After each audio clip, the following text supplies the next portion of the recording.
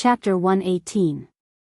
The granary of Chang and was built near the Eastway Bridge Pier in the north of the city. The huge Chang and granary took up almost 1,000 acres of land and was very large in scale. After the grain was transported from the Wei River to Chang, and it was transported to the nearby Chang and granary. The grain stored here not only had to supply the millions of people in Chang, but it also had to be transported to the entire Guanyi circuit and Longyu. In the entire history of Huaxia, transporting grain was the most troublesome problem. Due to the limitations of transportation, when transporting 100 don of grain, people and horses would eat on the way. In the end, only 70 to 80% of the grain would be transported to the destination. Furthermore, the further the distance, the greater the consumption. For example, transporting grain from Chang and to Yinzhou was a journey of 800 miles. Under normal circumstances, it would take about 10 days. 1,000 don of grain required more than 100 laborers. In 10 days, these people would eat 50 don of grain. Adding on the consumption of the cows, it would only be more than that. After transporting the grain to Yinzhou, about 20% of the grain would be consumed. This was considered a short-distance transport. If they wanted to transport grain from Chang and to Longyu or even further, the journey would take 1 to 2 months. The consumption would be even more terrifying. This time, Dingzhou village was recruiting laborers to transport grain to Yinzhou. As long as they could pay 800 don of grain at the granary in Yinzhou, they would have completed the task. The extra 100 don of grain would be their rations for the return journey. More than 30 four-wheeled carriages formed a long line and arrived at the Chang and granary on Eastway Bridge under the surprised gazes of the pedestrians. The old villager took out a receipt from Chang and handed it to the granary's Suli. After confirming that they were the laborers, he began to arrange for them to release the grain. The receipt had to be stamped by the granary. After the grain was delivered to Yinzhou, the granary also had to be stamped to confirm the receipt of the grain. Finally, they would take the receipt to Chang and to prove that they had completed this year's labor task. When the granary's Suli saw that Li Wangyu only brought 30-odd four-wheeled carriages, he was puzzled. "Villager Qian, you are transporting 1,000 don of grain this time. Why did you only bring these carriages? And they are all carriages? Didn't the county prepare ox carts for you?" The old villager's face was full of smiles. It doesn't matter. Our carriage is big enough." Suli had a strange expression on his face, but this matter was not under his control. He only needed to provide enough food according to the voucher. As for how Dingzhou village would be transported away, it had nothing to do with him. After checking that there were no mistakes in the receipt, the stitches, the secret plan, and the stamp were all correct, Suli called the laborers in Chang An's warehouse to begin moving the grain and loading it onto the cart. Everyone in the Chang and warehouse was taken aback. Each of these carriages was loaded with 30 don of grain, and the carriages were piled up to the brim. With so much food, won't the horses tire to death? This horse belongs to the county. If it dies, you will have to pay for it. Suli kindly reminded. He had been working in this Chang and warehouse for many years, but he had never seen a cart that could carry so much grain at one time. Even an ox cart could only transport 10 don of grain at most.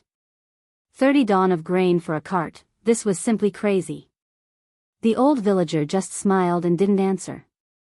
After more than 30 four-wheeled carriages were completely loaded, he checked around to make sure that the grain was securely tied. He stepped onto the carriage and waved his hand in high spirits. "Let's go." Suli and the laborers in Chang An's warehouse all craned their necks, ready to see a joke. Such a heavy carriage, even if the horses were tired to death, they wouldn't be able to move it. Not to mention 4 horses, even 4 oxen wouldn't be able to move it. But when the 30 or so four-wheeled carriages all began to slowly move out of the Chang and granary, the eyes of Suli and the laborers of the Chang and granary almost fell out of their sockets. These carriages were really pulling 30 dan of grain. The four-wheeled carriages drove on the courier road and headed north in the direction of Yinzhou. This was the first time Li Wangyu had traveled so far in the Tang dynasty. Even the previous owner of this body had never left Huxian and Chang'an, let alone him, a modern person from more than 1,000 years ago. Niu Wu drove the carriage in the middle of the convoy, while Li Wangyu sat on the side, looking around curiously. More than 1,000 years ago in the Tang dynasty, the northern Shaanxi plain was not like the high yellow slopes of modern times. The vegetation and natural environment were preserved quite well. Li Wangyu soon found that after the simplified four-wheeled carriages drove on the courier road, the road was not as bumpy as before. This batch of four-wheeled carriages did not have any shock absorbers at all. In order to not hurt his butt, Li Wangyu specially brought a bear skin from home to cushion his butt. The bear skin was the black bear that scratched Niu Yong in Taibai Mountain. After the black bear was killed by Niu Wu, its tendons were pulled out and its skin skinned. After Li Wangyu saved Niu Yong, the two brothers tanned the bear skin and gave it to their Langjun. However, even with the thick bear skin as a cushion, Li Wangyu's four-wheeled carriage, which was nearly 100 miles from Dingzhou village to Chang'an's warehouse, was jolted, dizzy and miserable.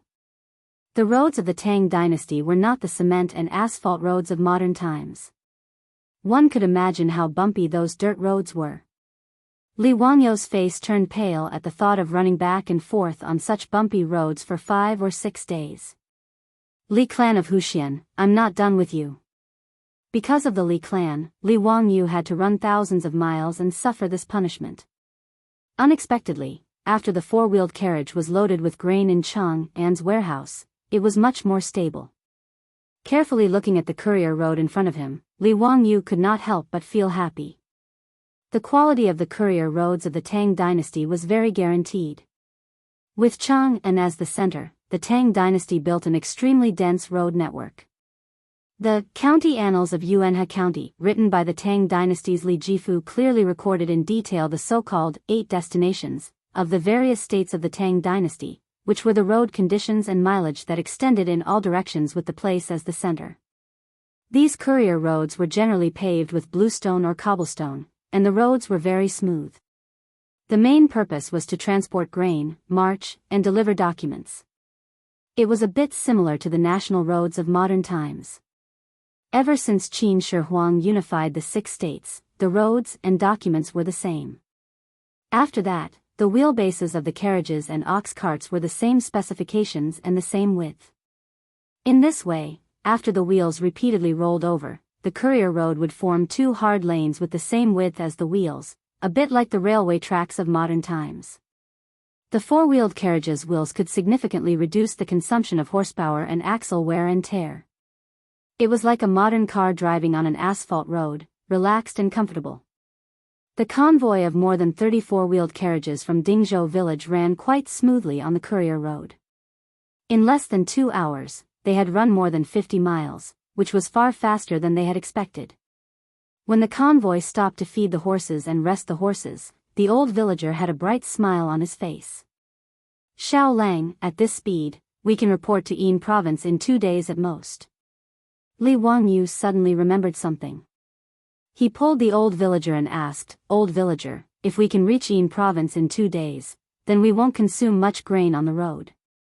We only need to hand over 800 dawn of grain to Yin province, so the rest will belong to us, right?" Chapter 119. Li Wangyu's words surprised the old villager. He had never considered this kind of thing before. It turned out that when serving as corvée laborers, what everyone was most afraid of was the task of transporting grain. Not to mention the 20 days of traveling back and forth, the grain might not even be enough to eat. If there was a rainstorm on the road and they couldn't arrive on time, the people and horses would chew. In the end, they would have to pay for the extra grain from their own pockets. With the speed of the four-wheeled carriage and the small number of people, the 200 dan of grain would only be eaten on the road. The old villager wasn't sure how to deal with the remaining 100 dan of grain.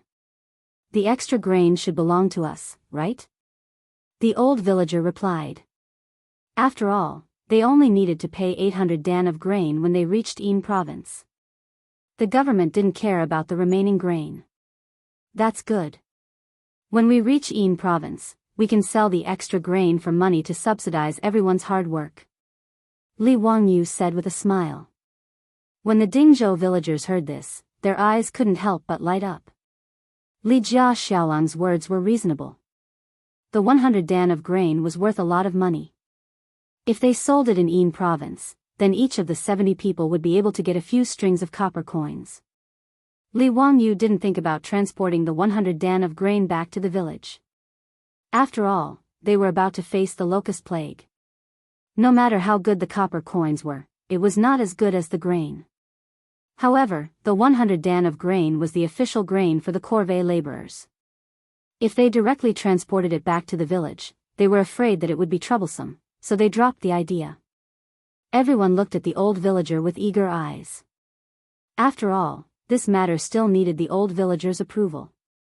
The old villager thought for a moment and nodded his head in agreement. The enthusiasm of these people was even higher. When they thought about how they could earn a few strings of copper coins, everyone felt as if a meat pie had fallen from the sky.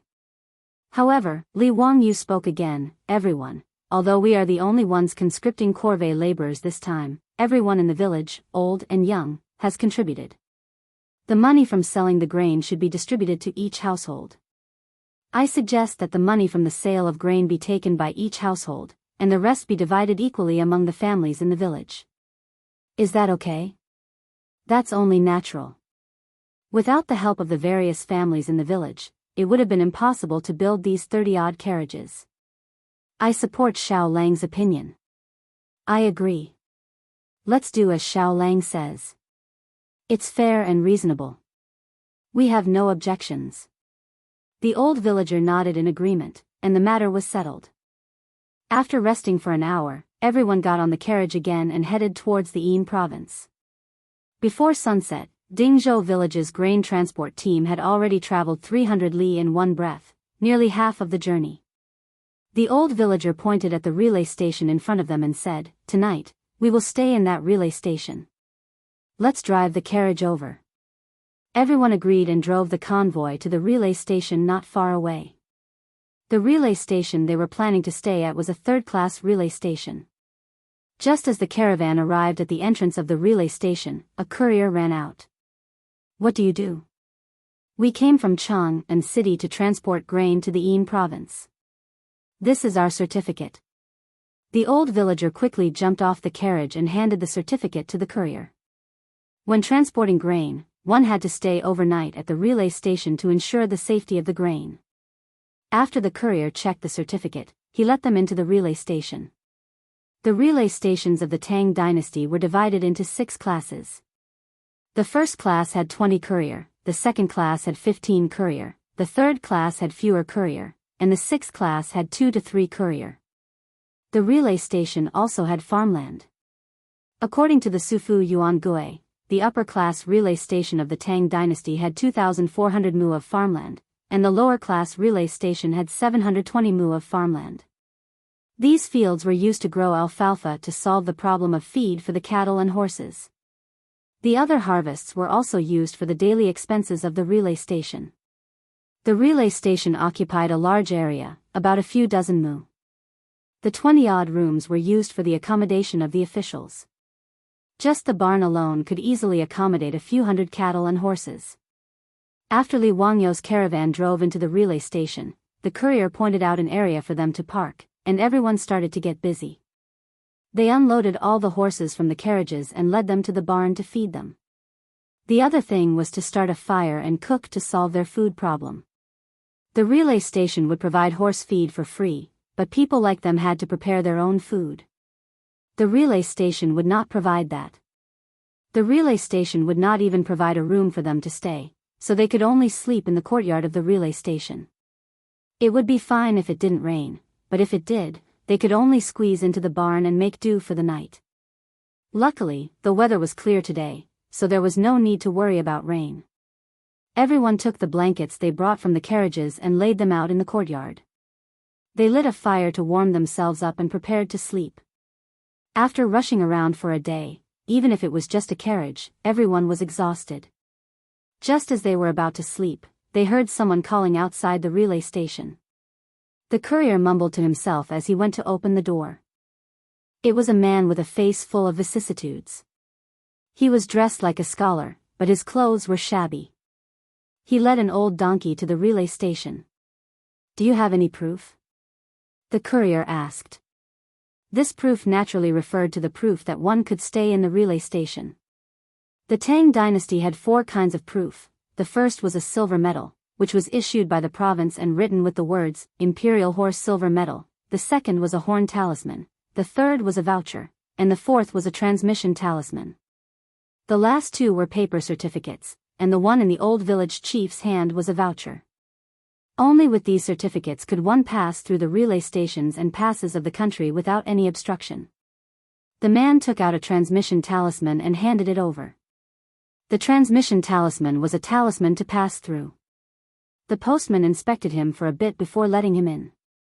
However, he did not have a pleasant expression on his face. Bring the donkey to the barn yourself. Then, like them, find a place to sleep. He pointed at Li Wangyou's caravan and said. Obviously, he meant to let the man sleep in the open air. Niu Wu laughed mockingly. It seems that he is also a scholar in dire straits. He has no official position, and the relay station does not provide food and lodging. Li Wangyou nodded. The relay station of the Tang dynasty only provided food and lodging for civil servants, although one could enter the relay station to rest with a certificate. This young scholar was obviously not an official, which was why the courier had such an attitude. After the man thanked the courier, he led the old donkey to the barn and leaned against the pillar next to the barn, planning to sleep with his clothes on. Li Wangyou saw that he did not have any luggage, let alone any bedding. It was early spring in March, and the weather was still relatively cold. If he spent the night like this, he might suffer. His heart softened, and he called out, "This gentleman, come and sleep with us." Li Wangyou signaled Niu Wu to help the young scholar get another bedding. When they went out, the beautiful boss was afraid that Li Wangyou would not be able to sleep well, so she asked Perrin to prepare another bedding for Li Wangyou. The scholar was very surprised and a little embarrassed. After dawdling for a long time, he walked over and cupped his hands to Li Wangyou. "I am Ma Zhou from Chipping, Qinghe. My courtesy name is Bin Wang. How should I address Xiaolang?" Ma Zhou? Li Wangyou felt that this name was very familiar. After thinking for a while, he suddenly raised his head and said in surprise, "You are Ma Zhou?" Chapter 120. Li Wangyou's exclamation surprised Ma Zhou. He was puzzled. "Xiaolang knows me. How should I address you, Xiaolang?" Li Wangyou was speechless. "Of course I know you, but I only know you from the history books of the future.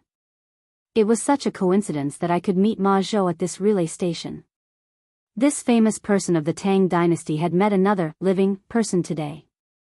Ma Zhou was a legendary figure of the Tang dynasty. He was an orphan when he was young and came from a poor family. However, Ma Zhou was a genius. After he was successful in his studies, he became a teaching assistant in Bo Prefecture. However, because of his poverty, he became unruly and drank all day.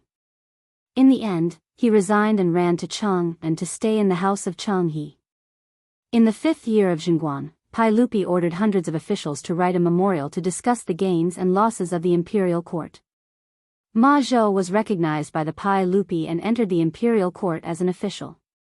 Later, Ma Zhou rose through the ranks and finally sat in the position of the prime minister of the Tang dynasty. One had to admit that he was a great figure. Li Wangyou did not know how to answer Ma Zhou's question. He quickly changed the topic. "Brother Bin Wang, you haven't eaten dinner yet, right? Niu Wu, bring our dry rations over and let Brother Bin Wang fill his stomach." Niu Wu agreed and went to fetch the dry rations. He also helped Ma Zhou get a bowl of water for dinner. Ma Zhou smiled embarrassedly. He was about to decline when he heard his stomach growling. This made him even more embarrassed. Li Wangyou smiled and stuffed the dry rations into his hands. He sat beside him and started chatting. "Brother Bin Wang, I am Li Wangyou from Hu County. My courtesy name is Zio. This time, I am transferring the official rations to Yinzhou." Li Wangyou introduced himself first. "Brother Zio, thank you." Ma Zhou also bowed again. "Brother Bin Wang, where are you going?" Li Wangyou calculated the time. At this time, Ma Zhou should still be staying at Lieutenant General Chang He's house. Why did he come to this relay station? Ma Zhou smiled. I went to Yenzhou to visit a friend. I was in a hurry and almost missed the relay station. Yenzhou was the Yan'an of the future. On the way from Chang and to Yinzhou, they were heading in the same direction as Li Wangyu and the others. Li Wangyu looked at the old donkey tied to Ma Zhou's barn and couldn't help but laugh. Brother Bin Wang, this old donkey of yours isn't even as fast as a person walking. There are still over 200 li to Yenzhou. How much time would it take for you to ride it? When Ma Zhou heard this, his face turned red. Ever since he resigned from his teaching assistant position in Bozhou, he had been living in Chang He's house. Although he didn't have to worry about food and clothing, he was still living under someone else's roof. As a hanger-on, he didn't have much money. This old donkey was even borrowed by him. Although it was slow, it was still better than walking by himself. I've made a fool of myself in front of Brother Zio. Ma Zhou smiled. Li Wangyu looked at the downtrodden Ma Zhou in front of him and started to make some calculations in his heart. His luck was so good to be able to meet Ma Zhou at this time. Naturally, he had to build a good relationship with him. If he could make friends with the future prime minister of the Tang dynasty, why not? Li Wangyu even pondered in his heart.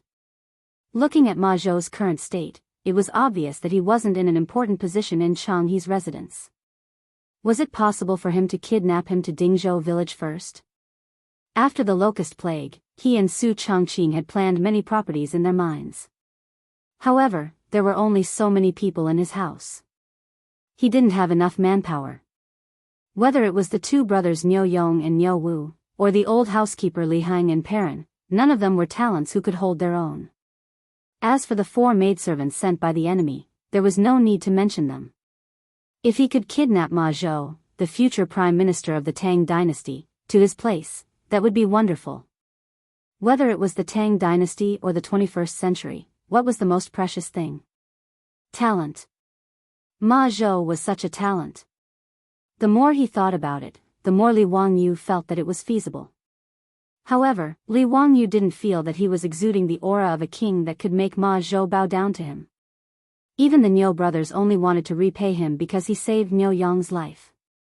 Li Wangyu revealed 8 white teeth and a bright smile appeared on his face. Brother Bin Wang, since you and I are fated to meet, why don't we leave this old donkey at the relay station and you can take our carriage and leave? Our carriage is fast. We can send you to Yenzhou tomorrow. Ma Zhou was a little hesitant. His old donkey was very slow. From Chang'an to this relay station, it had been a journey of about 300 miles. However, he had already spent 3 to 4 days eating and sleeping in the open. If he could really hitch a ride, Ma Zhou would naturally be happy. However, he and Li Wangyu had never met before. At this moment, they were just strangers who had met by chance. How could he be so shameless as to hitch a ride? Brother Bin Wang, along the way, I can also ask you for advice on poems and songs. Please don't decline. Li Wangyu added fuel to the fire. These words surprised Ma Zhou. He thought that Xiao Lang was just an ordinary farmer. How could he know poetry? Li Wangyu of Hu County? Only then did Ma Zhou realize that this name was very familiar. After thinking carefully, he suddenly stood up and bowed. May I ask if you are the Li Zio who wrote On Yang Quan and A Journey to the Gallant? Li Wangyu's plagiarized poems had already spread throughout Chang'an. There wasn't a single Confucian scholar who didn't know how to recite them. Ma Zhou liked them even more. He copied these poems down and recited them all day long. He always regretted that he didn't have the opportunity to meet Li Zio. He often sighed at how talented he was to be able to write such famous works. When he heard Li Wangyu's self-introduction, he didn't realize that this young farmer who was conscripted to serve the corvée was the author of these poems. Li Wangyu also stood up and bowed. This is my humble work. I hope Brother Bin Wang can give me some pointers. After confirming that the young man in front of him was really the Li Zio that he had been thinking about day and night, Ma Zhou was somewhat at a loss. He never thought that the person who could write such famous poems would be such a young man. I don't dare. Zio's poems are majestic and exquisite. I should be the one asking Zio for advice. Li Wangyu laughed in his heart and prepared to use his deception. If he didn't trick Ma Zhou into going to Dingzhou village, it wouldn't be considered a success. Last time, he failed to trick the medicine king Sun Simiao. No matter what, he couldn't let Ma Zhou go. Li Wangyu pulled Ma Zhou and didn't care about sleeping. The two sat by the bonfire and began to talk. As a modern transmigrator, although Li Wangyu was just an ordinary university student, after experiencing the explosion of information in the future, the amount of knowledge in his mind could be said to be astronomical and geographical in the Tang dynasty. After a long conversation with Ma Zhou, Li Wangyu fully displayed the eloquence that he had honed in his university dormitory. His eloquence flowed like a torrential river. He had successfully hoodwinked Ma Zhou with his lies. Ma Zhou thought of Li Wangyu as a celestial being. Zio, you have such great talent. Why don't you become an official? I only want to give my love to mountains and rivers. I have no interest in officialdom. But Brother Bin Wang, I see that you have the talent to be a minister. In the future, you will definitely be able to become a minister. Zio has overpraised me. But what do you mean by becoming a minister? Ma Zhou didn't understand and asked. Li Wangyu was at a loss for words. He forgot that there were only great scholars in the Ming dynasty. In the Tang dynasty, there was no such thing as becoming a minister. The next morning, Ma Zhou didn't hesitate to leave the old donkey at the relay station. He nimbly climbed into Li Wangyu's carriage, afraid that he would miss the opportunity to talk to Li Wangyu. The four-wheeled carriages filed out of the relay station and sped towards Yinzhou. Chapter 121. While Li Wangyu was fooling Ma Zhou, an unexpected visitor came to the Li family of Dingzhou village. The medicine king, Sun Simiao, actually came back to pay a visit. He even brought a middle-aged Taoist with him. After being informed by the old housekeeper Li Hang, the beautiful boss came out to greet Sun Simiao as the lady of the house. She warmly welcomed Sun Simiao into the central room in the front yard and served him tea. After living in the Tang dynasty for more than half a month, Su Chongqing had slowly gotten used to the way the Tang spoke. Old immortal son, what brings you here today? Sun Simiao smiled and said, I'm very interested in the penicillin that the Li family kid talked about. I went to deal with some secular affairs a few days ago and collected some copper coins. I want to build a Taoist temple in Dingzhou village to study penicillin. I wonder if you'll welcome me? His words surprised and delighted the beautiful boss. The king of medicine was willing to build a Taoist temple in Dingzhou village? That would be a great thing. Old immortal son, you're willing to build a Taoist temple in our Dingzhou village? That's great. Have you decided where to build it? Sun Simiao twirled his beard and smiled, not yet. I plan to go to the county government of Huxian and ask them to allocate a piece of land for me to build a Taoist temple. At this time, Sun Simiao was quite famous. After Pai Lupi ascended the throne, he invited Sun Simiao to the court and wanted him to stay in Chang'an. However, Sun Simiao refused. The old Taoist was dedicated to Taoism and walked the path of medicine to become an immortal. He was not willing to stay in Chang and to treat the rich and powerful. For this reason, Pai Lupi felt very regretful and compared Sun Simiao to an immortal like Guangchengzi. Therefore, if Sun Simiao went to the county to ask Yang Quan for a piece of land to build a Taoist temple, Yang Quan would naturally agree. The beautiful boss blinked her beautiful eyes and immediately said, Old immortal, my family owns a hillside facing the sun outside the village. I don't know if it's suitable. If it's possible, old immortal, you don't have to go to the county. You can just build a Taoist temple on my land. That hillside is more than 1,000 mu. It's very spacious. Sun Simiao didn't expect that Li Wangyu actually owned a mountain slope. After pondering for a moment, he nodded and said, In that case, thank you for your kindness. Let's go take a look first. If it's suitable, I won't be polite. He then pointed at the middle-aged Taoist beside him and said, This is my disciple, Lu Shenwei. He is in charge of helping this poor Taoist to oversee the construction of the Taoist temple. Su Changqing and Lu Xunwei greeted each other. His beautiful boss didn't know much about history, so she didn't have any impression of the name Lu Xunwei.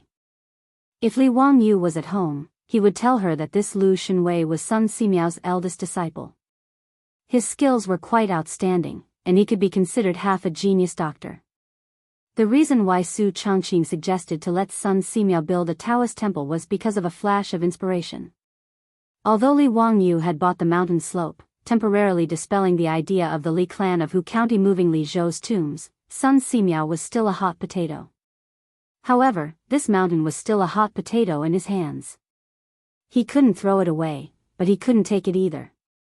No matter what, the Li clan of Hu County was a relative of the imperial family. Li Wangyu couldn't really dig up the Li clan's tombs, and he couldn't stop the Li clan from sweeping the tombs every year. Who knew how much trouble they would cause for this mountain slope in the future? Since that was the case, he might as well let Sun Simiao build the Taoist temple. No matter how tyrannical the Li clan of Hu County was, they couldn't go against Taoism, right? It had to be known that in the Tang dynasty, Taoism was the state religion. Pai Lupi had always claimed that he was a descendant of Lao Zili heir. As long as Sun Simiao's Taoist temple was built, the Li clan of Hu County would no longer cause trouble for the ownership of the mountain slope. Although Li Wangyu had spent 1,000 strings of cash to buy the mountain slope, Su Changqing didn't feel that there was anything to be reluctant about. Sun Simiao's Taoist temple was built on his land. What was there to worry about if they fell sick and couldn't find the king of medicine to treat them? This was killing two birds with one stone, so his beautiful boss would naturally do it. Sun Simiao took his disciple Lu Xunwei to see the mountain slope under the guidance of the old steward Li Heng. He was quite satisfied. With this matter settled, Sun Simiao returned to Mount Taibai to cultivate. He left the matter of building the Taoist temple to his disciple Lu Xunwei. He would only wait until the Taoist temple was completed before moving it down from the mountain. The reason Sun Simiao disappeared a while ago wasn't because he returned to Mount Taibai, but because he wandered around the Taoist sects to raise funds. This old Taoist had always been focused on medicine and didn't have any savings. If he wanted to do the modern medical research Li Wangyu tricked him into doing, he couldn't do it without money. Although Sun Simiao was 70 or 80 years old, this matter was very clear to him. Sun Simiao's seniority in the Taoist sects was very high. After all, there were only a few people of his age, so living a long life was also a capital. Since he personally went out, those Taoist sects naturally agreed. They all opened their pockets and offered money and manpower. In half a month's time, Sun Simiao had gathered enough money and returned to Dingzhou village to look for Li Wangyu and the others. As Sun Simiao, who wholeheartedly hoped to become an immortal through medicine, he would never give up penicillin, a medicine that could accumulate great merit.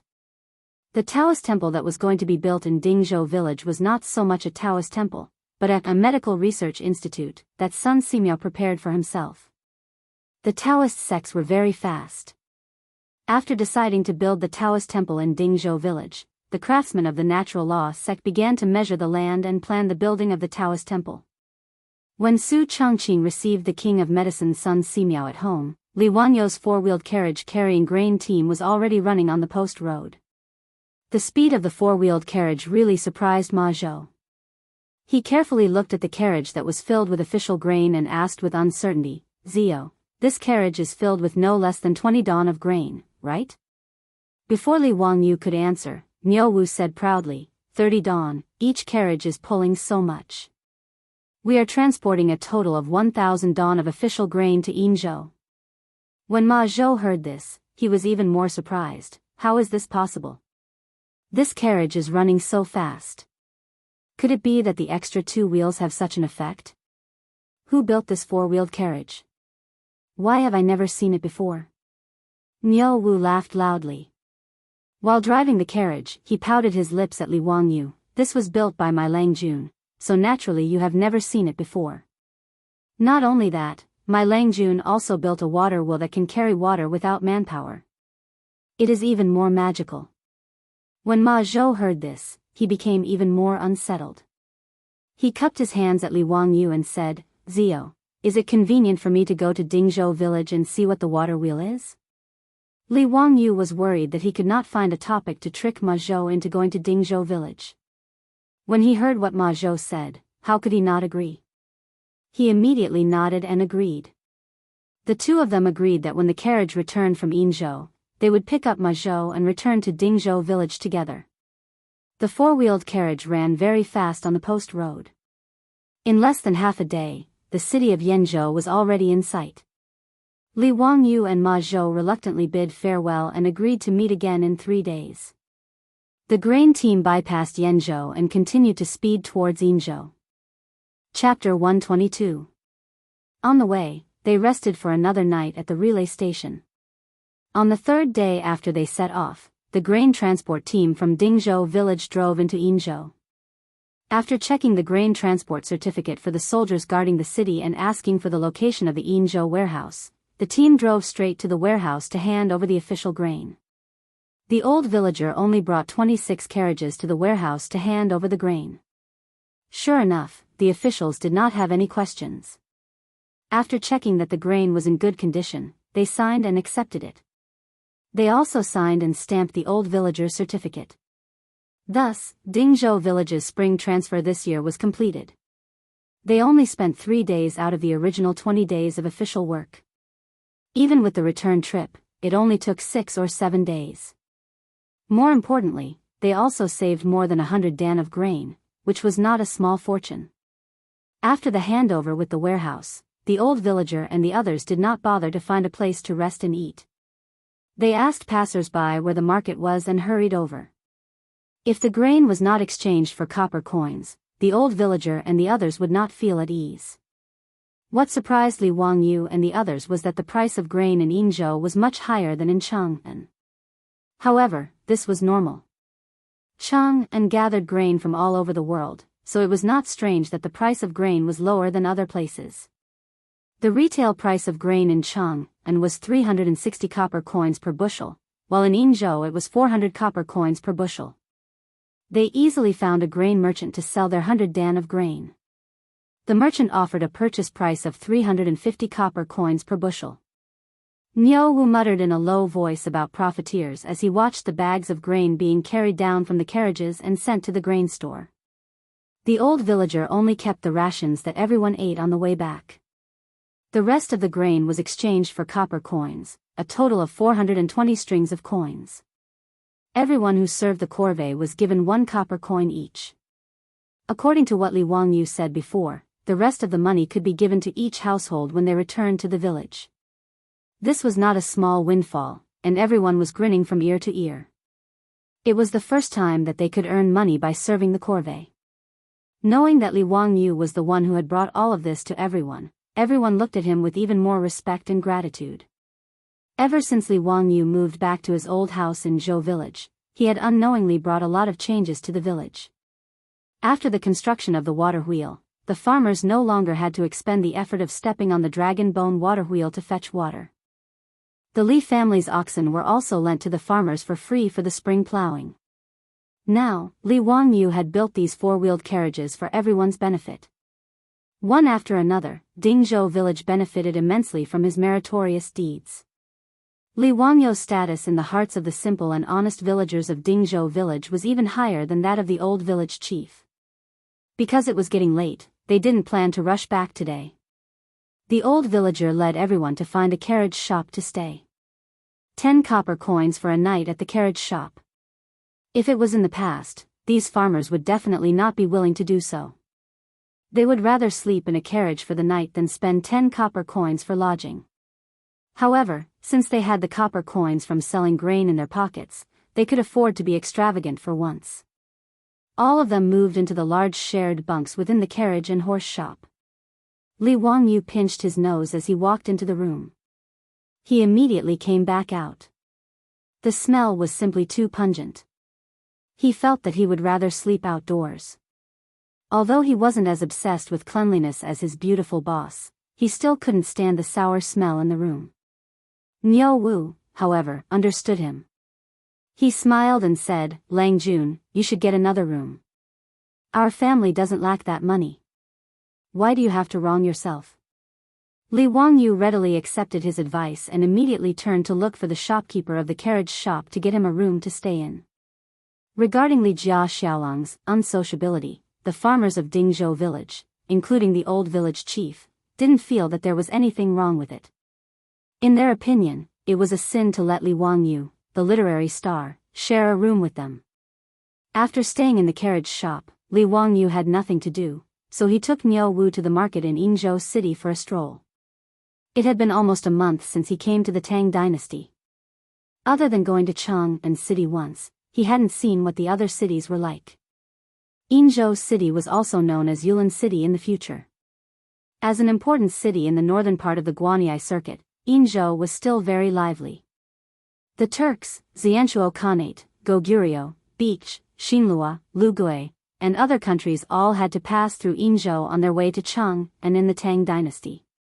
Therefore, although Yingzhou's trade couldn't be compared to Chang'an, it was still quite prosperous. Li Wangyu and Niu Wu walked around the market.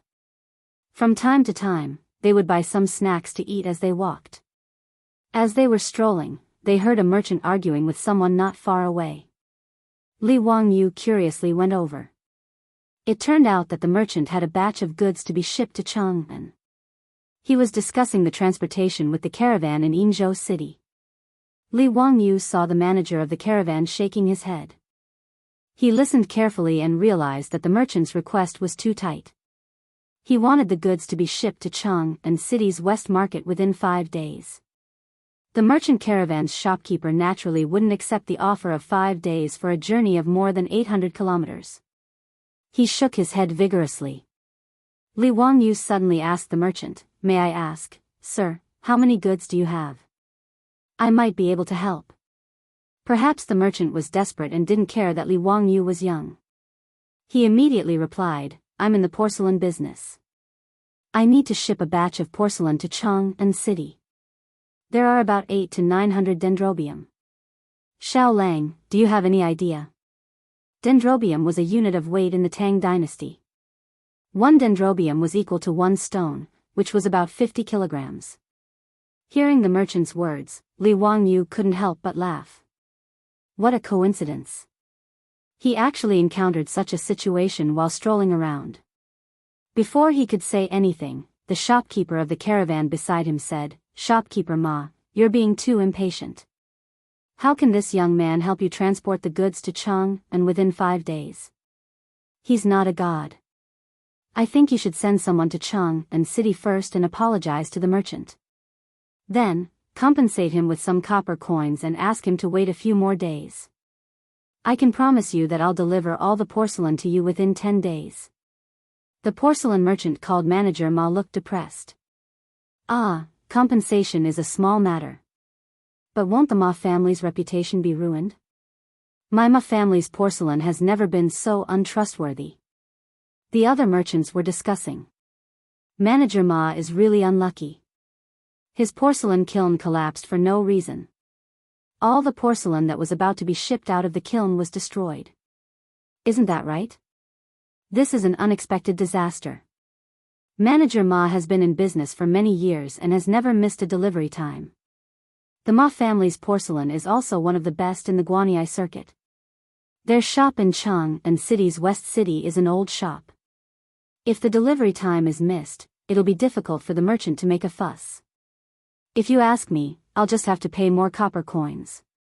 Li Wangyu stood to the side and listened to the others with a smile.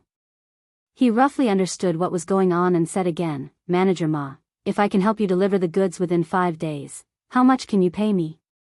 His words stunned the shopkeeper of the caravan and the surrounding merchants who were watching the commotion. This kid didn't know how to brag. Chapter 123. The shopkeeper of the caravan was unwilling to lose his business. He and shopkeeper Ma had been business partners for a long time. Usually, the Ma family's porcelain was shipped to Chang'an through them. This time, the shopkeeper of the caravan shook his head because of the incident at the Ma family's kiln. Of course, the porcelain could not be delivered in 5 days. That was why he tried to persuade shopkeeper Ma to delay the delivery time. Li Wangyu suddenly interfered. Shopkeeper Ma was unwilling to accept it and did not believe that someone could deliver the goods in 5 days. Young man, what nonsense are you talking about? This is not 1 or 2 pieces of porcelain that can be delivered by horse carriage. 800 to 900 dendrites of porcelain can only be delivered by ox cart. How can it be delivered to Chang'an in 5 days? Not only did the shopkeeper of the caravan not believe it, but the surrounding merchants also did not believe it. They all began to blame Li Wangyu for boasting. Xiao Lang, don't joke around. Shopkeeper Ma is so anxious. Why are you still making fun of him?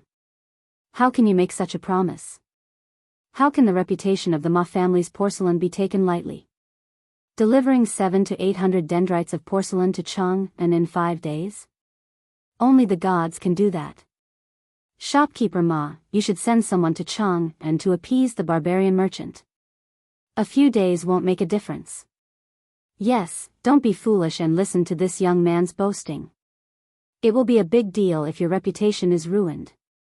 Hearing everyone's words, Shopkeeper Ma didn't dare to believe Li Wangyu's words, but he still had a trace of hope in his heart, hoping that Li Wangyu's words were true.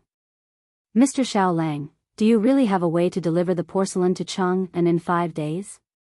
Shopkeeper Ma decided to ask clearly. Li Wangyu's words were his only hope. Li Wangyu smiled and nodded. Of course, as long as the transportation is reasonable. Don't worry, Shopkeeper Ma. I promise to deliver the porcelain to Chang'an in 5 days. Although he said it with certainty, Shopkeeper Ma still hesitated. He could not believe Li Wangyu's words. The shopkeeper of the caravan was even more furious. Young man, how can you be so ungrateful? How dare you boast like that? That's right. You think you can deliver it within 5 days just because you said so? On what basis? This young man's accent clearly doesn't belong to the Yin province. Shopkeeper Ma, be careful not to be deceived. Li Wangyu smiled even more happily in the face of everyone's accusations. Who says I don't have proof? Wait a moment. He pulled Niu Wu over and whispered a few words in his ear. Niu Wu nodded and squeezed out of the crowd. Not long after, Niu Wu returned. He took out a piece of paper and handed it to Li Wangyu. This was the proof of Dingzhou village's transfer of grain this spring. Li Wangyu had specifically asked Niu Wu to go back to the horse carriage shop and ask the old village about it. Shopkeeper Ma, I'm from Chang'an County. I'm here to deliver government grain to Yinzhou. Look at this voucher. It's written very clearly on it. When did we receive the grain from the Chang'an warehouse? When did we receive the grain from the Yinzhou warehouse? How much grain did we deliver? These are all very clear. You'll know if I can help you deliver the porcelain in 5 days. Li Wangyu unfolded the proof and let Shopkeeper Ma look at it carefully. The surrounding merchants also gathered around and stretched their necks to look at the contents of the proof. When they saw it clearly, everyone couldn't help but gasp. It's written on the proof that they delivered 1,000 dan of grain from the Chang'an warehouse 3 days ago and delivered it to the Yinzhou warehouse today. How is this possible? This proof can't be fake, right? No, the proof is real. There's an official stamp on it. It can't be fake. Only carriages can deliver 1,000 dan of grain from Chang'an to Yin province in 3 days, right? Did you use hundreds of carriages to travel day and night? According to this speed, this Xiao Lang Sen really isn't bluffing. Shopkeeper Ma was even more excited. He thought that his family's reputation would be tarnished this time, but he didn't expect a glimmer of hope to be waving at him. Xiao Lang San, is what you said true? Can you really help this old man deliver this batch of porcelain in 5 days? Of course. Shopkeeper Ma quickly grabbed his sleeve. Then let's go sign the contract now. I'll entrust you to deliver the porcelain. Li Wangyu wasn't in a hurry. He slowly put away the proof and put it in his pocket. Then he smiled brightly and asked, Shopkeeper Ma, how do you calculate the transportation cost? How about 300 strings of coins? When it came to money, Shopkeeper Ma, who was anxious just now, immediately returned to his shrewd businessman nature. The transportation cost of the ox cart in the Tang dynasty was also very expensive. It was 100 copper coins for every 100 miles it traveled with a load of 50 kilograms. However, this kind of large shipment would be much cheaper. Shopkeeper Ma's batch of porcelain usually cost 300 to 400 strings of coins to transport to Chang and city. Of course, the Ma family's porcelain wasn't cheap like the ones Li Wangyu custom-made at the kiln in Huxian. According to modern standards, those were high-end custom-made handicrafts, so the price was naturally quite expensive. The main reason why the Ma family didn't move their kiln to the vicinity of Chang and city was that there was a kind of kaolin in Yin province that was especially suitable for firing porcelain. The Ma family's porcelain was thin and light, and the quality was excellent. Therefore, the Ma family would rather spend a huge amount of money on transportation than move their kiln to the vicinity of Chang and city. They only opened a shop in Chang and city's west city to receive customers and sell the porcelain of the Ma family in Yin province. These porcelain were transported to the west through the Silk Road. Because of the long journey and the wear and tear, the price of the porcelain was almost the same as gold when it arrived in the west. It was a luxury exclusive to the upper class. Li Wangyu smiled even more happily at shopkeeper Ma's offer. However, he shook his head like a rattle drum. Shopkeeper Ma, we're doing express delivery business. How can we charge the same as ordinary ox carts? Express delivery business? What the hell was that? Li Wangyu's words confused everyone. They had never heard of express delivery business. What did he mean? This express delivery business is to deliver goods as quickly as possible. The speed of delivery is different, so naturally, the price will be different, Li Wangyu explained. Everyone understood what he meant. It was like the courier station of the government. Some fast horses were required to travel 6 times a day, which was about 180 miles. The more urgent ones were required to travel 300 miles a day, and the fastest ones were required to travel 500 miles a day. The faster the speed, the higher the cost. Yang Guifei's, a ride in the red dust makes the concubine smile. No one knows it's from Lichi. It was the Lichi Express that traveled 500 miles a day from Lingnan to Chang and city during the Tianbao era. Then, Mr. Xiaolang, how much do you charge for transportation? Shopkeeper Ma asked helplessly. Li Wangyu made a gesture. Not much. 600 strings of copper coins. Everyone felt a toothache. The cost was really not cheap. It was double the cost of the caravan. Shopkeeper Ma hesitated for a while before finally gritting his teeth and agreeing. Okay, we'll go with the price Mr. Xiaolang mentioned. Seeing that he agreed, Li Wangyu felt that he seemed to have found another way to make money. Chapter 124. In the Tang dynasty, when the transportation capacity was low, the express business had a great future. Li Wangyu felt that if he pulled a 4-wheeled carriage team, he would definitely make a lot of money. The only pity was that he didn't have horses. The horses of the 4-wheeled carriage team of Dingzhou village all belonged to the Chang and county government. The village was only borrowing them, and they had to return them when they returned to Chang'an. A horse cost about 9 to 10 strings of copper coins. This time they sold the grain for 420 strings of copper coins, 70 strings of copper coins were divided, and 350 strings of copper coins were left. Helping shopkeeper Ma transport porcelain could earn them another 600 strings of copper coins, and a total of 950 strings of copper coins. In this way, if the money was used to buy horses, they could buy about 100 horses, and they could get more than 24-wheeled carriages to transport them. The more Li Wangyu thought about it, the more he felt that it was feasible. This was a profitable business. With Chang'an as the center, they could help merchants transport goods between the east and west cities. They could transport goods within a distance of 1,000 miles. After making money, they could continue to buy horses. It wouldn't be long before the transportation industry of Chang'an city was taken over by Dingzhou village. At that time, they could eat Wangyou's elbow and throw it away. It was beautiful. After making an agreement with shopkeeper Ma, they would go to the Ma family's kiln to transport porcelain the next morning.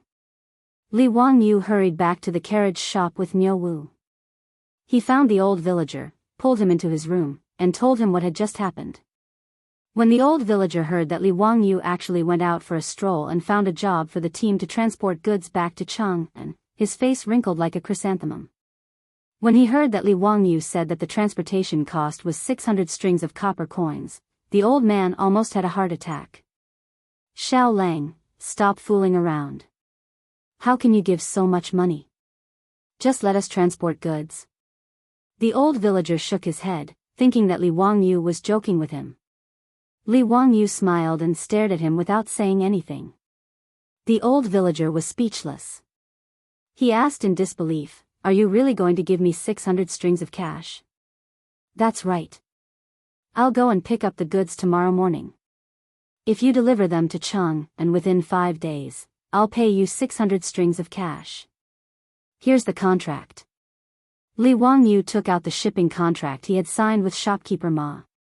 The old villager hurriedly took it and read it carefully several times before he finally believed that it was not a joke. "Oh my God, isn't this a pie falling from the sky? It won't take 5 days. It'll be delivered in 3 days." The old villager said excitedly. Li Wangyu shook his head. "We can't be so sure. What if we run into something special along the way? For example, if there's a rainstorm or something that delays the journey, you'll have to pay for it." "That's true. You can't be so sure.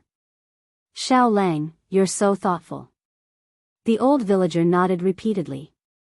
Li Wangyu asked again, "Old village chief, what do you think of this matter?" "What do you mean?"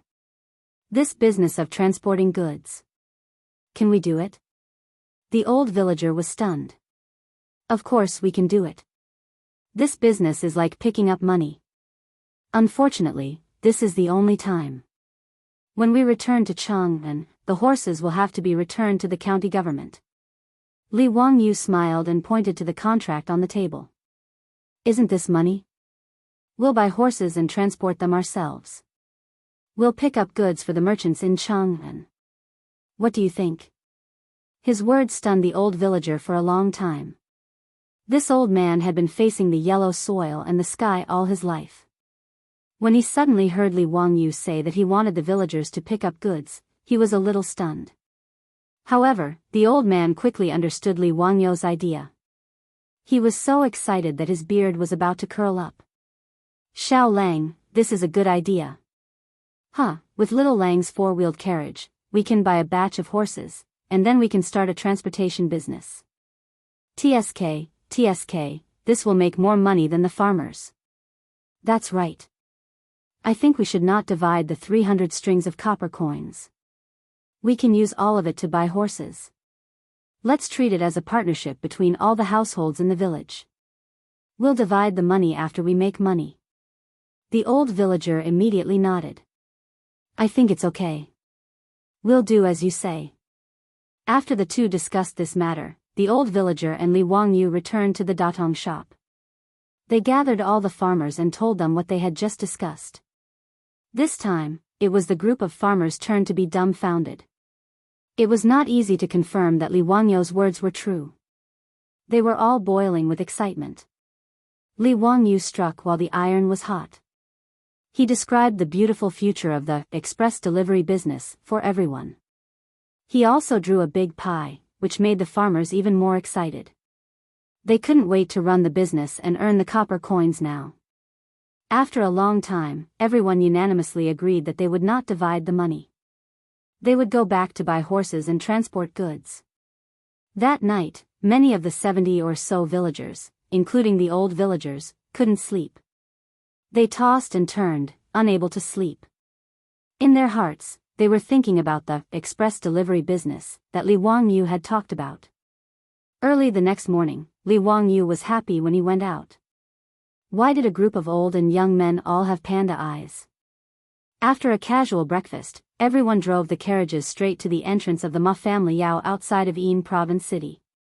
Shopkeeper Ma was already waiting there. When he saw the carriages arrive, he was slightly surprised. He had thought that Li Wangyu and the others would use carriages to transport goods. This way, they could send the porcelain to Chang'an City in 5 days. He did not expect that there would only be 30 carriages. In shopkeeper Ma's mind, it would take at least 100 to 200 carriages to transport 1,000 don of grain, let alone his 800 to 900 don of porcelain.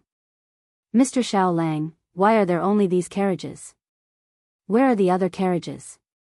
Shopkeeper Ma hurriedly asked Li Wangyu. Li Wangyu was taken aback. No, that's all we have. Shopkeeper Ma, get someone to load the goods. What? Only 30 carriages? Mr. Xiao Lang, are you kidding? How can we load all of them? Li Wangyu said, Shopkeeper Ma, don't worry. Just let someone carry the porcelain. There won't be a problem if each carriage carries 20 don of porcelain. At this point, shopkeeper Ma did not have time to think. He simply ordered the craftsmen to carry the porcelain out and start loading the carriages. The Tang dynasty had already figured out a set of methods to prevent the porcelain from being damaged during transportation. The craftsmen would stack the porcelain pieces according to their type and specifications and tie them together. Then, they would sprinkle some sand to fill the gaps. Next, they would plant some bean or wheat seeds. After watering, these seeds would germinate and intertwine with each other. Thus, the bound porcelain pieces would be firmly tied together to form a solid whole. This way, the packaged porcelain could be transported to the west through the long Silk Road by camel caravans. At the entrance of the Ma family Yao, the porcelain pieces had already been packed and prepared. At shopkeeper Ma's command, the craftsmen started loading the carriages. The villagers of Dingzhou village were busy fixing the carriages with ropes to prevent the porcelain pieces from being shaken off the carriages. After an hour, the 30 carriages were all loaded. Shopkeeper Ma, get on the carriages. It's getting late. We have to hurry. The old villager called out. With so many porcelain pieces being transported, shopkeeper Ma naturally had to escort the carriages. He took a few servants of the Ma family and boarded the carriages of Dingzhou village. Until now, shopkeeper Ma's heart was still beating like a drum. He was afraid that he would be deceived, or that the horses could not pull such a heavy carriage. The old villager shouted and the horsewhip sounded one after another. When the four-wheeled carriage slowly started and trotted on the road to Chang'an, the expression on shopkeeper Ma's face was wonderful. He was really scared. Chapter 125. In fact, the four-wheeled carriages were not running fast. Compared to the speed of horses, the carriages were only trotting. But even so, the speed of the carriages reached 20 kilometers per hour, which was about the same as the speed of bicycles. Every 2 hours, the carriages stopped to let the horses rest for an hour. In one day, the carriages ran 200 or 300 miles on the post road. Shopkeeper Ma was finally convinced that they could reach Chang'an in 5 days. No, at this speed, they could reach Chang'an in 3 days at most. Shopkeeper Ma, who was used to this post road, was shocked.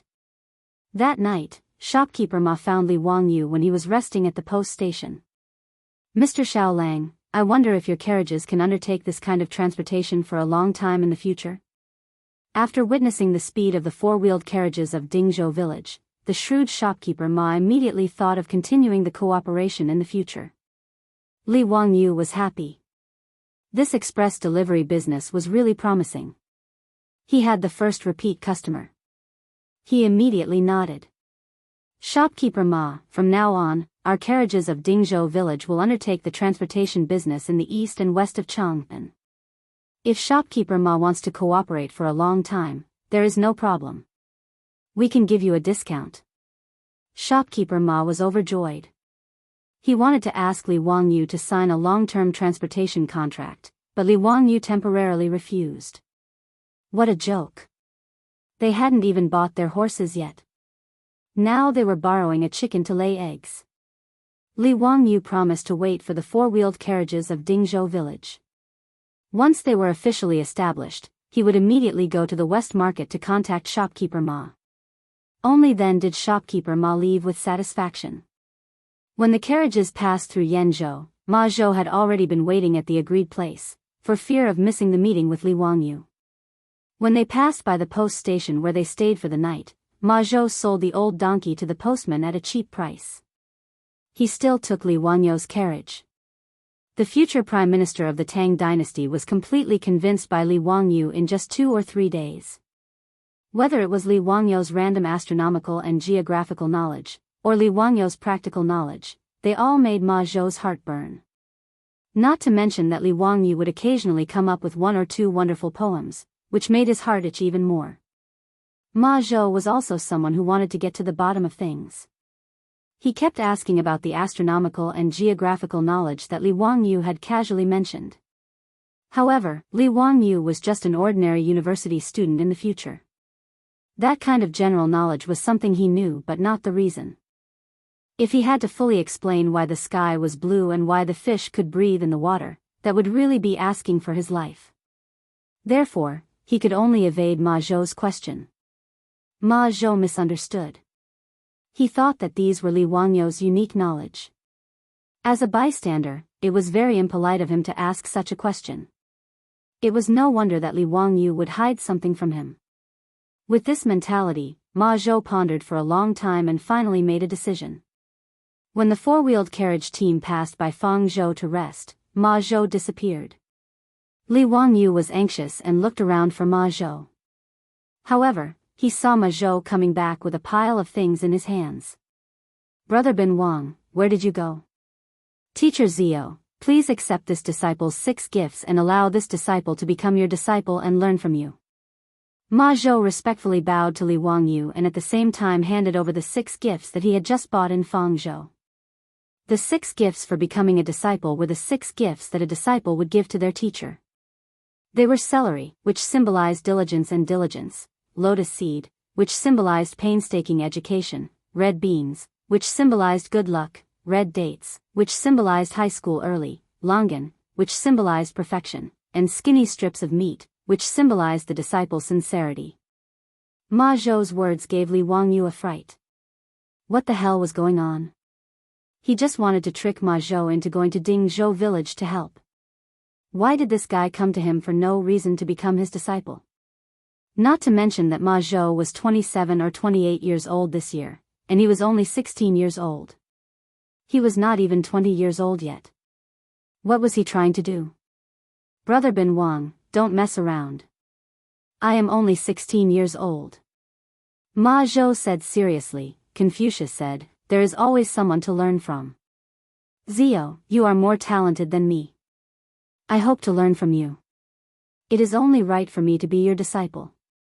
Did he use too much strength to act cool?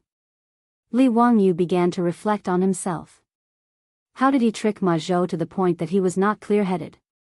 Ma Zhou insisted on becoming Li Wangyou's disciple, which made things difficult for him. What could he teach Ma Zhou? The 36 moves to win in Mahjong or oral English? Li Wangyou suddenly felt that his university major was really a tragedy. If he knew that he would transmigrate back to the Tang dynasty, he would have chosen to major in ancient literature. However, he majored in e-commerce in university. Wasn't this a joke? Could it be that Ma Zhou wanted to become his disciple and study internet technology, computer technology, marketing, e-commerce technology, and e-commerce management in the Tang dynasty? Was this to prepare for his reincarnation 1,000 years later? "Brother Bin Wang, I have little talent and knowledge. Please don't mention the matter of becoming my disciple again." Ma Zhou did not give up. He ignored Li Wangyou's rejection and directly knelt down. "If teacher does not accept me as his disciple, I will not get up today." Li Wangyou suddenly understood what it meant to lift a rock only to drop it on his own feet. Why did he try to trick Ma Zhou? Li Wangyou looked at the old villager for help, hoping that he would help him persuade Ma Zhou. Who knew that the old man laughed and said, "Xiaolang, I think you should accept this Ma Zhou. He is also wholeheartedly interested in learning. You should encourage him. This old man is actually adding fuel to the fire. His conscience is really bad." Li Wangyou looked at Niu Wu again. "Forget it, this guy is probably the same as the old villager. He will only try to persuade me." Looking around, no one could help him persuade Ma Zhou. Even the surrounding villagers of Dingzhou village were praising Ma Zhou. "Ma Lang is really smart. He knows to ask Xiao Lang to be his disciple. TSK. Unfortunately, I am illiterate. Otherwise, I would have already worshipped Xiao Lang as my master. Forget it. Let your families Dalong and Erlang go to school. Maybe in the future, they will have the opportunity to be Xiao Lang's disciple. TSK. To be able to be Xiao Lang's disciple is really a blessing from the previous life. Who is Xiao Lang? He is the descendant of the god of literature from the heavens. This group of bastards is adding insult to injury. Li Wangyu only felt that his teeth were itching. Brother Bin Wang, do you really want to be my disciple? Li Wangyu rolled his eyes and came up with an idea. It's not impossible, but you have to answer one of my questions first. If you answer correctly, I will accept you as my disciple. How about it? Ma Zhou immediately clasped his hands and said, Teacher, please speak. Li Wangyu slowly said the question, but it made Ma Zhou and the surrounding onlookers stunned. Chapter 126. Li Wangyu really wanted to learn from those transmigration novels that he had read and give Ma Zhou a difficult problem like putting a 9-tune pearl through a rope. But firstly, he didn't have such a precious pearl. Secondly, using this kind of question to test the Tang people was asking for humiliation. Because in the spring and autumn period, Confucius had already given the answer. He painted the line with fat and made the ants pass. The Tang dynasty also had ants wearing 9 songs pearls, so other people already knew about this. Li Wangyu wouldn't ask for a rebuff. He gave Ma Zhou a logical reasoning problem. I have 12 copper coins now, and one of them is a fake coin with lead added, so the weight is different. I'll give you a weighing instrument that can only be weighed 3 times. You have to find the fake coin and ask how to operate it. Hee, Brother Bin Wang, if you can't solve this problem, you can forget about taking me as your teacher. The weighing instrument was the ancient Chinese balance. It used bamboo as the beam, silk as the button, and a copper plate at both ends. In the late spring and autumn period, the manufacturing technology of balance and weights was quite sophisticated. Li Wangyu deliberately gave Ma Zhou a difficult problem. He didn't believe that a scholar of the Tang dynasty could solve this kind of logical reasoning problem. Previously, when he asked the thief question in Zhang Liang's residence, it stumped many court officials. Even Yang Quan and the others couldn't figure it out. As soon as he asked this question, Ma Zhou's eyebrows locked and he began to think seriously. The villagers were even more confused when they heard this. They felt that there was no answer to this question at all. Are you purposely making things difficult for me? How can you find the fake coin with different weights from the 12 copper coins after weighing it 3 times? How about you use your hands to weigh it first? Which copper coin do you think is different and weigh it? I'm afraid this question is unsolvable. How can you give this kind of question to make things difficult? It seems that Xiao Lang doesn't want to accept Brother Ma Zhou as his disciple, so he deliberately gave this kind of unsolvable question to make things difficult. Shopkeeper Ma, who was watching from the side, was also stumped by Li Wangyu's question. He thought hard for a long time and felt that this question was unsolvable. 6 copper coins against 6 copper coins. I don't know the weight. 5 copper coins against 5 copper coins? 12 copper coins. How to solve this problem? Xiao Lang, Kun, is there really an answer to this question? Shopkeeper Ma asked. Li Wangyu nodded. Of course. Do you think I would come up with an unsolvable question to deliberately make things difficult for Brother Bin Wang? Yes. The crowd of onlookers nodded their heads one after another. Even Niu Wu nodded his head incessantly. Li Wangyu was so angry that he almost kicked Niu Wu's butt. This song was really something. How could she treat his Lang Jun like this? How could he endure this? Li Wangyu thought about it and simply pulled the old villager to testify. He whispered the answer to him. This question was actually not difficult to answer. First, the 12 copper coins were divided into 3 groups of 4. Then, the first and second groups were placed on the left and right copper plates of the weighing apparatus. If they were balanced, then different copper coins would be in the third group. If they were different, for those interested students, Li Wangyu recommends Baidu to write down the entire process of answering this question. It's really too lame. He told the old villager the process of solving the question, but the old man was confused. After a long time, he nodded his head uncertainly. This old man understands. This question is indeed solvable. Actually, the old man didn't understand anything. What was this and that about dividing and dividing, weighing and weighing? He had long been confused. Damn it, he didn't even understand the answer. This was too embarrassing. So the old villager nodded his head again. This old man understands what Xiao Lang said. Ma Zhou, think about it carefully. The old villager was pacing to the side when he was surrounded by the villagers of Dingzhou village. Muramesa, can you tell us how to name the copper coins? Asked Wang Yao. Don't worry, we won't tell Ma Zhou. Quickly tell us the answer. Tell your sister. The old man glared at them. Have you finished your work? Have you fed the horses? Go wash the horses after you've fed them. The ropes on the carriages are tight. Don't break these porcelain. You can't afford to pay for it even if you sell them. His scolding scared the other farmers, and they all dispersed to do their own things. The old villager waited for the crowd to disperse before wiping the sweat on his forehead. This Li Jia Xiaolang is really too bad. Since Li Wangyu gave Ma Zhou this difficult question, Ma Zhou seemed to have lost his soul. Whether it was eating or sitting in the carriage, he was muddle-headed and kept thinking about the problem of the 12 copper coins. He didn't even know that the carriage had returned to Chang'an City. He was completely immersed in this problem. Li Wangyu couldn't help but blush with shame. Did he use too much force and make Ma Zhou, the future prime minister of the Tang dynasty, stupid? If that was really the case, it would be a big sin. The carriage entered Chang'an City from Baiguang Gate and passed through 4 streets to reach Chang'an West City. The Ma family's shop was in the West City. This time, from Yinzhou to Chang'an City, they only rested for 2 nights. In 3 days, they covered the distance of 800 to 900 miles. Under the guidance of shopkeeper Ma, the carriage team drove to the entrance of the Ma family's porcelain shop. Shopkeeper Ma finally let out a sigh of relief. His family's reputation were finally saved. Shopkeeper Ma asked all the workers in the shop to come out and unload the carriage.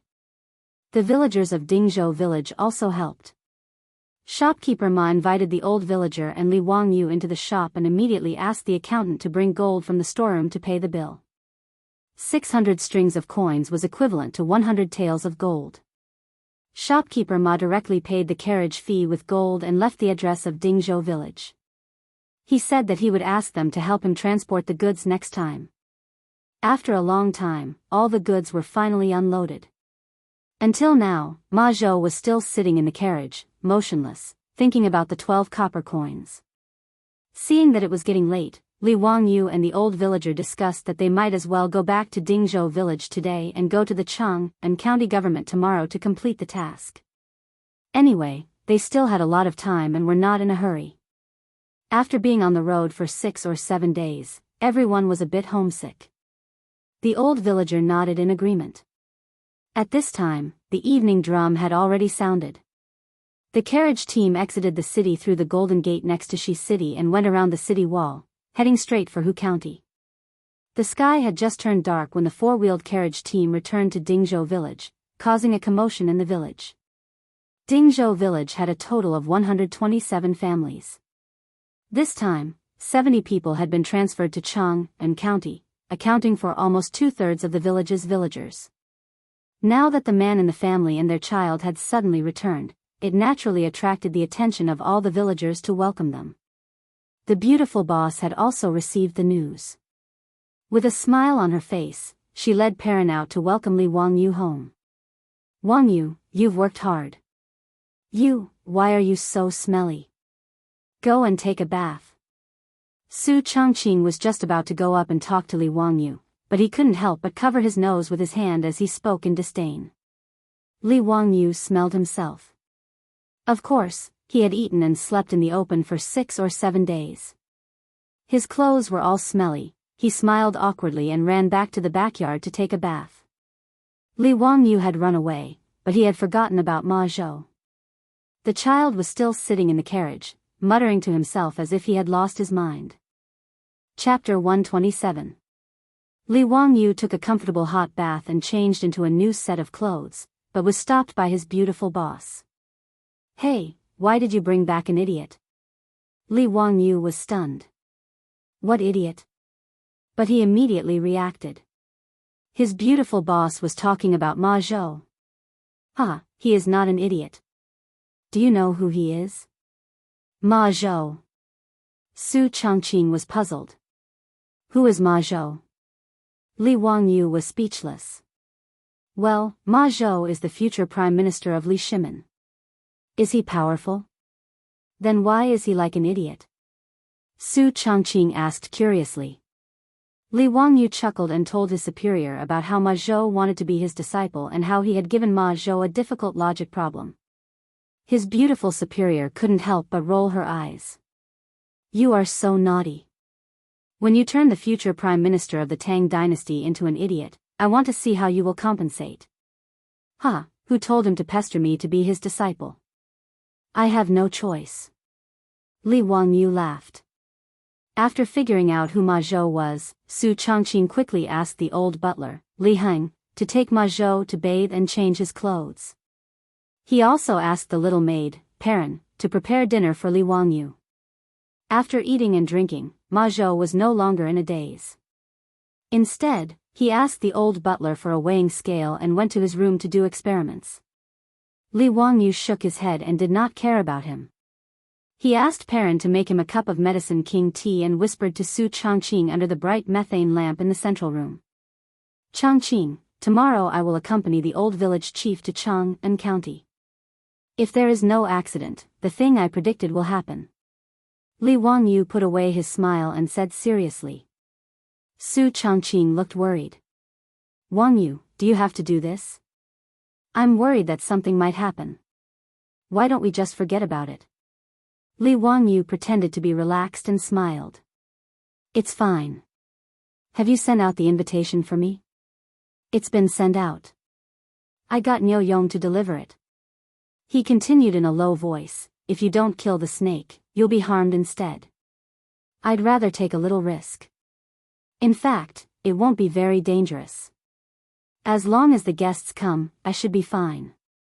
Hearing him say this, Su Changqing could only nod in agreement, but his heart was still filled with worry. The next day, Li Wangyu accompanied the old villager to the county government in Chang'an. Chang'an City was divided into two counties, east and west. Chang'an County in the west and Wanyan County in the east. The county magistrate of Chang'an County was in the Longevity Square. The village chief had been here many times, so he led Li Wangyu to the Longevity Square with ease. At the entrance of the county yamen, the two men tied up their horses and asked the yamen runners to go in and inform them that the village head of Dingzhou village in Hu County was requesting an audience with the Sihu army. The yamen runners went in and quickly came out to bring the two men into the county yamen. Compared to the county yamen of Hu County that Li Wangyu was familiar with, the county yamen of Chang'an County was much larger.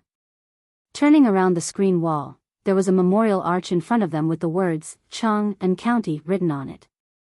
Under the memorial arch, there was a path paved with green bricks that was 100 meters long. On the east side of the path, there was a drum for crying out grievances for the people to beat. On the west side of the path, there were 2 stone tablets with the words, 3 levels for false accusations, 50 lashes for those who overstep their boundaries. At the end of the path was the main hall of the county yamen. This was where the county magistrate held court. On both sides of the path in front of the main hall were the offices for officials, civilians, and ceremonial rites. On the west were the offices for soldiers, punishment, and workshops. These were the offices of the yamen. They were led by the yamen runners to the east side of the house. The yamen runner reported, "Sihuli, the village head of Dingzhou village in Hu County is here." A middle-aged man with a white face and no beard walked out of the house. He was wearing a light green official robe. Li Wangyu knew that this was the member of the Li clan that served as an army officer in the county yamen of Hu County. "Village head Qian, wasn't your village transferred to Yinzhou in spring to transport grain? What are you doing here today?" Sihuli asked impatiently. His tone was unfriendly. The old village head cupped his hands and bowed. Sihuli, our village's transfer of spring this year has been completed. We are here to report. What? Completed? Your village transferred 1,000 dan of grain to Inzhou this year. It's only been 6 or 7 days and you say it's been completed? You dare to play tricks on me. Sihuli roared in anger after hearing the old village head's words. Li Wangyu curled his lips and interrupted, Why are you angry, Sihuli? Our village's transfer of spring has naturally been completed. There is a receipt from the Inzhou warehouse as proof.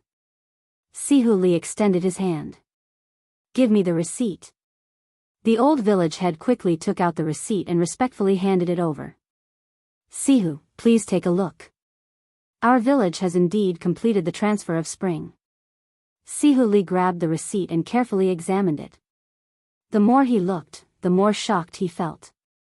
According to the receipt, the Dingzhou village's household had delivered the grain at the Inzhou warehouse 3 days ago. He couldn't help but rub his eyes and look at the receipt again. They were all correct. How was this possible? Sihuli wouldn't believe that the receipt was real even if he was beaten to death. He pointed at the old village head and angrily said, Nonsense. This receipt was clearly forged by you. To deliver 1,000 dan of grain to the Inzhou warehouse in 3 days, do you think I am an idiot?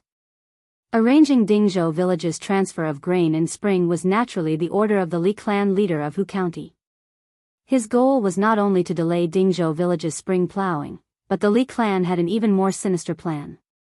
Li Wangyu didn't know that because the 4-wheeled carriage was too fast, they had unintentionally avoided a disaster. Su Jingzong, that person from the Great Yin, had given the Li clan of Hu County an even more sinister plan. He had the Li clan of Hu County send people to set off early. While they were resting at the relay station, they would take advantage of the night to pour dirty water on the grain. At the same time, he would send people to Inzhou to bribe the official at the Inzhou warehouse. At that time, when the Dingzhou village's household had worked hard to transport the grain, the official would use the excuse that there was a problem with the grain and refuse to accept the contaminated grain. The official at the Inzhou warehouse would naturally have a reason to refuse to accept the grain that had been contaminated. As a result, the Dingzhou village's household would have to pay for the missing grain from their own pockets. When they returned to Chang'an, Sihuli would have an excuse to punish them. In short, according to Su Jingzong's plan, Li Wangyu and the villagers of Dingzhou village would lose a layer of skin even if they didn't die. But who would have thought that because Li Wangyu had built the 4-wheeled carriage, the grain convoy's speed would far exceed the Li clan of Hu County's expectations. The people they had sent were still bitterly waiting for the grain convoy at the relay station along the way. As for the clansman who had gone to Inzhou to bribe the officials, by the time he reached Inzhou, Li Wangyu and the others had already returned to Chang'an. Sihuli naturally knew all of this plan, but he never would have thought that the plan that the Li clan had planned for half a day would turn into a joke. This made Li Sihu feel extremely sullen and furious. Li Wangyu, however, opened his mouth to provoke Sihuli. The truth can't be faked, and the fake can't be true. Could it be that Sihuli doesn't understand the seal on this document? Could it be that you're going to tear up the document and arrest us? His words were purely to provoke Sihuli. Unexpectedly, Sihuli, who was already angry from embarrassment, really grabbed the document and tore it into pieces. What document? I didn't see it. Li Wangyu was delighted. Now, it all depended on whether or not the guests he had invited were good enough. Chapter 128. Seeing Officer Li tear up the slip of paper, the old villager panicked. Li Wangyu, on the other hand, had an imperceptible smile on his face. The old villager did not know of Li Wangyu's plan. Afraid of scaring the old man, Li Wangyu had not communicated with him about his plan. Officer Li, how could you tear up this slip of paper? We really did transport all the grain to Yin province. This is absolutely true. The old villager fell to the ground and desperately tried to gather the pieces of paper. He wanted to piece them back together. You still dare to speak nonsense. You two unruly people. You won't give up until you see the coffin. You actually want to forge a slip of paper and deceive me. Someone come. Arrest these two people and throw them into jail. They will be punished by the Ming House. The officer of the Secretary of State was a lower rank 7 official. Although he was not conspicuous in the Chang'an County, he was still an official with real power. His orders were naturally obeyed by the bailiffs of the Chang'an County. The officer of the Secretary of State was in charge of the county. He did have the right to imprison people who refused to serve the corvée and await the official punishment of the county magistrate. Ignoring the old villagers' complaints, a few bailiffs took out chains and handcuffs and tied up Li Wangyu and the old villager. Officer Li's expression was ferocious. Arrest these two unruly people and throw them into jail. Yes, sir. The bailiffs replied and pushed Li Wangyu and the old villager to the county jail. The old villager cried out for his innocence all the way. Li Wangyu, on the other hand, was relatively calm. This was because all of this was part of his plan. Li Wangyu's plan was to use the four-wheeled carriage's speed to create a time difference. Naturally, no one would believe that he could travel between Chang'an and Yin province in 6 or 7 days. Then, he would use his words to deliberately provoke the Li clan's secretary and Hu Zhongjun, so that he would arrest him and make a big deal out of it. When Li Wangyu found out that Dingzhou village had been moved to spring and that the Li clan was deliberately making things difficult for them, he felt that he had to make a big deal out of this matter and make the Li clan suffer in silence. Only then could he cut off the Li clan's desire to spy on him and Dingzhou village. Therefore, he used this ridiculously fast delivery time to dig a hole for Li clan. When Yang Quan had asked him for the blueprint of the four-wheeled carriage, he had not given it to him because he had thought of this. Yang Quan also guessed Li Wangyu's thoughts, so he didn't insist on asking for the four-wheeled carriage's blueprint. If Yang Quan reported the four-wheeled carriage to the imperial court in advance to ask for a reward, the matter would become public knowledge, and he would not be able to dig a hole for Li clan to jump into. Now, Li Wangyu was very satisfied with the result. Not only did Secretary Li jump into the hole, but he also went from bad to worse and tore up the receipt. It was easy to lock him up, but it was not so easy to let him out. Li Wangyu did not struggle and obediently followed the Yamen runner into the county prison. However, once he entered the county prison, Li Wangyu regretted it. Was this place really meant for humans to stay? The prison was filled with the thick stench of feces and urine, as well as other unknown smells. It was so pungent that Li Wangyu almost fainted. The county prison did not even have windows, so it was dark and damp. There were all kinds of rusty torture instruments hanging on the walls, and there were even ochre-red dried blood. It looked very eerie and terrifying. The county prison's punishments were mainly flogging, imprisonment, exile, and death. Therefore, there were not many prisoners in the prison. When the head of the prison saw the Yamen runner bring in the prisoners, he asked impatiently, "What did these two people do?" Secretary Li ordered them to be locked up first. He said that they forged the receipt for the transfer of spring. They will be locked up first and will be tried by the Chui Ming House. The Yamen runner pushed Li Wangyu into the prison cell and explained to the head of the prison. Li Wangyu almost fell down from the push, but he hurriedly supported the old village chief who was also roughly treated and pushed into the prison cell. Looking at the prison cell that was separated by a thick wooden partition, there were some rotten straws scattered around. There were even rats and cockroaches scurrying around. There was also a dirty drowning bucket in the corner that emitted a foul stench. Li Wangyu could not take it anymore and shouted at the head of the prison, "Big brother, this prison cell is too dirty. Can't you clean it up?" When the head of the prison heard this, he was stunned for a moment before bursting into laughter. "Ha, little child, do you think you are here to stay in a hostel? Do you want me to send you a table of food and wine and find a few courtesans from Ping Kong Fong to accompany you?" Li Wangyu rubbed his nose. "There is no need for courtesans. I can clean it up and get some food and wine." His words made the head of the prison and the Yamen runners convulse with laughter. The head of the prison wiped the tears from the corners of his eyes and laughed. "I have been in charge of this prison for more than 10 years. This is the first time I have seen someone come in and ask us to clean it up. This place is so dirty. Shouldn't you clean it up? You." Li Wangyu shouted with his neck straightened. The old village chief at the side grabbed Li Wangyu and stopped him from continuing. The old man was now so anxious that he was out of his wits. He could not understand why he was treated like this when he had completed the task of transferring Spring. As the head of the prison locked the door with a chain, he sneered, "You little child look pink and tender. Be careful not to annoy me. I will lock you up with the prisoner with homosexual tendencies. Tut tut, Xiao Lang and others like you very much, ah." Threatened by the head of the prison, Li Wangyu immediately shut up. "Forget it. People have to bow their heads under the eaves. I have to pinch my nose and bear it." Li Wangyu stared at the head of the prison and thought that when he got out of prison, he must take revenge. The cynical man was thinking about the head of the prison. "Little child, what's the matter? Are you not convinced? I tell you, in this prison, even if you are a dragon, you have to coil up, and a tiger, you have to squat down. I am the rule in this prison." When the head of the prison saw Li Wangyu staring at him, he scolded with a grin. The old village chief was afraid that Li Wangyu would suffer losses, so he quickly stopped in front of him.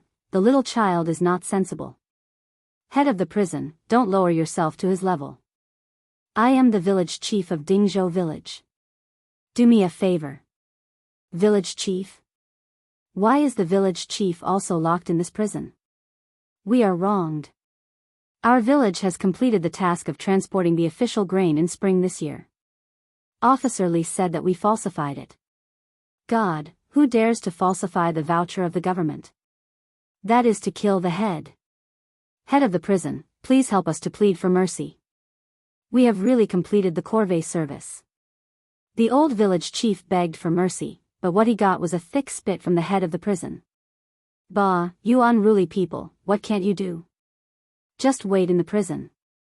When the Ming House starts the trial, you will die with a clear understanding." Several government runners on the side were also laughing. "Head of the prison Zhao, why are you so merciful today? When a newcomer is locked in, shouldn't he be put in the cage first?" "I don't have time now.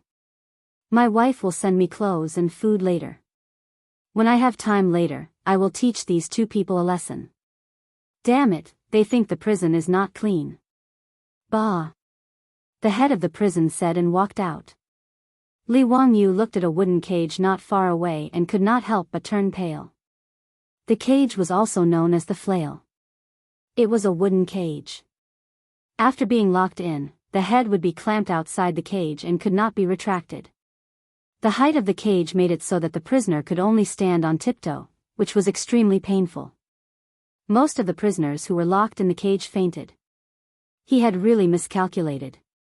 It turned out that the Tang dynasty had a show of strength in the prison. If he was locked up in the cage, he would really suffer. If something bad happened to this old man, it would be his fault. He began to reflect on whether he was too rash. He had come up with such a bad idea. It was really a bit of a trap. When Li Wangyu was reflecting, a group of well-dressed young people came from outside the Chang and county government. Chapter 129. This group of young people didn't care if it was the Chang and county yamen or not and prepared to charge in. The yamen runners at the entrance quickly stopped them. "The yamen is a restricted area. What do you want to do?" Before he could finish his sentence, he heard a slap and felt a burning pain on his face. This yamen runner was slapped by the young man in front of him. "You, what about me? Get out of here. Call that bastard Cui Zhua out. That bastard. How dare he catch my brother? I'll skin him alive." The person who hit him was a burly young man. Beside him were two other young men who looked similar. "Brother Chumo, why are you talking nonsense with them? Fight your way in and save Brother Zio." Another young man beside him shouted. "Brother Yai, let's wait for Cui Zhua to come out first. After all, this is the Chang and county yamen. If you fight your way in, aren't you afraid of being beaten by your parents?" Another person beside him advised. The entrance of the Chang and county yamen suddenly became very lively.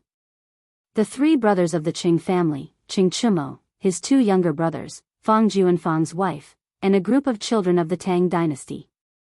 Du Ruhui's two sons, Du Go and Du He, Wei Zheng's eldest son, Wei Shuyu, Yuqi Jingda's twin sons, Yuqi Baolin and Yuqi Baoqi, Prince Consort Chai Shao's son, Chai Lingguo, Niu Jinda's son, Niu Jingping. It could be said that most of the top playboys of the Tang dynasty's Xinguan era were gathered here. Some quick-witted yamen runners immediately ran to the back hall of the yamen. There were also yamen runners who recognized Qing Chumo and the others and trembled in fear. Anyone would be afraid of such a group of top playboys in Chang'an. The reason why this group of playboys suddenly attacked the Chang'an County Yamen was all because of Li Wangyu. Before he left to transport the grain, he roughly calculated the time and asked his beautiful superior to help him send an invitation to Qing Chumo, his brothers, and Fang Yai to visit the Li family in Dingzhou village. The invitation was sent 3 days ago by Su Chongqing to the Qing residence and the Fang residence in Chang'an. The reason why invitations had to be sent 3 days in advance was an ancient Chinese custom. 3 days for inviting and 2 days for asking. In order to show respect to the guests, invitations must be sent out at least 3 days in advance. In the invitation, Li Wangyu only said that he had come up with a novel toy and invited them to Dingzhou village to appraise it as guests. Originally, the invitation only invited the Qing brothers and Fang Yai, because in the Tang dynasty, Li Wangyu only knew these 4 foppish sons. Who would have thought that after Qing Chumo and his 2 brothers had eaten a pig slaughtering feast at Dingzhou village's Li family, they went around showing off, causing a group of dandy young masters to be very curious. In addition, Li Wangyu was now quite famous among the top nobles in Chang and city of the Tang dynasty. His poems and the incident at Zhang Liang's birthday banquet were all spread among the nobles, which made these playboys very interested in Li Wangyu. When they found out that Li Wangyu had invited the Qing brothers and Fang Yai to a banquet, this group of dandy young masters didn't care about etiquette and came uninvited. They followed the 4 of them to Dingzhou village in a grandiose manner, preparing to eat the rich. When the group of people arrived at the Li family, they saw Su Chongqing coming out with tears on her face. She told them that Li Wangyu had been arrested by the Chang'an County Yamen and was now imprisoned. It was unknown whether he was alive or dead. When Li Wangyu and the old villager went to the county Yamen to report, Niu Wu secretly followed behind them. He knew a bailiff at the county Yamen who had just received the news that Li Wangyu and the old villager had just been imprisoned by Magistrate Li. After Niu Wu confirmed that Li Wangyu had been imprisoned, he immediately rushed back to Dingzhou village on his horse. That was why Su Chongqing had cried and complained. If Li Wangyu hadn't been imprisoned, they would have invited a big banquet as a way to bond. The beautiful superior's complaint was naturally an act. The reason why Li Wangyu had invited the Qing brothers and Fang Yai was to use the influence of these 4 top dandy young masters of the Tang dynasty to ferment the matter and at the same time protect himself. He and Su Chongqing didn't expect that it wasn't just 4 dandy young masters who came, but a group of people. When the 3 Qing brothers and Fang Yai heard that Li Wangyu had been imprisoned, they immediately became anxious. They jumped on their horses, turned their horses around, and galloped towards Chang'an. The group of dandy young masters who came to join in the fun immediately followed. This kind of fun was what they liked the most. How could they not join in? When they arrived at the Chang'an County Yamen, the previous scene happened. Cui Zhua, who had been informed by the bailiff, didn't even have time to put on his official uniform. He hurriedly ran out from the back hall of the Yamen and bowed to this group of dandy young masters while panting. "Greetings, young masters. May I ask what brings you to the Chang'an County Yamen today?" In the Tang dynasty, not everyone could be called young master. Only the young nobles could be called young master. But this group of dandy young masters were all standard young masters. Although Cui Zhuo was a county magistrate above the 5th grade, he didn't have any prestige in front of this group of dandy young masters of the Tang dynasty. He even seemed a little humble. It wasn't his fault. In Noda's Chang'an city, except for these dandy young masters' fathers, who wouldn't be afraid of these dandy young masters? Qing Chumo's loud voice roared, "Surnamed Shui, where is my brother? Let them out quickly, or I'll smash your county Yamen today." Cui Zhuo was confused. Weren't the 3 Qing brothers in front of him? Were they the sons of Qing Yaojin's concubines? But why did they come to the Chang and County Yamen? Child Chumo, did you make a mistake? My Chang and County Yamen wouldn't dare to catch the young masters of the Qing family. Cui Zhua answered carefully. Qing Chumo said angrily, it's Li Wangyu from Dingzhou village. He's my brother too. Let him out quickly, or I'll teach you a lesson. Fang Yai also stepped forward and grabbed Cui Zhua's collar. If Brother Zio loses even a hair in your County Yamen, we'll smash your Chang and County Yamen today. Cui Zhua was about to cry. Damn it, he was threatened by a group of first and second grade officials and the sons of the founding duke, and he still didn't know what was going on. He naturally knew about Li Wangyu. After returning from Dingzhou village that day, he asked around. After knowing about Li Jia Xiaolang from Dingzhou village in Hu County, Cui Zhua had long given up on finding trouble with Li Wangyu. He even wanted to mend the relationship between them. But after meeting him that day, he hadn't seen Li Wangyu again. Now, this group of playboys came knocking on his door and asked him to let him go. Wasn't this nonsense? Cui Zhua smiled bitterly. Mr. Fang, I haven't seen Li Jia Xiaolang today. How can I let him go? Why did you say that he's in my Chang and County Yamen? Today, I've been handling official business in the back hall and didn't start the trial. Gentlemen, please investigate this matter clearly. Is there a mistake in this matter? Just as he was explaining that he didn't catch Li Wangyu, the Yamen runner beside him suddenly thought of something and his expression changed. The Yamen runner quickly moved to Cui Zhua's ear and whispered a few words. However, Cui Zhua's back was drenched in cold sweat. Damned Officer Li. Are you trying to get me killed? Chapter 130. The Yamen runner quietly informed Cui Zhua that Chief Li had ordered them to lock up 2 people today. They seemed to be from Dingzhou village in Hu County. One of them was even the village chief of Dingzhou village. When Cui Zhua heard this, large beads of sweat began to form on his forehead. It was almost certain that the 2 people locked up were Li Wangyu and the village chief of Dingzhou village. Nonsense. Who agreed to do this? Quickly go and ask Li Jia Xiaolang to come out. Cui Zhua urged. The Yamen runner received the order and immediately ran towards the county government prison. At this time, head warden Zhao had already returned from the county government prison. Because of a quarrel with his wife, head warden Zhao was in a bad mood. He wanted to teach the 2 new prisoners a lesson. Head warden Zhao led a few jailers to unlock the chains of Li Wangyu's cell and shouted at Li Wangyu, "You, come out." Li Wangyu didn't expect that his reinforcements wouldn't come, but instead, the head warden would show his strength. Hey, big brother warden, let's talk nicely. We're all civilized people, don't be rough. Li Wangyu was being grabbed by a few jailers and was about to be stuffed into the cage. He was also anxious and randomly shouted. Didn't you want me to clean up for you? Bah. Have a taste of this cage first, then you'll know why Prince Ma has 3 eyes. Li Wangyu struggled with all his might, but how could his small arms and legs withstand the strength of these burly jailers? His head was about to be forcefully pressed down and stuffed into the cage. You bunch of bastards. I'll teach you a lesson later. Li Wangyu was flustered and angry as he cursed loudly. The head warden and the jailers weren't angry. Instead, they laughed. Oh, you want us to teach you a lesson? Good, we'll wait here. Before he could finish his sentence, he heard hurried footsteps from outside the prison. The Yamen runner rushed in and shouted, "Stop right now. The Ming House has ordered us to release Li Jia Xiaolang immediately." After he finished shouting, the jailer were both stunned. The hand that was holding Li Wangyu down unconsciously loosened. Li Wangyu knew that the reinforcements he had invited had finally arrived. He shook off the jailer's hands and tidied up his clothes. But in the next moment, Li Wangyu's actions stunned everyone. He didn't walk toward the exit of the county government prison. Instead, he turned around and returned to the prison cell. He reached out to help the old village chief up and gently pushed him out of the prison cell. After the old village head left the prison, Li Wangyu didn't leave. He returned to the prison and closed the door behind him.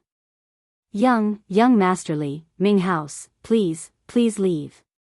The bailiff was so shocked by his actions that he could not speak clearly. Li Wangyu calmly blew the floor clean and sat down cross-legged. Go out? Why did he want to go out? Since they can lock me in, they won't let me out so easily. If I don't get an explanation today, I won't get out of this prison. The old village chief was also shocked by Li Wangyu's actions. He repeatedly urged, Xiao Lang, don't make trouble. Since the Ming house let us go, let's go quickly. Old village chief, I won't go. You go back first. I'm fine. They won't dare to do anything to me. Li Wangyu smiled and waved at the old village chief. He already felt very guilty for implicating the old village chief. Now, he naturally wanted the old village chief to go back first so that the old man wouldn't be frightened. Li Wangyu's actions not only stunned the old village chief, but also the bailiff, jailer, and jailer. Other people who entered the prison were afraid that they wouldn't be able to get out. But this person didn't want to go out. The bailiff cautiously persuaded again, Xiao Lang, come out quickly. The Ming house and your group of friends are waiting for you. When Li Wangyu heard his words, he felt more confident in his heart. Don't talk nonsense. Go back and tell your Chui Ming house that I, Li Wangyu, think the environment of the county government prison in Cheng and County is good. I'm going to stay here for a few days and enjoy life. His words made the jailer and jailer so angry that their noses were almost crooked. The jailer stared and reprimanded, You little bastard, come out quickly. Believe it or not, I'll whip you to death. As the jailer spoke, he raised the whip in his hand and threatened to whip Li Wangyu. Before Li Wangyu could speak, the bailiff who came to pass the message hugged him. The bailiff urgently whispered in the jailer's ear, Jailer Zhao, if you want to die, don't drag us down with you. What do you mean? The jailer didn't understand. Do you know who are the people outside who are making a ruckus with the Ming residents? Who are they? The bailiff counted with his fingers, the 3 sons of Marquis Lu, the eldest son of Marquis Kai, the eldest son of Marquis Zheng, the second son of Marquis Liang. Before he finished counting, the jailer's legs had turned to jelly and he knelt on the ground. The names of these famous big shots in the imperial court could scare many people to death. Not to mention a jailer like him, even Cui Zhua couldn't afford to offend their sons. But the jailer actually threatened this group of top foppish friends and even wanted to put him in the cage. He was simply tired of living. The head of the prison crawled up from the ground and bowed to Li Wangyu in the cell with a flattering look on his face. Young master, please come out now. Damn it, it's too dirty in here. I don't want to dirty your clothes. However, Li Wangyu ignored him and continued to hum a little tune. The jailer and bailiff begged Li Wangyu for a long time, but Li Wangyu was unmoved. They didn't dare to use force to drag him out. In the end, the bailiff could only lead the old village chief to report to Cui Zhua. Cheng Chimo and his brother had seen the old village chief before and knew that he was the village chief of Dingzhou village. Seeing him come out with the bailiff, they immediately asked, Old village chief, where is my brother Wangyu? The old village chief looked at Cui Zhua and opened his mouth, not knowing what to say. The bailiff whispered back, Young masters, Li Jia Xiaolang doesn't want to come out. Nonsense. Who would want to stay in prison for no reason? It must be you who beat him up so he doesn't dare to see us. Surnamed Cui. Just you wait, I'll kill you today. While speaking, Fang Yai rolled up his sleeves and was about to hit him. Wei Shuyu, do go, and do he quickly held him back. They could scare Cui Zhua, but if they really beat him up, it would cause a lot of trouble. No matter what, Cui Zhua was a 5th-rank official of the Tang dynasty and represented the face of the imperial court. Cui Zhua was also about to cry. He was simply an undeserved disaster. He was sitting at home, but trouble came from the sky. Who did he offend? But he got into such trouble. Young masters, it's better for you to persuade the Li family's young master. If he really doesn't want to come out, we don't even dare to touch him. The Yamen runner was clever and helped Cui Zhua out of his predicament. Cui Zhua gave him an encouraging look and quickly said, That's right, that's right. Young masters, since Li Wangyu doesn't want to come out, you should persuade him. Qing Chumo and the others looked at each other and followed Chuizhua's words. A group of people, led by Chuizhua, went to the county government prison. In the prison cell, the jailer was still begging Li Wangyu to come out. When he saw Chuizhua leading a group of playboys, he was so scared that his body trembled. Chapter 131. When Qing Chumo and the others saw that Li Wangyu was really in the cell, they all greeted him. Brother Zio, we're here to save you. Brother Zio, don't be afraid. We're here. Who bullied you? Tell us, we'll help you vent your anger. When Li Wangyu saw them, he couldn't help but laugh. He quickly stood up and greeted them in a circle. Thank you for your concern. I'm fine in this cell and don't plan to go out for the time being. His words made the group of wastrels dumbfounded. That bailiff really didn't lie? Li Wangyu really didn't want to come out? Zio, don't make a fuss. Come out quickly. We're treating today. Let's go to Drunken Immortal Restaurant and get drunk. Come, let me introduce you. This is Duke Zheng's eldest son, Wei Shuyu. This is... Qing Chumo pointed at Yuqi Baolin and the others and introduced them one by one. Li Wangyu was stunned. These were all sons of the top nobles of the Tang dynasty. Du Ruhui, Wei Zheng, Yuqi Jingda, Chai Shao, Niu Jinda, Qing Yao Jin, Fang Xianling. Li Wangyu felt a little dizzy. Did he go too far? Why did he only invite the Qing brothers and Fang Yai? Why did this group of people come in the end? He quickly greeted these wastrels. Everyone greeted each other courteously. The cell was as lively as a market. Chuizhua only felt a headache. He carefully said, Li Jia Shaolang, please come out of the cell. Today was all a misunderstanding. It would have been better if he didn't mention this. Li Wangyu was unhappy. What misunderstanding? The village chief and I came to the county office to transfer Spring. Why did you lock us up for no reason? If you don't give me an explanation today, I won't go out of this cell. What do you mean by Spring? Chuizhua still didn't know why Li Wangyu was locked up in prison by Officer Li. Li Wangyu said, along with more than 60 Dingzhou villages, Dingzhou village, have been conscripted into corvée labor this year to transport 1,000 dan of official grain to Yinzhou.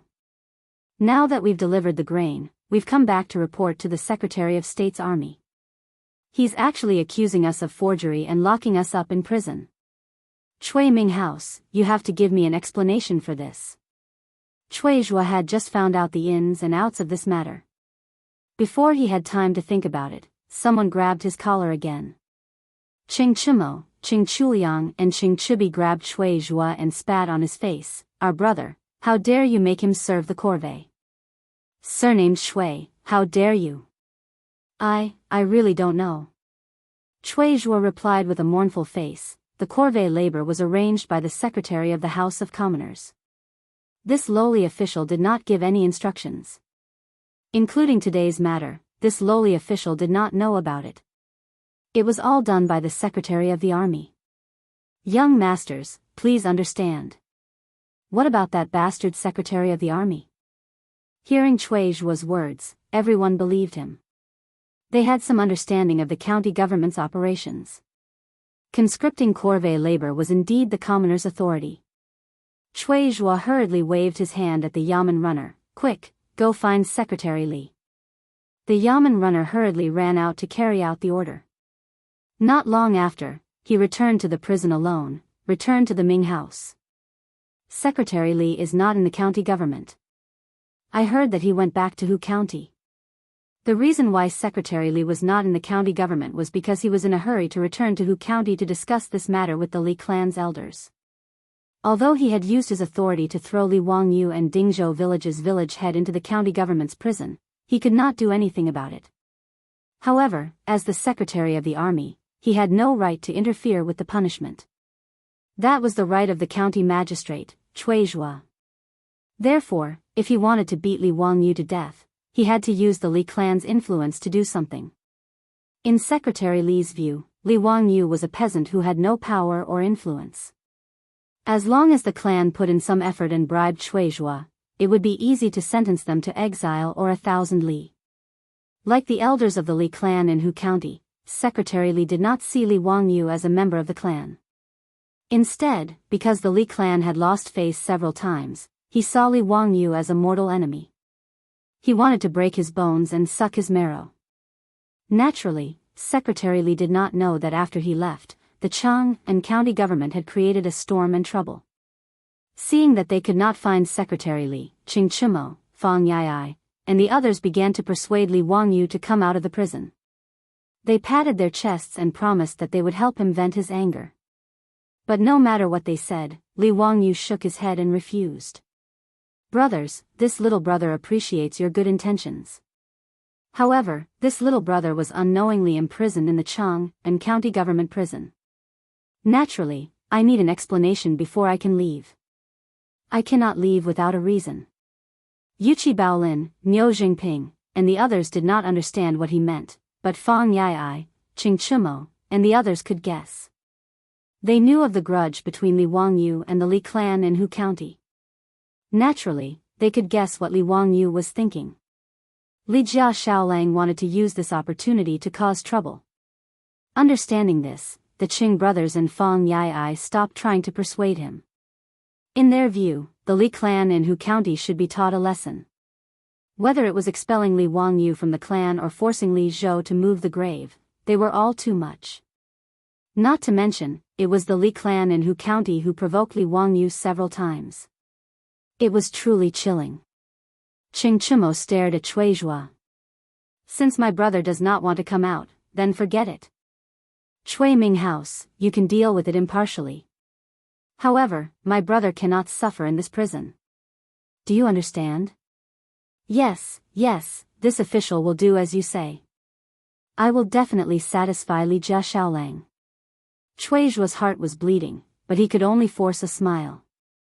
What was wrong with Li Jia Shaolang? He insisted on staying in this prison. Shuizhua did not need to think with his toes to know that this would be a huge problem. Shuizhua immediately turned to look at the jailer. Jailer Zhao, you have to serve Li Jia Shaolang carefully. Do you understand? If he needs anything, you have to try your best to meet it. Don't shirk. Otherwise, I will hold you responsible. Now it was Jailer Zhao and a group of jailers turned to cry. They were in a prison, not a hostel. How could they be reduced to serving people now? It was a fantasy. Jailer Zhao and the jailers were all wondering who this young man was. It was really scary that the sons of a large group of marquises were his friends. Li Wangyu looked at the jailer and the jailers and laughed. He laughed so happily. The cynical man was quite vengeful. He still remembered what the jailer had said. He pointed to the prison room with his finger. Jailer Zhao, please clean it up first. This prison is too dirty. The jailer opened his mouth, but before he could speak, Qing Chimo and the others made a fuss again. Yes, after Zio said that, I found that this prison is really stinky. Shuizhua, is your county government a pig farm? How can it be so dirty? Hurry up and let people clean this prison. Let's get some fresh air and light more torches to brighten up the hall. Yes, let people clean it up. Get someone to bring us good wine and good food. Today, we will accompany Brother Worryless in this prison and have a few drinks. Shuizhua, the Yamen runners, the jailer, and the jailers were all thunderstruck when they heard this. To have a banquet in the prison. This group of playboys was too much, wasn't it? The jailer began to think whether he should really invite several courtesans from Pingkong Fong.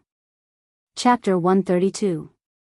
When Shuizhua saw that these foppish men were not leaving, he immediately ordered people to clean up the prison.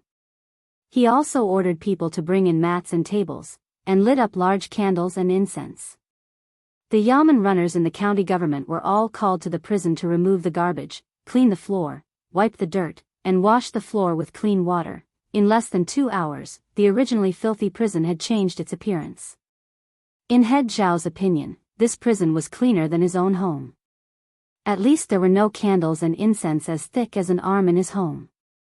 The wine and dishes ordered from the restaurant in the west were carefully sent to the prison by the doctors of the restaurant. There were several large tables, and even more than 10 jars of wine were brought in. Li Wangyu was pulled to the table by the Qing brothers and sat down. A large bowl was directly filled with wine. "Brother Wangyu, come on, let's drink. We won't go home until we're drunk." "Wahahaha, this is the first time I've drunk in prison. It's great. Brother Shuyu, let's drink. Brother Wangyu, you're really a talent. Come on, let me toast you." The prison of the county government in Chang and County immediately became like a wine shop. A group of foppish men drank a few glasses of wine and made a scene. Shui Zhua had already covered his face with his sleeves and ran away. Head Zhao and a group of jailers were left behind. They forced a smile and poured wine for these foppish men. They directly changed into waiters. Li Wangyu felt that these foppish men of the Tang dynasty were all true men. After a few glasses of wine, he became familiar with them. He did not think that these foppish men were the sons of the Tang dynasty. He just thought that they were his university classmates in the future, drinking and bragging. When the banquet was in full swing, Qing Chimo suddenly began to sing and toast to everyone in the banquet. Li Wangyu was shocked by his behavior. "Damn, this guy's singing is killing me." Li Wangyu knew that the Tangs loved to sing. During the Tang dynasty, they digested and integrated the different styles of music and singing from the north and south, and also absorbed the music and singing culture brought by the Western barbarian merchants. Not only did the court music of the Tang dynasty form the famous Yi Yu and Yan Yu Ten songs, but folk music also became colorful and vivid. But while other people enjoyed singing, Qing Chimo's singing was deadly. However, Li Wangyu soon discovered that he was wrong. After Qing Chimo took the lead in singing, everyone at the table also began to sing back. Apart from Wei Shuyu, Du Go, and Du He who were slightly better off, the others like Yuqi Baolin, Niu Jingping, and the others were the ones who were in a tragic state. Li Wangyu's face began to turn pale, and waves of nausea came from his heart. Before he could suppress the nausea caused by the ear-piercing noise, something even more shocking happened. Chai Lingwu was so happy that he pushed the table in front of him away. He stood up and started to twist his body and dance. Damn, not only was there a sound wave attack, there was also a King visual attack. Li Wangyu felt that his whole body was not good. Li Wangyu only felt that there were 100,000 alpacas galloping in his heart. He looked around to see if the others despised Chai Lingwu as much as he did. But he saw that this group of fops was actually watching with great interest. The Yuqi Baolin and Yuqi Baoqi brothers were all eager to have a dance competition with Chai Lingwu. Li Wangyu painfully held his forehead with his hand. These bastards, don't they have any sense of beauty? Actually, Li Wangyu was just curious because he had never seen anything like this before. The banquets of the Tang dynasty were all like this. Even when Pai Lupi hosted a banquet in the palace, it was also like this. Not only would the Pai Lupi dance in front of the crowd, but those dukes and ministers would also do the same. Under the influence of alcohol, this group of fops left the stage one after another. Niu Jinda's son, Niu Jingping, was injured when he was riding a horse in his early years. One of his legs was lame, so it was inconvenient for him to dance. He asked the jailer to find a drum so that he could play it to liven things up. Jailer Zhao's head was full of sweat. He hurriedly ran out to look for a drum, but he did not find it. So, he steeled his heart and called 2 yamen runners to bring down the grievance drum in front of the county yamen and bring it into the prison cell. When Niu Jingping saw the drum, he was so happy that his back teeth were showing. He simply took off his clothes that were in the way and began to beat the drum with his bare upper body. Li Wangyu was completely dizzy.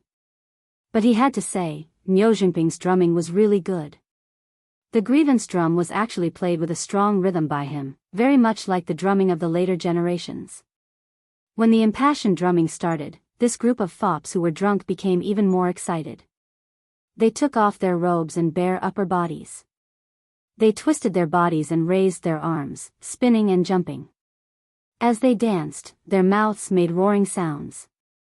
Li Wangyu was grinning and laughing at the fop's ugly dance when he saw Ching Chumo flirting with him. No, he was waving at him. What does this mean? Does he want me to dance too? Help. Li Wangyu suddenly wanted to go home. He could no longer stay in the county yamen of Chang and County, being stared at by a group of fops. Li Wangyu had no choice but to brace himself and stand up. Anyway, if they were to lose face, they would all lose face together. Besides Jailer Zhao and the jailers, there was no one else in the prison. Li Wangyu could only be glad that his beautiful boss was not here. Otherwise, she would laugh at him to death. Li Wangyu did not know how to dance this kind of dance in the Tang dynasty. He simply threw caution to the wind and sang in his heart along with Niu Jinping's drumming, "My dad just killed him, just killed him." Uncle Bird's horse-riding dance crossed more than 1,300 years and arrived in the land of the Tang dynasty ahead of time. He straightened his back, leaned back slightly, spread his arms and made a walking with wind posture, crossed his arms in front of him and made a controlling the reins posture. At the same time, he got into a horse stance and began to shake his legs up and down along with the rhythm of the drumming. Li Wangyu's horse-riding dance immediately attracted the attention of the group of fops in the prison. Li Jia Xiaolang's dance seemed to be very moving. A moment later, the group of fops all changed to a horse-riding dance. They shouted along with Li Wangyu, "My dad just killed him, just killed him." After the horse-riding dance, Li Wangyu's drunkenness kicked in.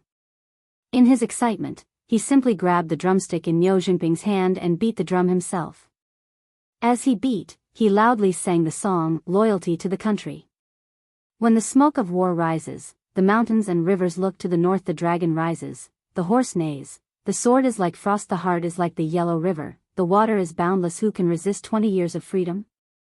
Where is the long sword of hatred? How many loyal brothers and sisters are buried in other homelands? After Li Wangyu finished shouting the lyrics, the passionate lyrics stimulated the group of noble disciples and made them feel their blood boiling. One after another, they began to shout and sing along with Li Wangyu. Li Wangyu became more and more excited and beat the drum with more and more strength.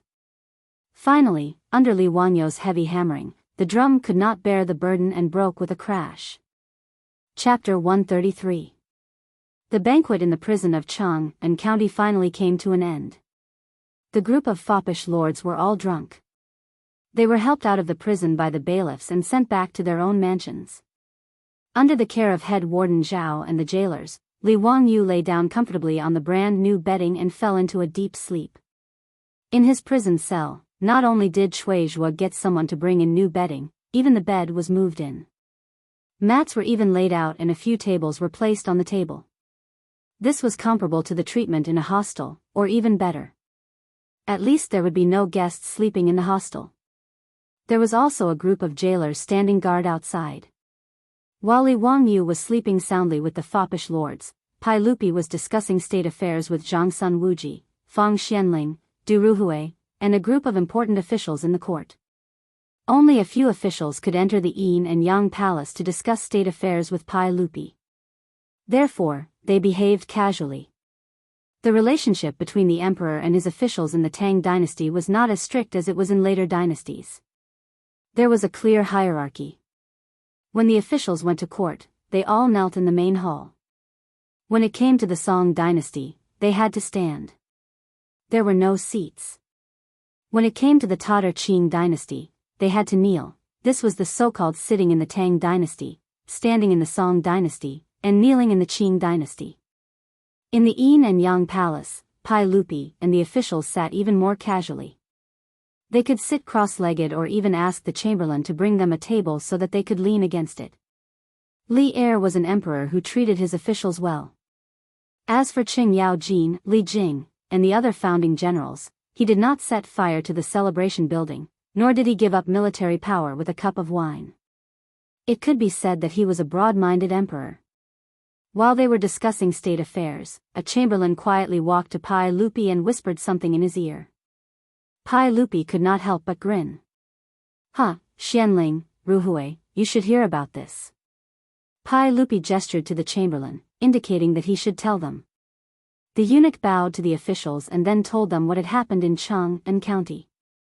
When Feng Xianling and Du Ruhui heard that their son actually followed a group of playboys to make a scene in the county government, their faces couldn't help but twitch a few times.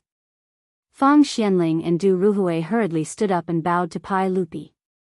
"Your Majesty, I am ashamed of my incompetence." Pai Lupi smiled and waved his hand. "They're just a bunch of young men.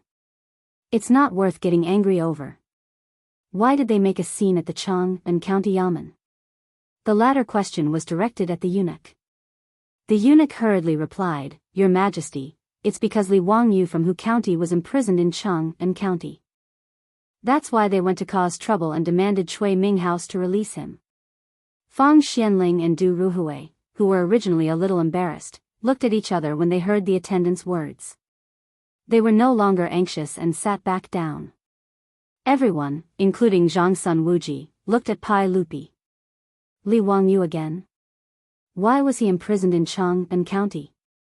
Pai Lupi coughed dryly and was about to ask about the situation when he heard the eunuch outside the hall announcing loudly, "Her Highness the Empress is here."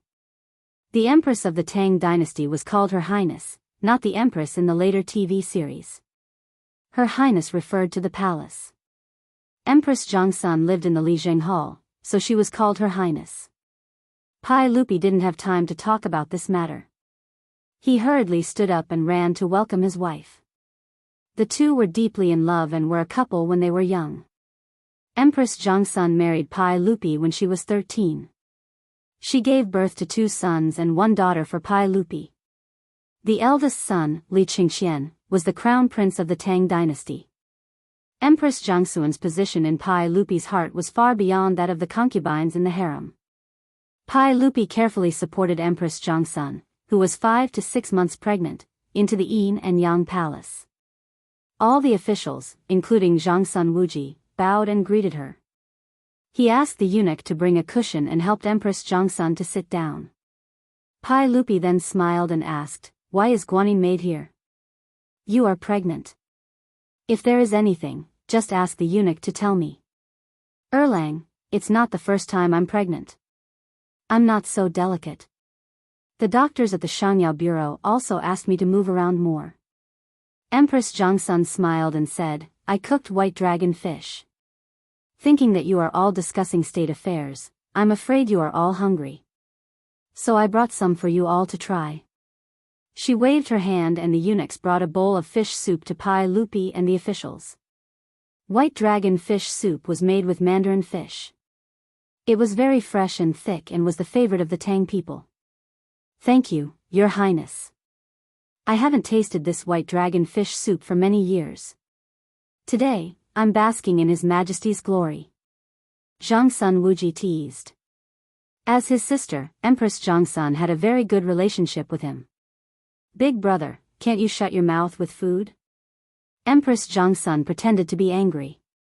Pai Lupi didn't participate in the matters between the siblings. He only indicated for Feng Xianling and Du Ruhui to eat the fish soup. The fish soup had to be eaten while it was hot. It would be more fishy when it was cold. "Erlang, I overheard the eunuch say that Li Jia Shaolang of Hu County was imprisoned by the Chang and County government. Why is that?"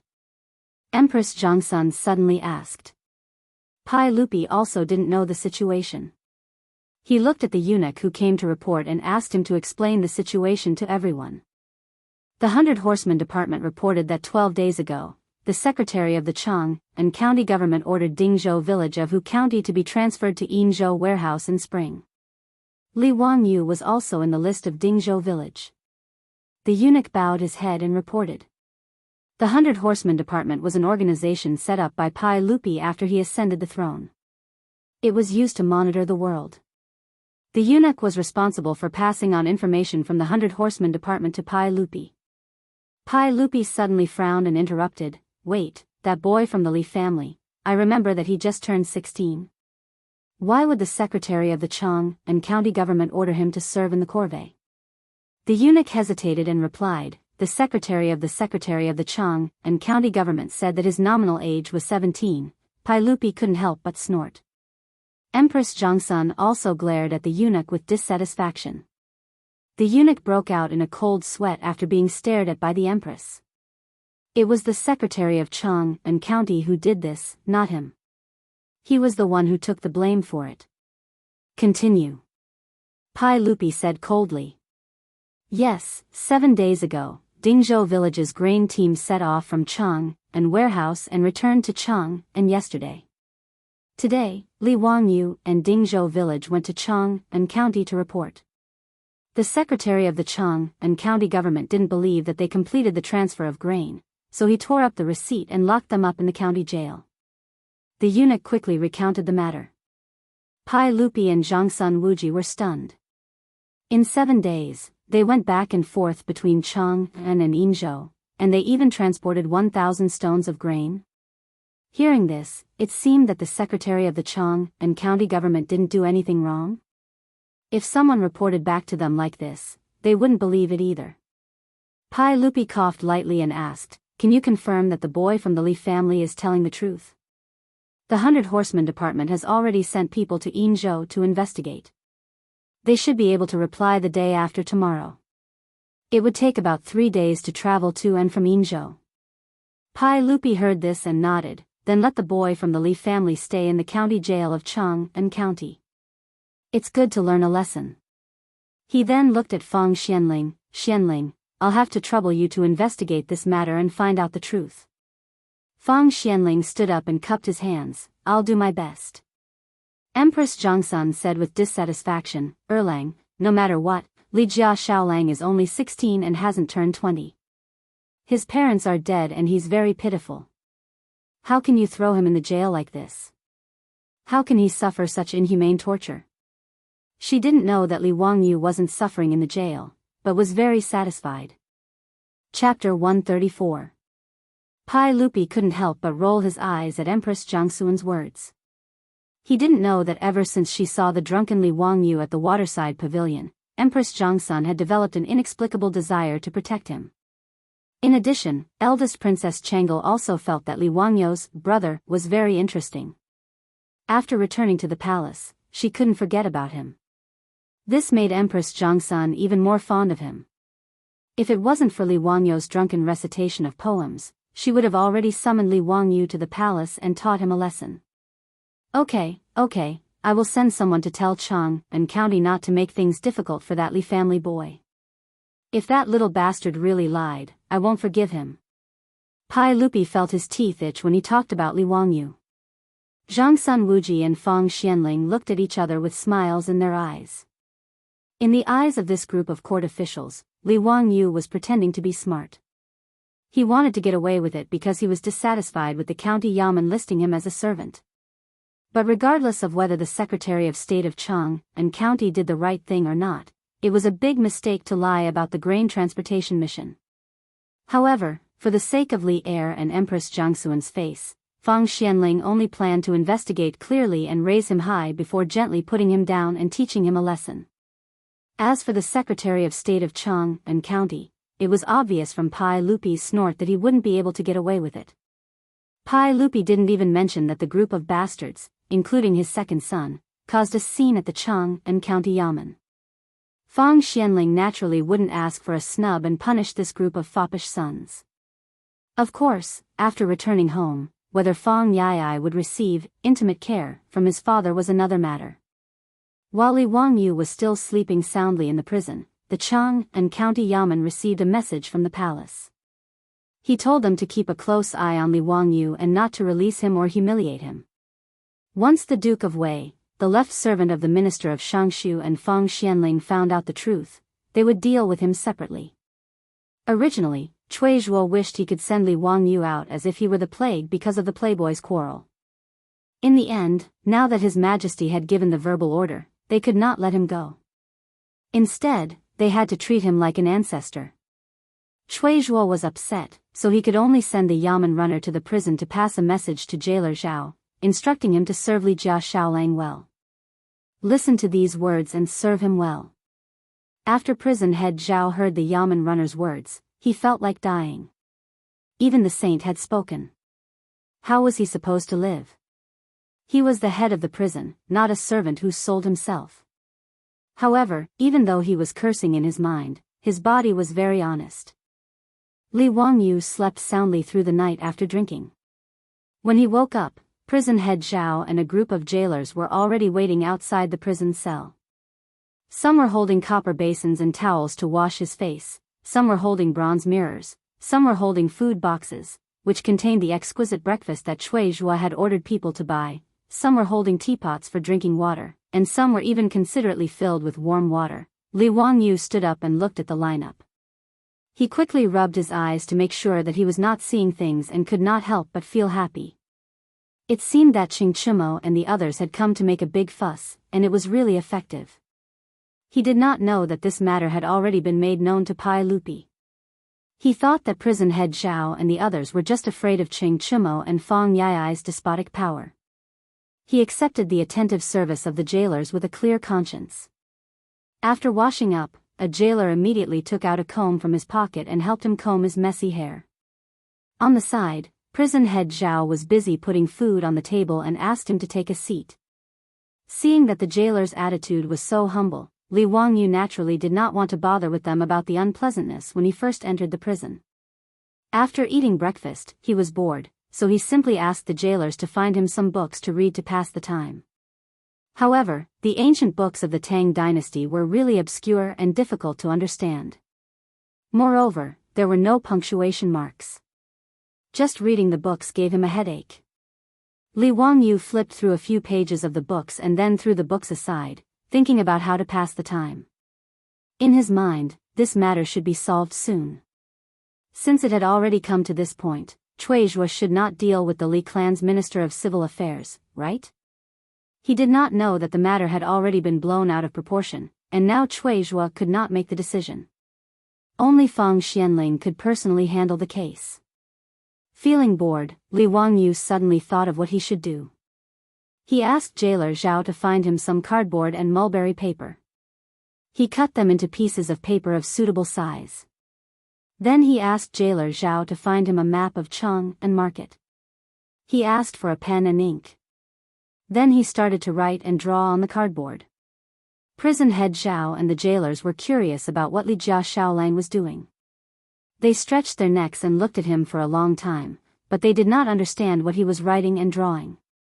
They only saw a row of grids on the cardboard, and the names of Shi Market, Dong Market, Ping Kong Market, Chongren Market and so on were written on it.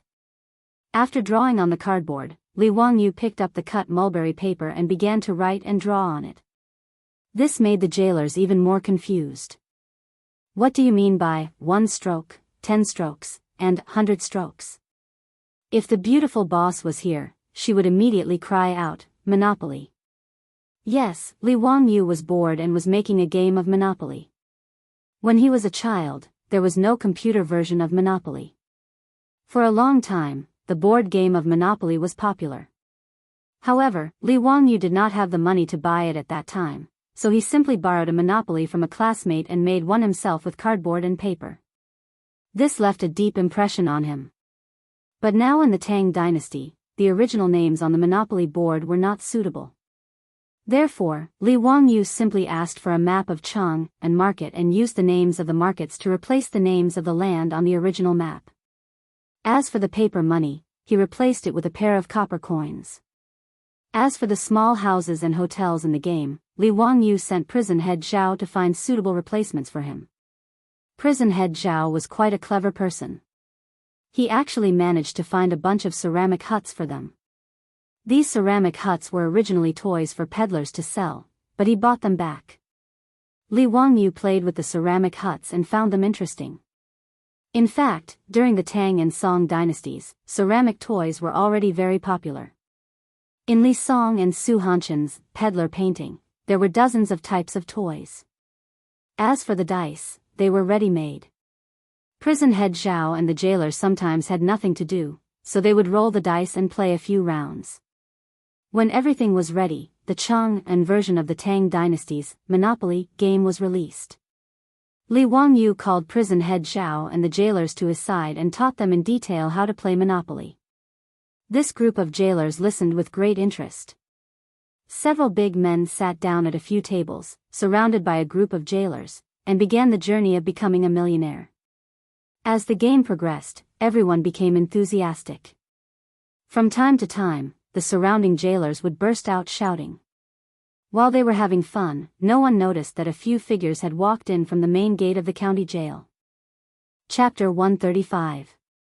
Originally, there were no prisoners in the county jail, and because of Li Wangyou's matter, Cui Zhuo was afraid that there would be an accident, so he simply interrogated the prisoners who were still in custody yesterday. Then, those who should be flogged were flogged, and those who should be released were released. The prison, which originally had few prisoners, was emptied, and only Li Wangyou was left. Those jailers were now bent on pleasing Li Wangyou. Coupled with the attraction of the Monopoly game, there was not even a guard in Noda's county jail. Everyone crowded in Li Wangyou's cell to watch the game. Everyone was concentrating on the Monopoly game. From time to time, one could hear the crowd saying, "I'll buy Shi City. Here's 500 strings of coins. Give me the title deed, Ping Kong Fong is mine. Give me the toll, 20 strings of coins." Several people came in through the open door of the county jail. When they saw the situation in the jail, they could not help but frown. One of them was about to speak, but was stopped by the leader. The few of them quietly walked into the prison cell and gathered around the prison guard to look inside. Li Wangyou grabbed the dice in one hand, shook it a few times in his palm, and threw it on the table. Unit 11. Xiao Lang, you go to Unit 11 and draw an opportunity card. Huh, Xiao Lang, you're unlucky. You're locked in the county jail for a day and can't move. Jailer Zhao's voice came. Li Wangyou angrily patted his thigh, feeling that his luck was too bad. Since he could not move in the next round, he stood up to stretch his waist, but was surprised to find that several strangers in fine clothes were standing outside the crowd. Li Wangyou was familiar with the two strangers in the lead. He had seen them at the birthday banquet in Zhang Liang's mansion. The leading man with a curly beard had extorted the sketch, Goddess Luo's painting, that he had painstakingly drawn for 3 days. Him again? Why do I meet this person everywhere? He's like a ghost. The newcomers were Pai Lupi and Fang Xianling. Today, Fang Xianling came to Chang'an County to inquire about the case. The reason why Pai Lupi appeared here was that the 100 Horsemen Department had already replied to some interesting news. According to the 100 Horsemen Department's report, Dingzhou village had sent 70 villagers, including Li Wangyou, to transport the official grain. The 100 Horsemen Department's private investigation found that the 70 villagers agreed that they did go to Yinzhou within 7 days. Secondly, they used a carriage to transport the grain, and it was a type of 4-wheeled carriage that they had never seen before. Then there was the document that had been torn up by the Secretary and Huzhan army. The 100 Horsemen Department collected the remains and pieced them together. They found that the official seal and stamp of the Yinzhou warehouse on the document were real and not forged. This news immediately piqued Li Er's interest. He was very curious about what had happened. However, the situation in Yinzhou could only be verified tomorrow. Today, Fang Xianling came to Chang'an County to inquire about Li Wangyou, and Pai Lupi came with her. The two of them did not inform Cui Zhuo. They only brought a few guards and broke into the prison of Chang'an County. Unexpectedly, there was no one guarding the prison, and the door was wide open. Surprised, the two of them entered the prison and saw that the jailers were all gathered in the cell, shouting and playing something.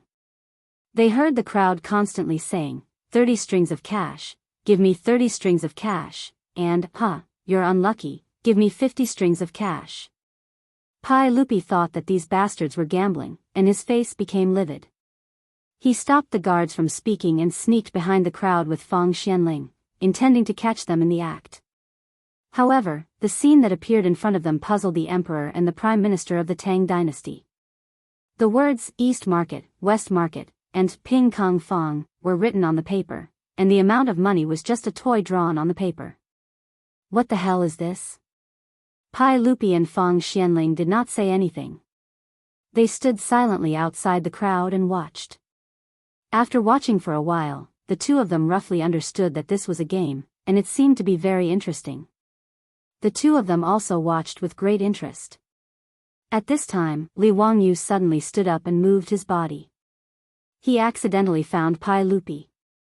Li Wangyu stared blankly at Pai Lupi, and Pai Lupi also looked at Li Wangyu. The two of them stared at each other in silence for a long time. Xiao Lang, it's your turn. Prison head Zhao reached out and gently pulled Li Wangyu, which made Li Wangyu come back to his senses. He coughed softly and kicked the prison head, indicating that someone was coming. Prison head Zhao was so excited that he did not notice this. After being kicked several times by Li Wangyu, he came back to his senses and stood up blankly. Then he saw Pai Lupi and Fang Xianling, as well as the guards behind them. Although he did not know Pai Lupi and Fang Xianling, he was quite discerning. When he saw their luxurious clothes and the guards behind them, he knew that these two were important people. Prison head Zhao hurriedly pulled over the jailers who were still staring at the tabletop games and bowed to them. Langjuns, may I ask what business you have in the county prison? Pai Lupi did not know whether to laugh or cry at the scene in front of him. I told Chang and County not to mistreat this bastard, but you treat him like an ancestor? Not only was the cell clean, but the candles and incense were used. There were even beds and mats. Was this still a damn prison? And these jailers, they actually opened the prison door wide and ran in to play games with this bastard. It was ridiculous to the extreme. Fang Xianling coughed softly. We have something to ask Li Xiaolang. You can go out first. Prison head Zhao did not dare to ask more. He hurriedly led a group of jailers out of the cell, leaving Li Wangyu alone. After the jailers ran away, Pai Lupi did not hesitate at all. He directly sat beside the table, picked up the Monopoly cards, and played with them. Fang Xianling did not explain his identity. He just smiled gently and asked Li Wangyu, Li Xiaolang, I have something to ask you. Answer me honestly. Although Li Wangyu was not happy with Pai Lupi, he knew that it was not the time to throw a tantrum. He respectfully bowed and said, Lang Jun, please ask. I will tell you everything I know. Fang Xianling stroked his beard and asked, let me ask you, how did you transport 1,000 dan of grain from Dingzhou village to Yinzhou within 7 days? Li Wangyu naturally would not hide this question. He smiled and said, it's simple. We used carriages to transport it. You used a total of 30 carriages and borrowed more than 100 horses from Cheng and County. You used them to transport 1,000 dan of grain? One carriage could carry 30 dan of grain? Fang Xianling still did not believe this. Li Wangyu nodded affirmatively. That's right. How do you prove it? Pai Lupi suddenly asked. In fact, it was very easy to prove. Everything would be clear when the people of 100 Horsemen Department came back from Yinzhou tomorrow. However, Pai Lupi still wanted to hear Li Wangyu's answer. How to prove it? Li Wangyu scratched his head. The receipt was torn by Officer Li. He suddenly thought of his client and could not help laughing. Wasn't the Ma family of Yinzhou the best proof? Chapter 136. Li Wangyu scratched his head in embarrassment. Returning to Cheng and from Yinzhou and helping the Ma family to transport goods, was this considered taking advantage of the government? After all, the horses were pulled by the county government, and even the rations for the 70 people were provided by the government. Even the fodder for the horses on the return journey was provided by the post station for free. Li Wangyu laughed mockingly. When we were returning from Yin province, because the carriage was empty, I, took on a private job. I helped the Ma family of Yin province transport 800 to 900 dendrites of porcelain back to Chang'an. This can't be faked. Lang Jun, you can ask someone to find out. His words made Pai Lupi and Fang Xianling stunned. This bastard, he was serving the corvée, but he was still doing private work. They really didn't know what to say about him. Pai Lupi and Fang Xianling already believed that the Zhou family could go back and forth to Yinzhou within 7 days. But because they believed it, they were shocked. Li Wangyu didn't think much of the four-wheeled carriage, but the two immediately realized the value of it. Fang Xianling immediately reached out and summoned a guard. She whispered a few words and asked him to go to the Ma family in Shi City to verify the truth of Li Wangyu's words. Fang Xianling asked again, Li Xiaolang, is this four-wheeled carriage your work? Li Wangyu nodded embarrassedly and said, "Yes, I was forced to do the task of transporting grain by the county government, so I suddenly had the idea to make it." "How much weight can this carriage carry? What's the speed?" "It has 4 horses and 2 coachmen. It can carry 30 stones and run 80 miles per hour. It can run up to 300 miles a day." Hiss! Li Wangyu's answer made Pai Lupi and Feng Xianling couldn't help but gasp. The Great Tang was growing stronger with each passing day, but its territory was vast, and its greatest problem was the limitations of transportation and transportation. The transport capacity of 2-wheeled carts and wheelbarrows was limited. That was why there was a saying that grain could not be transported for thousands of miles. Putting aside the distant matters, in order to go on an expedition to the Eastern Turks, they had to transport enough supplies for the army, which was the biggest headache for the Tang dynasty's imperial court. It wasn't that they didn't have food, weapons, and armor, but they were difficult to transport, making it difficult for the army to resupply. Moreover, as the Tang dynasty gained more and more land, the transportation difficulties also led to a decline in the actual ruling power. For example, in Longyu, the actual area of control of the Tang army was actually very limited. This was caused by the lack of military power.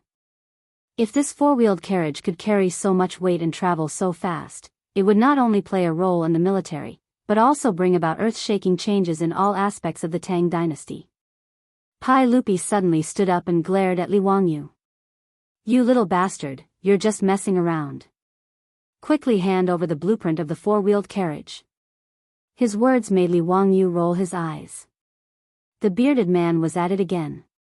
Why did the officials of the Tang dynasty want to rob him of all the good things he had? Didn't they have any awareness of copyright in business? Or had they been infected by Qing Yaojin? He was a bandit from Wagong village. Li Wangyu cupped his hands and said, "I can give the blueprint of the 4-wheeled carriage to the imperial court, but I have a condition. I hope you 2 Langjuns can agree to it." Pai Lupi rolled up his sleeves and was about to hit him. He really didn't treat Li Wangyu as an outsider now. This tired guy was simply a treasure given to the Li clan by God. Therefore, the more he didn't treat Li Wangyu as an outsider, the more impolite he was and directly put on the attitude of an elder. He was ready to learn from Qing Yaojin and teach this bastard a lesson with a slap so that he dared to negotiate with him. Seeing that the bearded man was about to hit him, Li Wangyu quickly hid behind Feng Xianling and shouted, "A gentleman uses his mouth, not his fists. Let's talk nicely." Feng Xianling didn't know whether to laugh or cry at this uncle and nephew pair. Speaking of which, Pai Lupi should be regarded as Li Wangyu's distant uncle. Their relationship hadn't gone beyond the 5 generations. The 5 generations included the male descendants and their spouses from the great ancestor to the great ancestor. The 9 generations from the great ancestor to the great ancestor were usually called the 9 clans of the clan. Li Wangyu's father, Li Zhou, and Pai Lupi were cousins. Pai Lupi was Li Wangyu's 4th uncle, and Li Wangyu was Pai Lupi's 2nd nephew. As the saying goes, relatives don't go beyond the 5 generations. If they went beyond the 5 generations, they really weren't relatives. However, Pai Lupi knew this, but Li Wangyu didn't know that the bearded man in front of him was his uncle, Li Shimen, the emperor of the Tang dynasty. Feng Xianling grabbed Li Wangyu and said, "Xiao Lang, tell us, what are your conditions?" Li Wangyu confirmed that Pai Lupi wouldn't hit him for the time being, so he replied carefully, "Hey, I don't ask for much. Just give me Chang and city." His words almost made Pai Lupi and Feng Xianling faint. How could this guy say that? Give him Chang and city? Pai Lupi began to roll up his sleeves again. This bastard, I can't let him go without beating him. When Li Wangyu saw that Pai Lupi was about to roll up his sleeves again, he knew that he didn't make it clear. He hurriedly explained, "I'm going to organize the people in the village to use 4-wheeled carriages for transportation. What I mean is that I'll be responsible for the transportation of the merchants in Chang and city." Pai Lupi stared at him and said, "Make it clear. I'll use the blueprint of the 4-wheeled carriage in exchange for the concession in Chang and city. All the merchants in Chang and city who want to use 4-wheeled carriages to transport goods can only find the 4-wheeled carriages of our Dingzhou village. What do you think?" Li Wangyu asked carefully. Chang'an City was the most prosperous and affluent place in the Tang dynasty. As long as the four-wheeled carriage transportation business in Chang'an City belonged to him, wouldn't he make a lot of money? Pai Lupi understood his plan and his expression eased a little. However, he still snorted coldly and said, "Humph, you don't want to make progress. Since you're so talented, why don't you take the exam and become a scholar? You think about these merchants every day. You're really a disgrace to your parents." His words made Li Wangyu dislike him even more. "Who are you? Are we close? How dare you scold me in such an elder tone? My parents didn't give me any advice before they passed away. They only left me with a debt of $2 million. Why can't I make money with my own ability? I don't steal or rob. It's better than someone who takes other people's things, right?" Li Wangyu was implying that Pai Lupi stole his four-wheeled carriage blueprint. Pai Lupi was so angry that he almost went berserk again.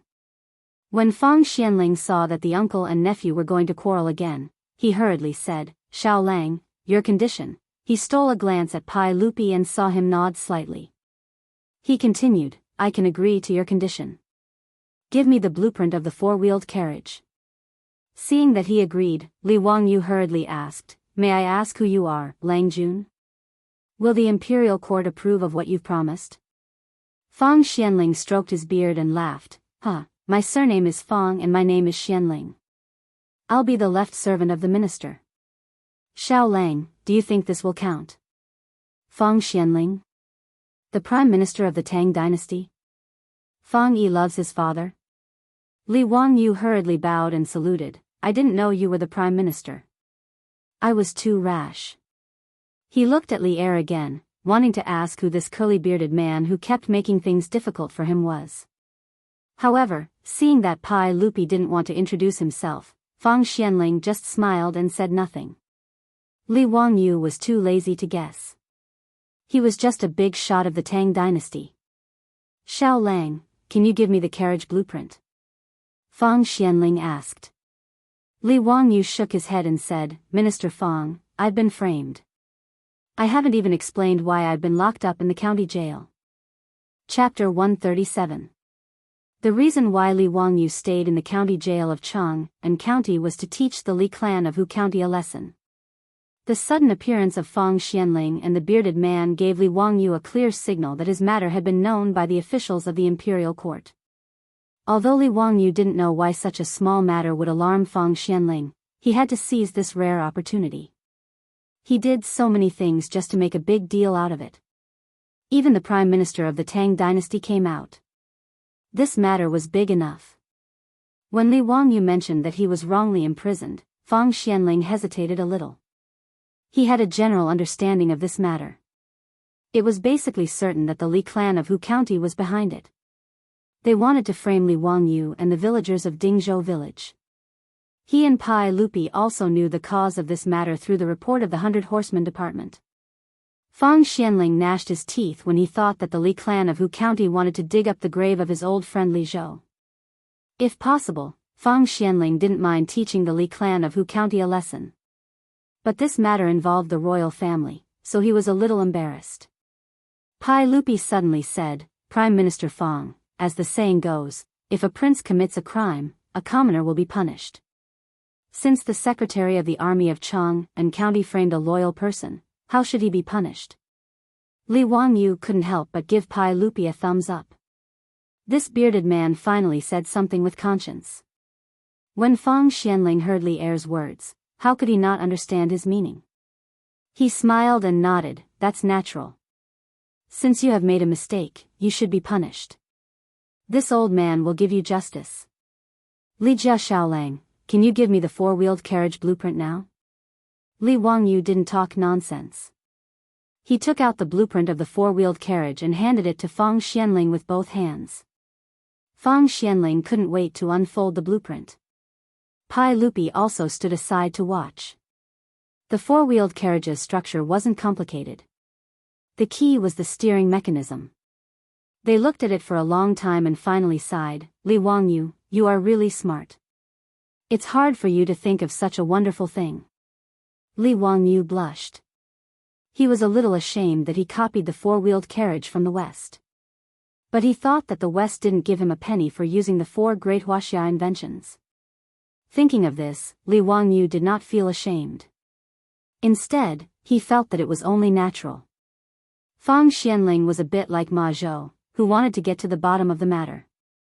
She pointed to the drawing and asked, Xiaolang, why can the carriage's load increase so much with 2 more wheels? How to answer this question? It seemed to involve the problem of physical pressure. 4 wheels were more uniform than 2 wheels, so the pressure on the ground was less, so it was easier for the horse to drag it. In addition, the load of the wheels was not borne by the horse. The horse could pull the carriage with all its strength. It seemed to be the truth. Li Wangyu, a second-rate liberal arts student, could only explain it in this way. But how could he explain to Fang Xianling what pressure was?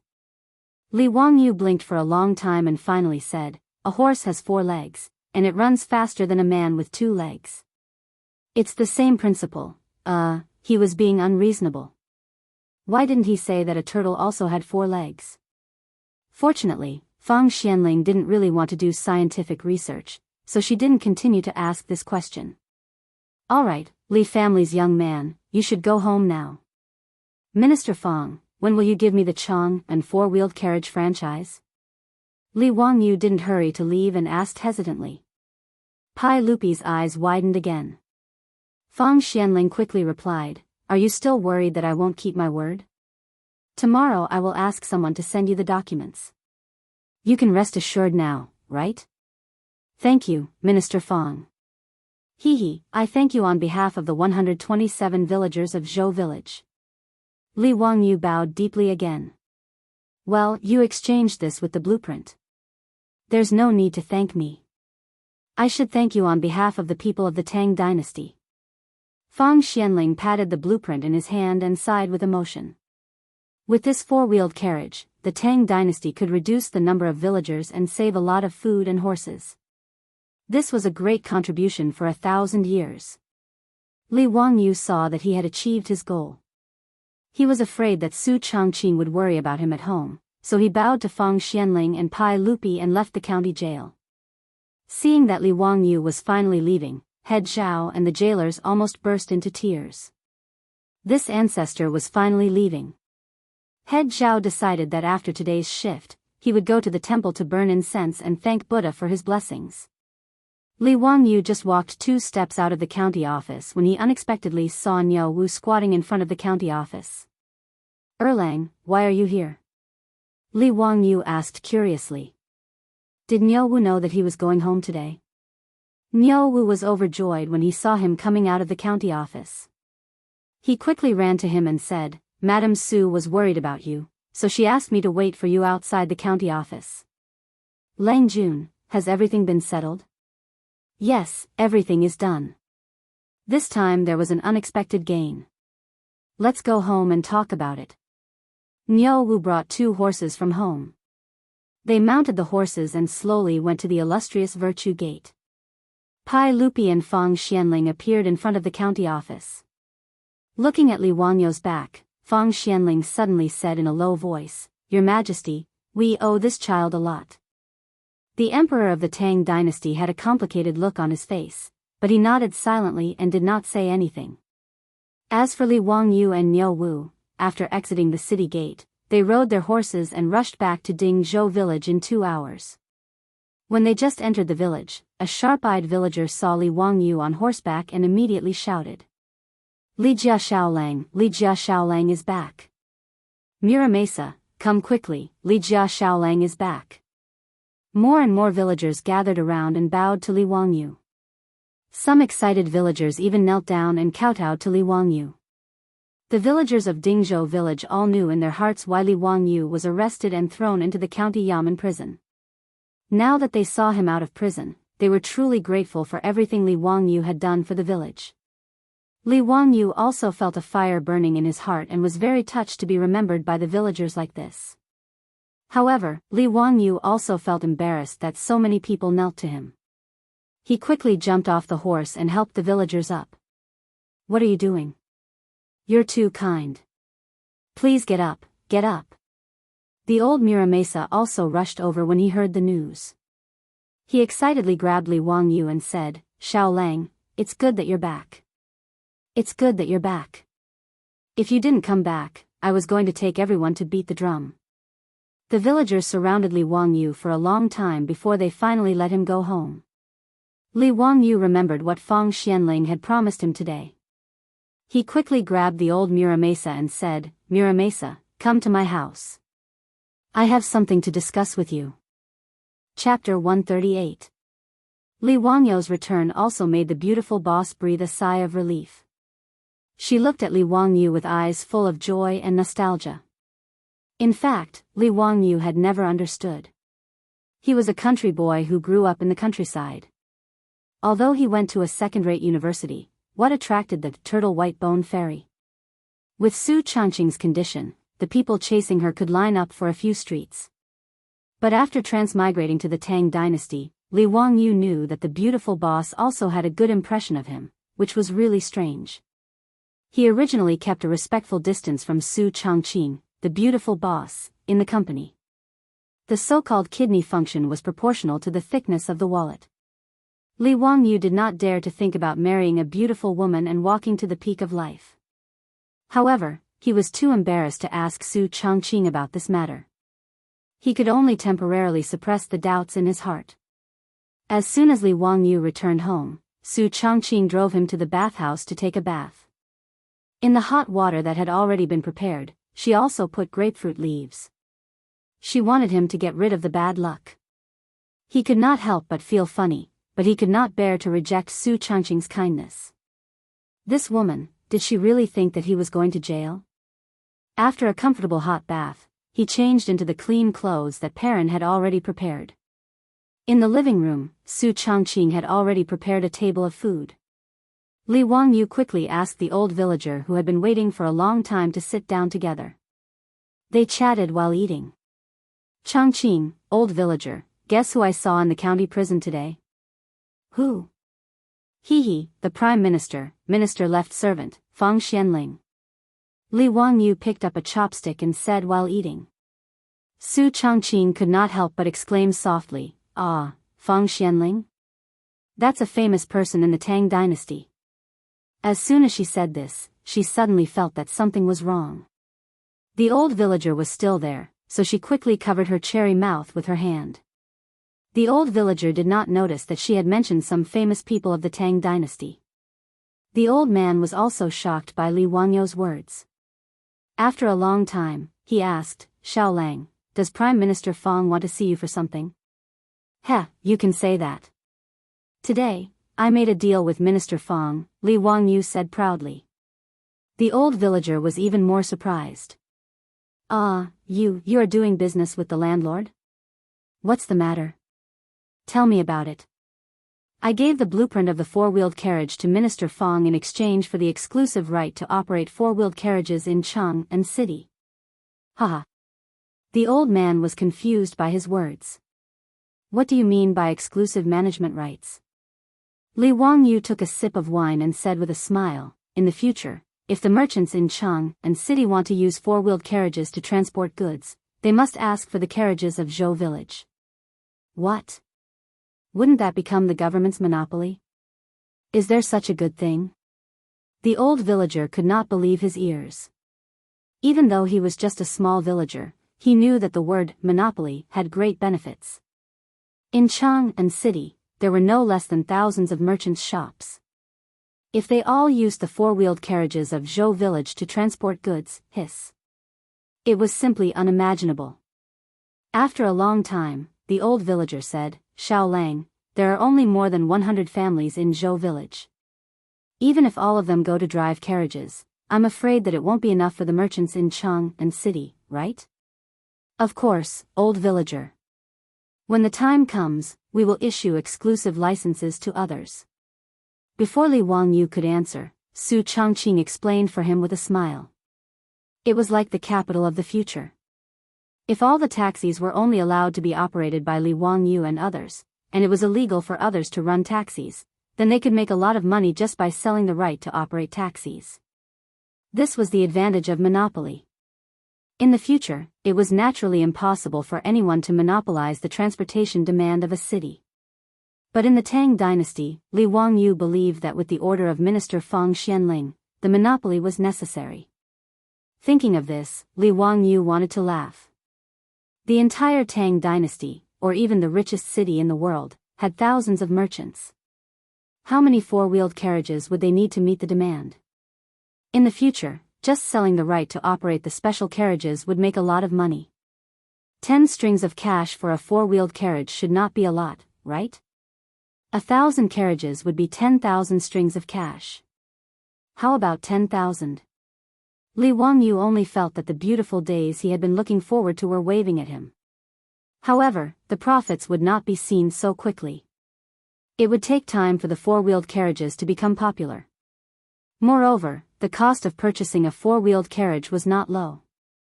Just the 4 horses alone would cost about 40 strings of cash, and this did not include the cost of the carriage. The carriages that they built for this trip to Yinzhou were all made in a hurry. They did not use much iron and the workmanship was also very rough. On the way back, many of the carriage's axles were broken. Fortunately, they had considered this situation before they set off and brought a lot of spare axles, so they did not waste any time. Even so, after running nearly 2,000 miles to and from Yinzhou, the four-wheeled freight carriages that were made in a hurry were almost in a half-broken state. Since the convoy came back, the village's carpenter Lu had been busy repairing and improving the carriages with his 3 sons. Therefore, if they wanted to popularize the four-wheeled carriages, they would have to invest a lot of money first. Li Wangyu estimated that it would take at least half a year for the four-wheeled carriages to become popular in the Tang dynasty and become the main means of transportation. The old villager finally digested the good news that Li Wangyu brought back and asked, "Xiao Lang, what are you going to do about this?" Li Wangyu looked at his beautiful boss with a smile. Su Chongqing was better at this kind of thing than he was, so it was better to let her plan it. When it came to business, the beautiful boss immediately recovered the shrewdness of an elite woman in the modern workplace. After thinking for a while, she replied, "Old villager, what I mean is that my Li family and the 127 families of Dingzhou village will cooperate to do this business." "How do we cooperate?" "My Li family will take 50% of the profits from the four-wheeled carriage franchise in Chang'an. The village will use copper coins to contribute. This time, we earned more than 900 strings of cash. Each family will contribute a little more to gather 1,200 strings of cash, which will be used to buy horses and build carriages. This will also take 50% of the profits. The 50% of the profits in the village will be divided equally between each family. What do you think?" Su Chongqing's words made the old villager wave his hand again and again. "Madam Su, this can't be done, can't be done.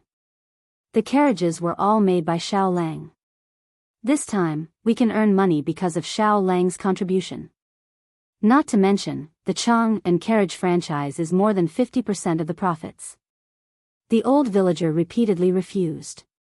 Su Chongqing's suggestion made him feel that he was taking advantage of the Li family. Su Chongqing didn't feel that she was at a disadvantage. Although technology was productivity, in the end, it couldn't be separated from the simple and honest villagers of Dingzhou village. At the same time, Su Chongqing also deliberately wanted to tie the 127 families of Dingzhou village to the Li family. She couldn't be blamed for thinking this way. For her beautiful boss, there was no sense of security in the Tang dynasty. Especially this time, Li Wangyu's imprisonment. Although it was his own plan, it also made Su Chongqing realize that the Tang dynasty, where officials were based on power, wasn't necessarily so beautiful. While the old villager and Su Chongqing were discussing the shares, the Li clan of Huxian ushered in a storm. Chapter 139.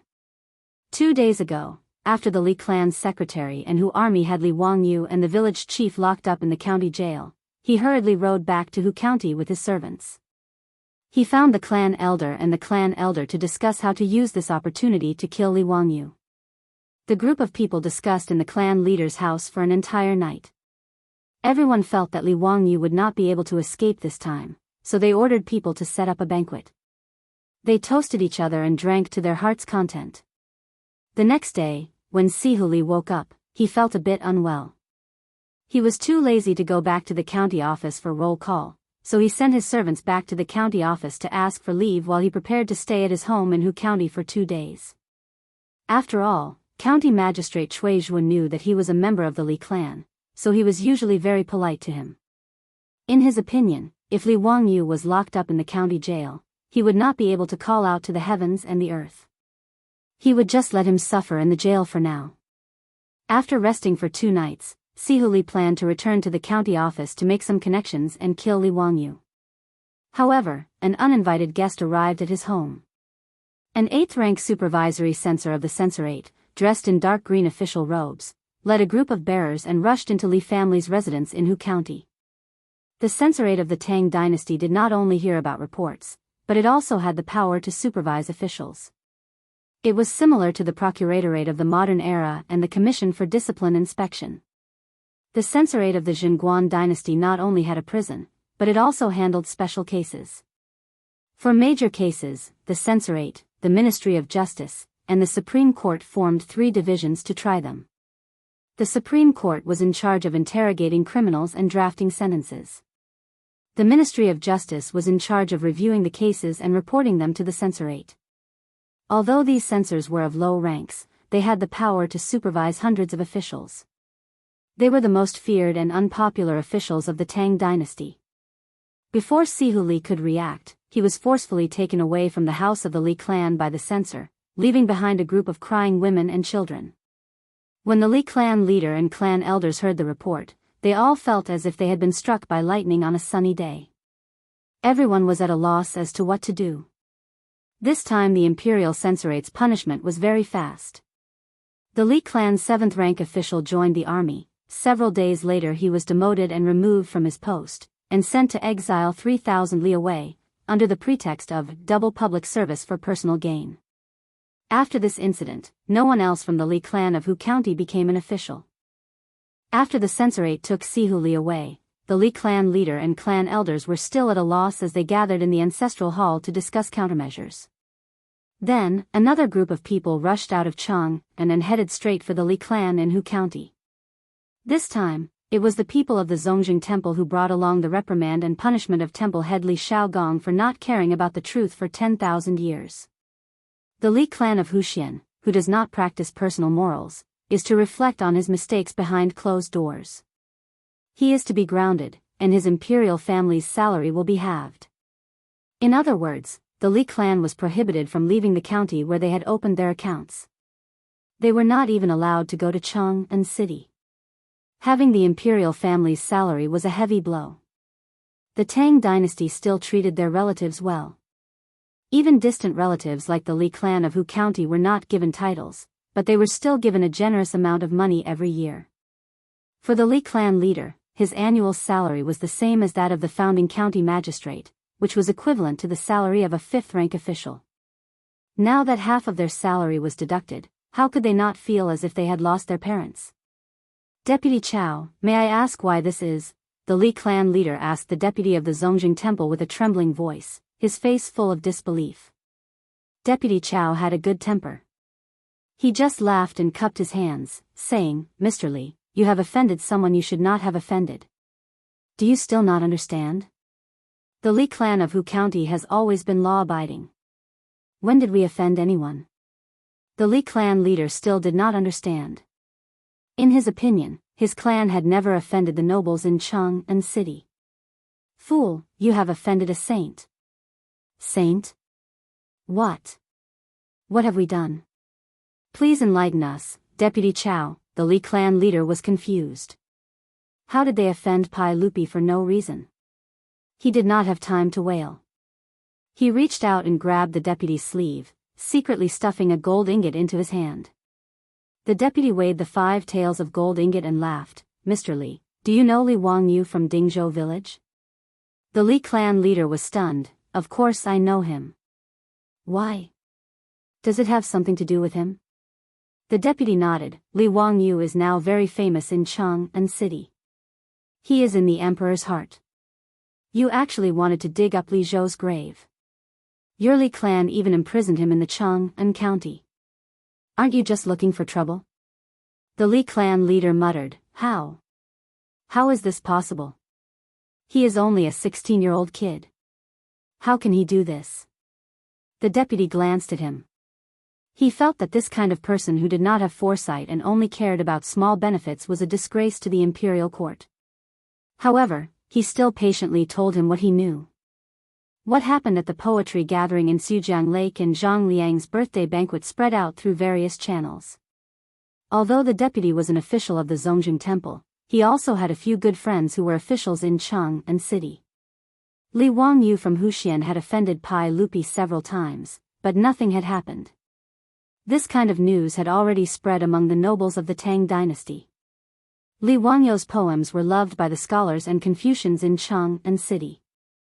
Even the most popular songs sung by the prostitutes in Pingkong Square were Li Wangyu's poems. Early this morning, the deputy of the Zongjing Temple, Li Shaogong, was summoned to the palace by the sage. After returning to the Zongjing Temple, Li Shaogong angrily called Deputy Chao over and asked him to go to the Li clan in Huxian to reprimand this group of bastards. Hearing the deputy say these things in a low voice, the Li clan leader was so shocked that his scalp went numb. He could not stand steadily and fell to the ground. This child. He couldn't even speak clearly. The deputy saluted him with a slight disdain and left. As far as he was concerned, the Li family of Hu County must have been out of their minds to expel a Qilin like Li Wangyu from the clan. The elders of the Li clan were also stunned. No one would have thought that everything that happened today was because of the young man who was kicked out by them. It was too late to regret. After understanding all of this, the Li clan leader and the other elders seemed to have aged several years in an instant. Their bodies became more bent and they looked senile. Li Gui suddenly ran in from outside and shouted, "Grandfather, that bastard Li Wangyu was released by the Cheng and county government." Before he could finish his words, he heard a crisp slap. Li Gui covered his rapidly swollen cheek with one hand and looked at the clan leader in disbelief. His grandfather had never hit him even once since he was young. "Bastard, you are not allowed to provoke that Li Jia Shaolang in the future. Do you want to kill our entire clan?" The Li clan's patriarch roared at Li Gui with all his might. He used so much force that even his face turned red. Li Gui covered his burning face and cried in grievance. He didn't even understand why he was being beaten. While the Li clan was bustling, Li Wangyu's home was even more bustling. And this bustling was the trouble that Li Wangyu found himself. He had given Ma Zhou a question and Ma Zhou had solved it. Chapter 140. On the day that Li Wangyu returned home from the county prison, Su Changqing and the old village chief discussed for a long time. In the end, they more or less decided on the matters of the carriage business partnership. Dingzhou village would invest 1,200 strings of copper coins, 40% of the shares, and the Li family 60%. The 1,200 strings of copper coins would be used to build sturdier and more durable freight carriages, as well as to purchase horses. As for the specific operation of the carriage business, the beautiful boss naturally wouldn't let them have the management rights. Regarding this, neither the old village chief nor Li Wangyu had any objections.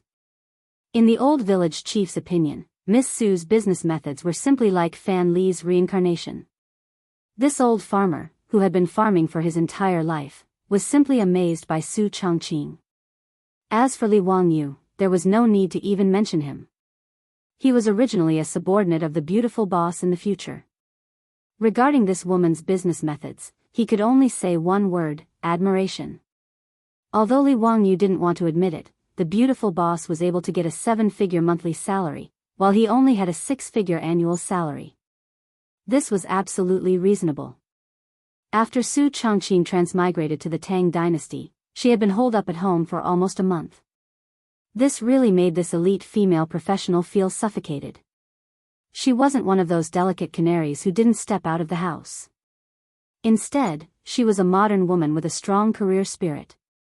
If she didn't do anything and just stayed in the house all day doing housework, washing clothes, cooking, and taking care of the children, it would be more painful than killing her.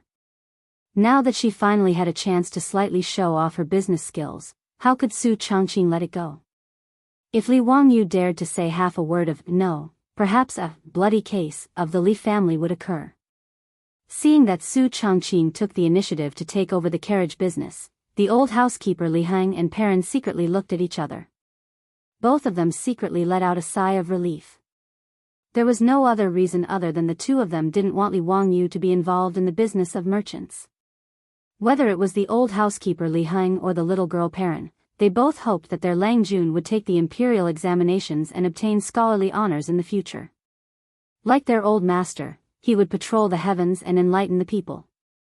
This was the right path. Merchants, on the other hand, were not allowed to participate in the imperial examination.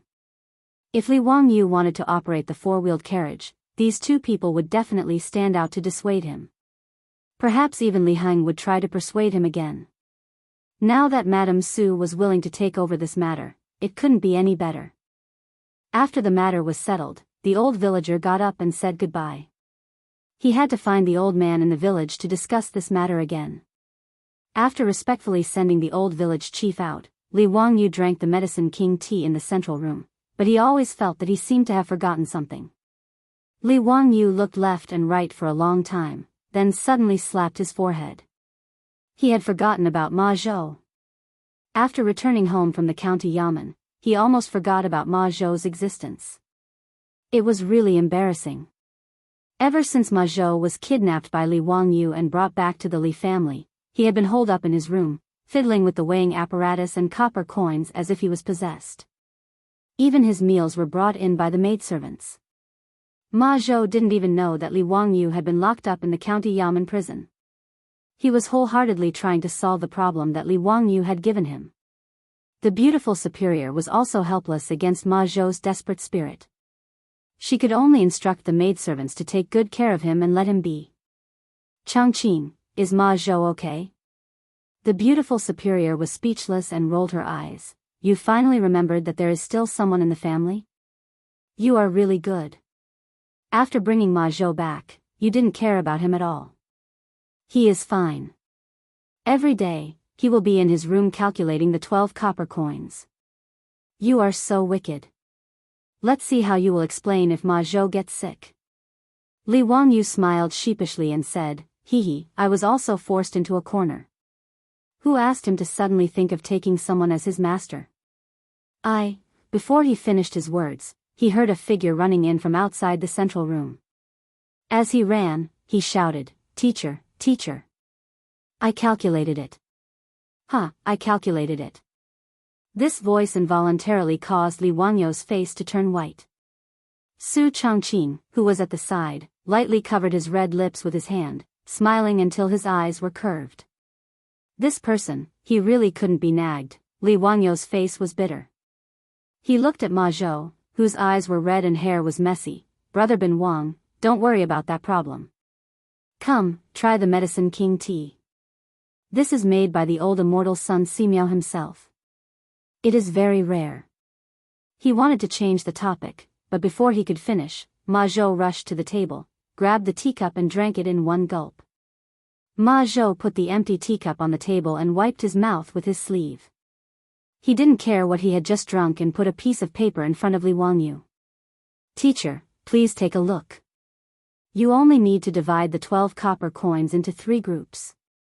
Ma Zhou explained the correct answer that he had finally figured out after thinking hard for a few days. The solution to this problem was so difficult, but it made Ma Zhou even more determined to take Li Wangyu as his teacher. Li Wangyu really didn't expect that Ma Zhou could really solve this logical reasoning problem. This made him feel a little awkward. Brother Bin Wang, this problem, yes, your answer is correct. Come, have some tea, have some tea. Li Wangyu wanted to change the topic again. Ma Zhou didn't give him the chance. He stared at Li Wangyu seriously and asked, "Teacher, can you accept a disciple now?" Hearing Ma Zhou's words, Li Wangyu felt a headache coming on. He looked at Su Changqing for help, hoping that she could help him say a few words to resolve the situation. The current situation was too awkward. Su Changqing smiled sweetly and said to Ma Zhou, "Ma Zhou, Wangyu will keep his word." How can a man not keep his word? A gentleman keeps his word, What the hell? surnamed Su. Don't think that you can hit someone when they're down just because you're good looking. Li Wangyu almost choked to death by Su Changqing's words. Was that what he meant?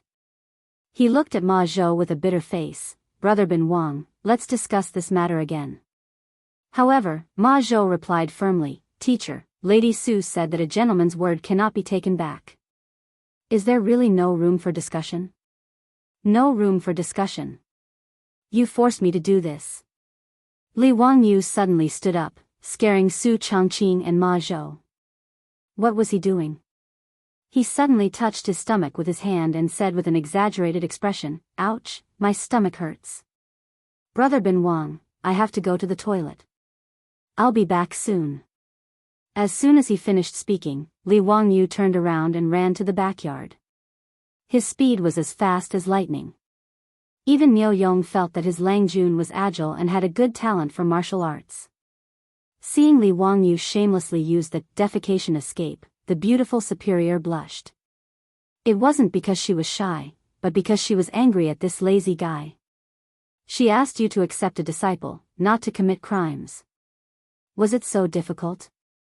Su Changqing said to the dumbstruck Ma Zhou, you wait a moment, I will go and catch him. After saying that, he stood up, his small waist swaying as he walked towards the rear courtyard. Li Wangyu hid in the bathroom in the backyard for a while. He felt that he could hide for a while. Just as he opened the bathroom door sneakily and was about to sneak back to his room, a slender hand reached out from behind the door. Before Li Wangyu could react, the hand grabbed his ear and twisted it gently. Above Dingzhou village, there was a mournful howl that made those who heard it cry and those who heard it cry. Chapter 141. The beautiful boss grabbed Li Wangyu's ear and laughed happily. Changqing, let go. My ear is going to fall off. Su Changqing glared at him angrily and let go. Are you going to run or not? No, I'm not going to run. Changqing, what are you doing? Don't you know what I majored in college? If I become Ma Zhou's teacher, what can I teach him? Li Wangyu rubbed his red ear speechlessly. This little girl really hit him hard. Su Changqing stroked her hair. Since you promised him, there's no reason to go back on your word now. As for what to teach, isn't it simple?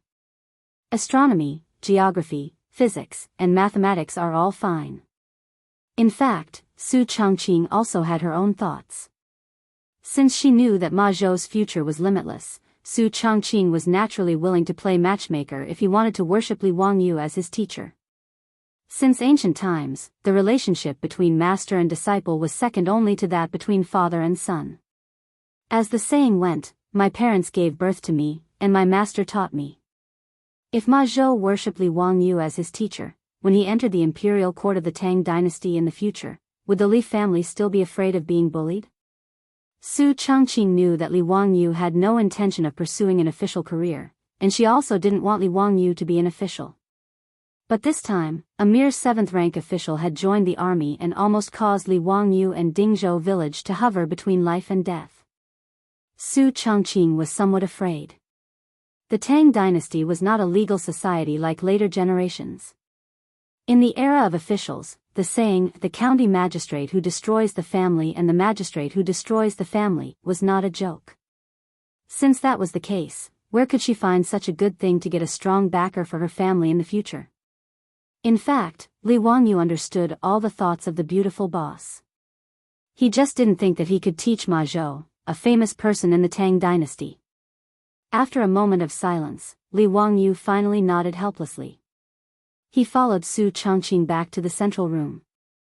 Ma Zhou couldn't help but be overjoyed. Teacher, are you willing to accept me? Li Wangyu cursed in his heart. Since you insist on becoming my disciple, then don't blame me for teaching you astray in the future. He nodded and asked solemnly, Brother Bin Wang, have you thought it through? I really don't have anything to teach you. All I know is some miscellaneous things like essays, poems, political theories, laws, scriptures, and moi. I'm not good at these. Li Wangyu also didn't want to cheat Ma Zhou. The knowledge he had was basically useless in the Tang dynasty. Whether it was to participate in the imperial examination or become an official, it was useless. Ma Zhou didn't hesitate at all. He directly knelt down and kowtowed to Li Wangyu 3 times. I'm willing to learn. It's my honor to be taught by you. Seeing Ma Zhou so determined, Li Wangyu didn't argue. In that case, I'll accept you as my disciple. Get up. Hearing Li Wangyu's words, Ma Zhou couldn't help smiling. He went to the table and poured a cup of tea. He respectfully handed it to Li Wangyu. This was the tea for the apprenticeship ceremony. Li Wangyu took the teacup, took a sip, and put it back on the table. It was the completion of the apprenticeship ceremony. Since ancient times in Huaxia, the apprenticeship ceremony was like this. The establishment of the apprenticeship relationship was relatively simple. It was just a ceremony of admiration and cultivation. There was no formal apprenticeship ceremony. Brother Bin Wang. Li Wangyu just opened his mouth but was interrupted by Li Zhou. Teacher, since I've already been apprenticed, you can call me Bin Wang. Li Wangyu smiled and nodded. Bin Wang, I know a little about astronomy, geography, physics, and mathematics. Which aspect do you want to learn? Ma Zhou was stunned. Astronomy, geography, physics, and mathematics? The little teacher he apprenticed to knew a lot. He was excited and deeply bowed. If possible, I want to learn all of them. Li Wangyu nodded and was about to send Ma Zhou back to rest. Suddenly, he remembered that in a TV series, when a master accepted a disciple, he would say something pretentious to teach him a lesson. He thought for a moment and thought of a sentence. Bin Wang, you can stay in my residence and learn slowly. I only have one sentence for you. Constantly strive for self-improvement and be virtuous. I hope Bin Wang will remember it in your heart. Constantly strive for self-improvement and be virtuous. Ma Zhou heard it and couldn't help but murmur. His eyes lit up. Teacher, this is the Qian hexagram and the Kuan hexagram in the Book of Changes. A gentleman should be unyielding, not avoid difficulties and constantly strive for self-improvement. A gentleman should increase his virtue and be tolerant of all things. Thank you, teacher, for your advice. I will remember it. Li Wangyu pretended to be profound and smiled but didn't say anything. After Ma Zhou left, the beautiful superior leaned close to his ear and whispered, wicked or not, copying the motto of Tsinghua University and using it as a lesson for your own disciple? The phrase, constantly strive for self-improvement and be virtuous, was the famous motto of Tsinghua University in the future. It was put forward by Liang Qichao in a speech at Tsinghua University.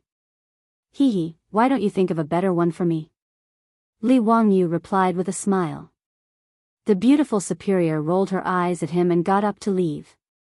However, she was stopped by Li Wangyu. What? Don't go. Help me think of what to teach Ma Zhou. How to do the lesson plan. Li Wangyu pulled the beautiful superior's sleeve and said.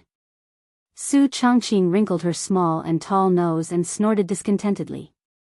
Humph, what does this have to do with me? Li Wangyu said angrily, why doesn't it have anything to do with you? Just now you forced me to accept Ma Zhou as my disciple. Now you can't run away. Besides, I'm just a second-tier e-commerce major. I can't compare with you, a graduate of the business administration major of the University of Pennsylvania. You can't leave me in the lurch. Su Chongqing had no choice but to agree with him.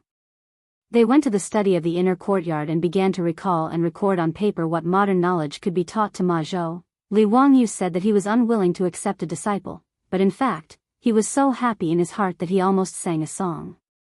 It was really a sense of achievement for a historical celebrity like Ma Zhou to worship him as a teacher.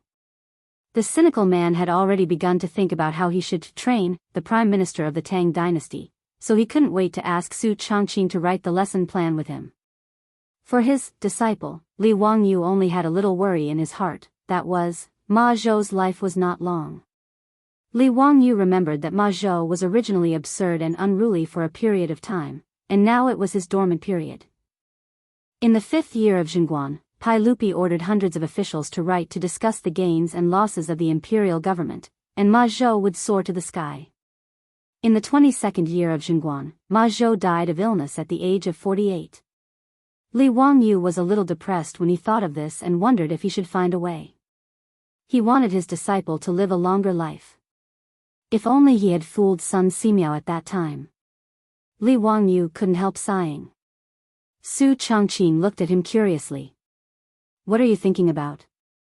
I'm thinking about why I didn't keep the old Taoist Sun Simiao, the king of medicine. What a pity. He didn't know that Sun Simiao, the king of medicine, had walked into the trap and built a Taoist temple on the hillside of his home in Dingzhou village. After returning from transporting official grain from Yinzhou, the beautiful boss forgot to tell him about it. After that, a lot of messy things happened, and he forgot about it. The beautiful boss's beautiful eyes flickered a few times, and she covered her mouth and chuckled. It's simple. Before she finished speaking, she heard the old butler Li Heng gently knocking on the door. Lang Jun, there are guests in Chang'an. Li Wangyu was a little surprised. Why were there guests again? Was it Qing Chumo and his group of playboys? Who's here? Yan Liben, Yan Xiaojian, is from Jiangzhou. Chapter 142. Li Heng's reply made Li Wangyu somewhat stunned. Yan Liben? A famous politician and painter in the early Tang dynasty who was famous for his paintings. Several of his later works were handed down from generation to generation. Li Wangyu was naturally interested in making friends with such a famous person from the Tang dynasty. But why would Yan Liben suddenly come from Chang and to Dingzhou village to visit him for no reason? He had never met him before, so why did Yan Liben visit him? Even the beautiful boss knew about Yan Liben's reputation. When she was studying in the United States, she once went to the Boston Art Museum and saw Yan Liben's Emperor's painting. Hearing that Yan Liben was visiting, the beautiful boss also got up and followed him out, wanting to see the style of a famous person. In the central room, a young man in a scholar's robe was sitting beside a few tables. Li Wangyu felt that he looked familiar at first sight. After thinking for a while, he recalled that this young man was the one who commented on his sketch, Goddess Luo's painting, in Zhang Liang's mansion that day. It turned out that he was Yan Liben. So it's Junior Supervisor Yan. Zio didn't go out to meet you. I hope Junior Supervisor Yan can forgive me. Li Wangyu cupped his hands and greeted Yan Liben. After both sides greeted each other, Li Wangyu introduced Su Chongqing to Yan Liben. After some formalities, Li Wangyu curiously asked. Junior Supervisor Yan, what's the matter today? Yan Liben straightened his clothes and directly knelt down to Li Wangyu. Liben came uninvited today. I'm here to take you as my master. His words were like a thunderclap, shocking Li Wangyu and Su Chongqing to the point that they were both stunned.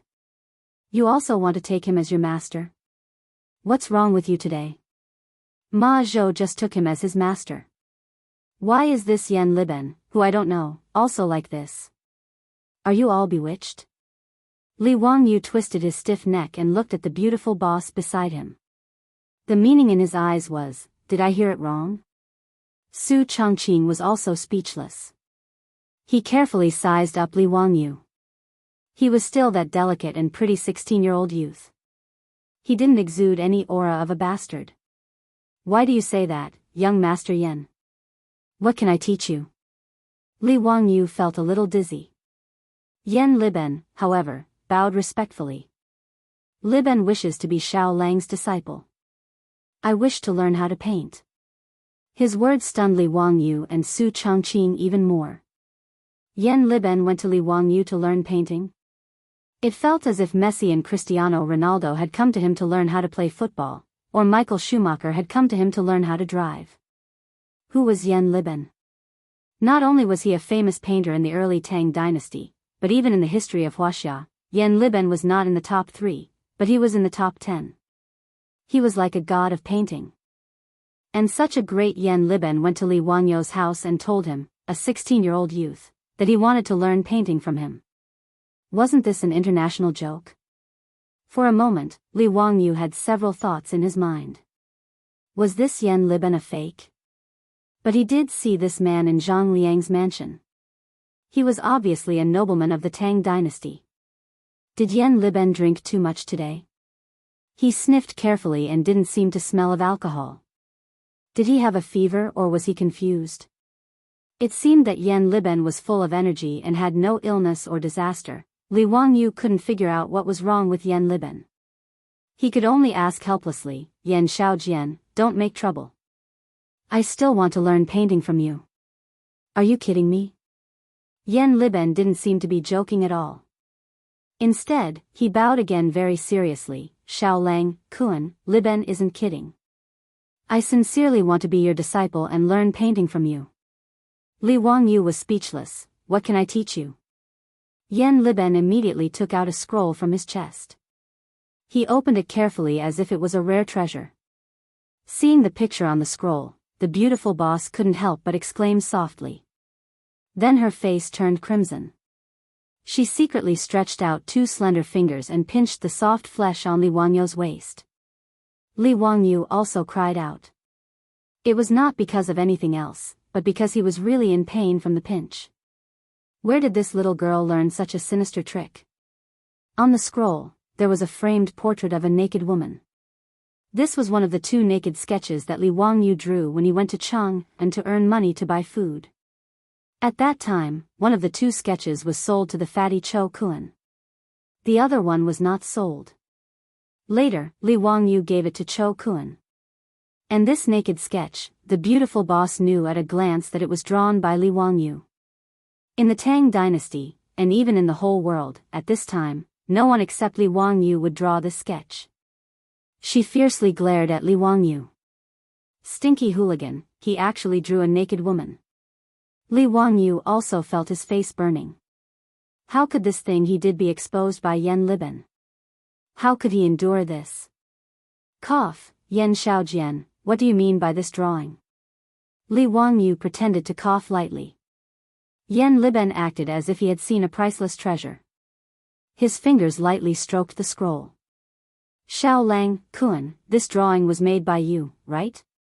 Li Ben wants to learn this unique painting technique. I hope Mr. can teach me. Li Wangyu subconsciously prepared to refuse. In front of the beautiful boss, no matter what, he could not admit that this drawing of a naked woman was drawn by him.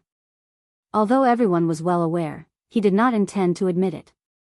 Yen Xiaojian, why do you say this? This drawing is very unique. This is also the first time I've seen it. How can I teach you any drawing technique? Yen Liben raised his head in shock and asked in confusion, Xiao Lang, Kuan, at Chongping County Duke's residence, wasn't it you who presented the goddess of Luo painting? Why do you say this is the first time you've seen it? Li Wangyu was choked by his words. He almost choked to death on his own saliva. *CK, I forgot about this, cough, cough, cough, this is the second time I've seen it. But I went to the Chou residence. Duke Cho admitted that this drawing was made by Xiao Lang, Kuan and gave it to me. Yen Liben said with a smile, his eyes revealing a trace of craftiness. Li Wangyu was speechless. He thought that Yen Liben was an honest person. He could imagine that as a fourth-rank assistant minister of the Ministry of Justice, a junior supervisor, going to a merchant family like the Cho family to ask about him, the Cho family might not keep it a secret for him. The truth was so. Yen Liben could tell that the drawing that Li Wangyu made was not an ancient drawing. However, he was smart enough not to say anything. After the birthday banquet at Zhang Liang's residence, he went to the Cho family in Cheng, and who presented the drawing. Using this point, he was able to trick Cho Yuanliang into revealing that the person who drew the drawing was Li Wangyu from Hu County who presented the drawing that day. This drawing was also sold to him by the Cho family. After receiving the drawing, Yen Liben loved it so much that he could not put it down. He framed it and studied it every day. He also tried to copy it, but he could not get the hang of it. After studying it for many days, Yen Liben finally could not hold back his desire for this unique drawing technique and came to ask for a master. After the beautiful superior came back to her senses, she kept blinking at Li Wangyu. There was only one meaning: quickly accept this disciple. Chapter 143. In the eyes of the beautiful superior, one sheep was the same as herding a flock of sheep. Ma Zhou was just a potential stock, while Yan Liben was a blue chip. A fourth-rank official wanted to be Li Wangyou's disciple. Where else could you find such a good deal? Li Wangyou hesitated. It wasn't that he didn't want to teach him sketching skills, but he suddenly thought of a sentence that Yan Liben once said to his descendants in history. Old Tang Dynasty, the biography of Yan Liben, recorded, "When I was young, I was fond of reading. Fortunately, I was spared from facing the wall. But with my insight, there is no greater humiliation than being a servant. You should be warned not to learn this." This was what Yan Liben said himself. He meant that he had read books and poems since he was a child. Whether it was writing or discussing policy, he was definitely not inferior to his colleagues. Now, he also held an important position, but because he was good at drawing, he was called a painter, and was ordered around like a lowly servant. He felt deeply humiliated by this, and they should also learn from it. Don't let this small trick bring shame to them. Li Wangyou once saw Yan Liben say this in a history book. He deeply sighed about the low status of painters in the Tang dynasty. Even Yan Liben, who used to be a prime minister, felt that being a painter was a disgrace, let alone other people. So when he heard that Yan Liben wanted to learn sketching skills from him, Li Wangyou was very hesitant. He felt that he should persuade Yan Liben not to be obsessed with this small trick, so that he wouldn't regret it in the future. "Young Master Yan, drawing is just a small trick. Why be obsessed with it? It's fine if you're bored. If young Master Yan is really interested, we can exchange ideas. There's no need to be a disciple." In response to Li Wangyou's sincere persuasion, Yan Liben was silent for a moment before he said in a deep voice, "I appreciate Mr. Xiao Lang's kindness. Although drawing is just a small trick, I love it deeply and have never thought of giving it up. So, please accept me as your disciple and teach me drawing skills, Mr. Xiao Lang. Young Master Yan, I'm just a commoner, and I'm only 16 years old. If you want to take me as your master, it won't be good for your reputation," Li Wangyou persuaded again. "Don't worry about it. Confucius said, among the three of us, there is bound to be a teacher.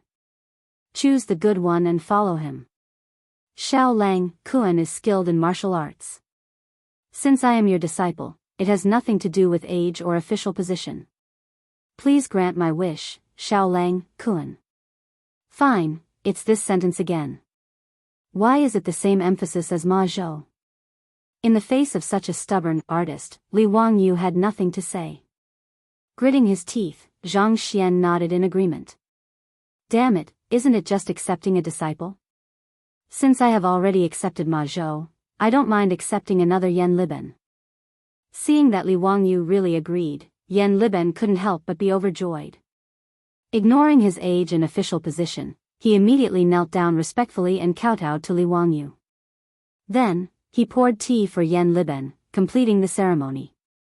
Within a day, their Lang Jun had accepted 2 disciples. This made the old housekeeper and the others smile so widely that they couldn't close their mouths.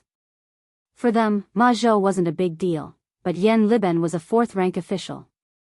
For such a person to become their Langjuan's disciple, Li Heng and the Niu brothers couldn't help but straighten their backs. Especially Niu Wu, his admiration for his elder brother was unparalleled. No wonder his elder brother wanted to become a member of the Li family. His foresight, tsk, there was nothing to say. Previously, the county magistrate of Chang'an County was only a 6th-rank official, but he dared to order people around. Now that a 4th-rank official had become his Langjuan's disciple, let's see who would dare to cause trouble for the Li family in Dingzhou village. Li Wangyou found Ma Zhou and introduced him to Yan Liben. Hearing that the other party had become Li Wangyou's disciple, Xiao Lang's disciple, Ma Zhou and Yan Liben both felt a sense of closeness. Student Ma Zhou, courtesy name Bin Wang, greets brother Liben. Student Yan Liben greets brother Bin Wang. The 2 of them were the same age and had become Li Wangyou's disciple on the same day. This made the 2 of them feel like they hit it off. However, the way the 2 of them addressed each other made the beautiful superior open her mouth wide and look at Li Wangyou in disbelief. "Student? Why don't you just say hello? You also transmigrated? What are the 2 of them talking about?" student? Su Changqing bit Li Wangyu's ear and asked softly. Li Wangyu was stunned for a moment and then laughed loudly. After a long time, he explained in a low voice, student isn't something that only exists in the future. It's in the Book of Han. People who are under the same teacher can be called students. Su Changqing knew that she had made a mistake again. Her face turned slightly red and her fingers secretly pinched Li Wangyu's waist. Li Wangyu wanted to slap himself. How could a beautiful woman be made fun of so casually? This was retribution. After Yan Liben became his disciple, Li Wangyu didn't hide anything and introduced him to the basics of sketching. Ma Zhou also listened with great interest. Although he wasn't good at painting, he knew how to play the zither, go, calligraphy, and painting. Naturally, he wasn't unfamiliar with painting. After seeing the sketch of a naked woman brought by Yan Liben, Ma Zhou was once again amazed by Li Wangyu. He even asked Yan Liben for the sketch shamelessly, but was mercilessly rejected by Yan Liben. Therefore, Li Wangyu taught Yan Liben the skills of sketching and painting. Ma Zhou also listened and learned from him. He felt more and more that his decision to become Li Wangyu's disciple today was very correct. Sure enough, there were still many things in this little teacher's mind that were worth learning. After Yan Liben and Ma Zhou heard about three-dimensional perspective, light and shadow projection, and other sketching techniques, their eyes lit up. These were things that they had never learned or touched before when they were learning to paint. Teacher, how long do you think you can teach me these? Yan Liben rubbed his hands excitedly and said. Li Wangyu was speechless. He was really a painting addict. He couldn't wait to learn new skills. Seeing that it was still early, he simply asked Li Heng to get charcoal and paper and started the first painting lesson in the history of the Tang dynasty. When the sun set in the west, Yan Liben reluctantly said goodbye and left. Because the civil servants of the Tang dynasty had to go to bed every 10 days, Yan Liben could only come to Dingzhou village once every 10 days to learn sketching from Li Wangyu. This made him very annoyed that he had too little time. Ma Zhou was very proud of this. He lived in the teacher's house and could ask for advice at any time. After Yan Liben left, Li Wangyu looked at Ma Zhou, who was packing up his painting tools, and then remembered what Su Changqing wanted to say in the study. Changqing, what were you talking about in the study room earlier? What is simple? The beautiful boss smiled and said, Oh, I forgot to tell you before. I gave away the hillside land at home. What? Gave it away? Who did you give it to? Li Wangyu was shocked. This prodigal woman, he couldn't keep it anymore. She actually gave away a piece of land that was worth 1,000 strings of coins. King of Medicine, Sun Simiao. As soon as Su Changqing said this, Li Wangyu immediately froze for a few seconds. Old Taoist Sun Simiao? What does he want that land for? Taoist temple. Li Wangyu immediately understood. He laughed a few times, pulled the beautiful boss and ran out of the door. Let's go, take me to see it. Chapter 144. Under the setting sun, smoke rose from kitchen chimneys in Noda's Dingzhou village. The farmers who had worked in the fields for a day carried their tools and animals back to the village in exhaustion, but they had smiles on their faces. Chickens crowed and dogs barked in the village. The half-grown children played with each other and ran around. Occasionally, they would be yelled at by their elders to go home for dinner. There was a naughty child who tore his pants while climbing a tree and exposed his butt. The adults caught him and spanked him a few times. They scolded him as they dragged him home, causing the two to roar with laughter. When the farmers saw Li Wangyu and Su Changqing, they all showed bright smiles and warmly greeted them. When the men of Guangzhong ate, they were used to holding large bowls and squatting outside the houses to chat and eat. While it was a simple meal, and there was no meat or fish, they ate with great satisfaction. Roars of laughter occasionally came from the crowd. Some farmers saw Li Wangyu and the others and warmly invited them to eat at their homes. The two of them declined with a smile. Li Wangyu, who had been in a hurry to go to the slope to see the situation, slowed down his steps in front of this idyllic poem that no artist could paint. He slowly walked with Su Changqing through the village. A smile uncontrollably rose to the corners of their mouths. Wang Yu, don't you feel that the atmosphere in the village seems to be a little different? The beautiful boss suddenly asked. Li Wang Yu stilled and did not understand what she was referring to. Su Changqing smiled and explained, when we first came to Dingzhou village, while we were warmly welcomed by the villagers, I felt that everyone in the village had a layer of bitterness on their faces. Now, it hasn't even been a month, but the villagers are smiling even more. Li Wangyu carefully considered her words. It seemed to be true. Su Changqing continued, Wangyu, this is actually all your work. Me? What does it have to do with me? Li Wangyu did not understand. You came up with the water wheel, so the farmers didn't have to work so hard to carry water. You also lent 20 oxen to the village. This time, the corvée labor also allowed everyone to earn money. Adding all these together, these simple farmers naturally felt that their lives were better. Naturally, I'm in a good mood now that I'm living well. The beautiful boss's words made Li Wangyu somewhat embarrassed. He smiled sheepishly. Hee, actually, I didn't think about that. Su Changqing suddenly said seriously, Wang Yu, do you and I have the ability to let everyone in Dingzhou village live a good life? Could these simple and honest villagers live to the end of their lives, be useful to the strong, and be good to the young? Can you turn Dingzhou village into a paradise of the Tang dynasty? Why do you suddenly think so? Li Wang Yu was somewhat puzzled. Why would Su Changqing suddenly say this? The land is flat and spacious, and the houses are upright. There are fertile fields, beautiful ponds, mulberry and bamboo trees. Along the crisscrossed paths, chickens and dogs could be heard. Among them, the people who come and go, the men and women's clothes are known as outsiders. Yellow hair hangs down, and happy. Su Changqing suddenly recited a passage from a text she learned in middle school, Peach Blossom Spring. Then, she turned to look at Li Wangyu with a smile in her eyes.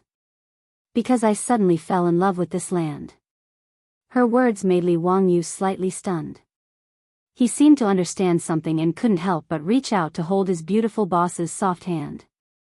Changqing, you will. Dingzhou village will definitely become a paradise of the Tang dynasty. I promise you. Whether it was Li Wangyu or Su Changqing, they both had their own relatives in the modern world. Li Wangyu's parents were still alive, but they could no longer see each other. It was the same for Su Changqing. Her parents, her friends, and her life had all become impossible to find because of this inexplicable transmigration. Everything had become memories. Li Wangyu heard Perrin whisper to him several times that Sister Su secretly cried alone in bed at night. He knew that his beautiful boss was homesick. She missed the home that she couldn't go back to after more than 1,300 years, therefore, Su Changqing had always resisted the fact that she had transmigrated to the Tang dynasty. In her heart, this was an unreal dream. Everything was like a game. However, the rural life of Dingzhou village that was full of life finally made her like this place. She fell in love with this place. Therefore, she hoped that this place could become the peach blossom spring in her heart. Su Changqing hoped that Dingzhou village could be turned into a paradise. Wasn't this also a kind of escape from reality? Ask what era it was now, but don't know the Han dynasty, whether it was Wei or Jin. Li Wangyu held Su Changqing's hand. The two silently looked at each other and understood each other's thoughts. The distance between the two was getting closer and closer. It was as if they could feel each other's heartbeat. Li Jia Xiaolang is embarrassed. Li Wangyu and Su Changqing both turned their heads in surprise. They saw a group of small children in the village surrounding them. They were making funny faces and singing nursery rhymes. The beautiful boss immediately realized that her hand was still held by Li Wangyu. She couldn't help but blush and struggle to break free. One must know that this was still the Tang dynasty. It wasn't the era where men and women hugged and kissed on the streets of the modern world. The two of them holding hands in the village could be considered a very out-of-line action. Therefore, these half-grown children in the village all ran over to watch the commotion. Even the villagers who were squatting at the door chatting and eating in the distance occasionally let out kind laughter. This made Su Changqing's face burn even more. He glared at Li Wangyu reproachfully before turning around and running back home. Li Wangyu was thick-skinned. He smiled at the group of children and said, "You little brats, what do you know? Do you know what a wife is?"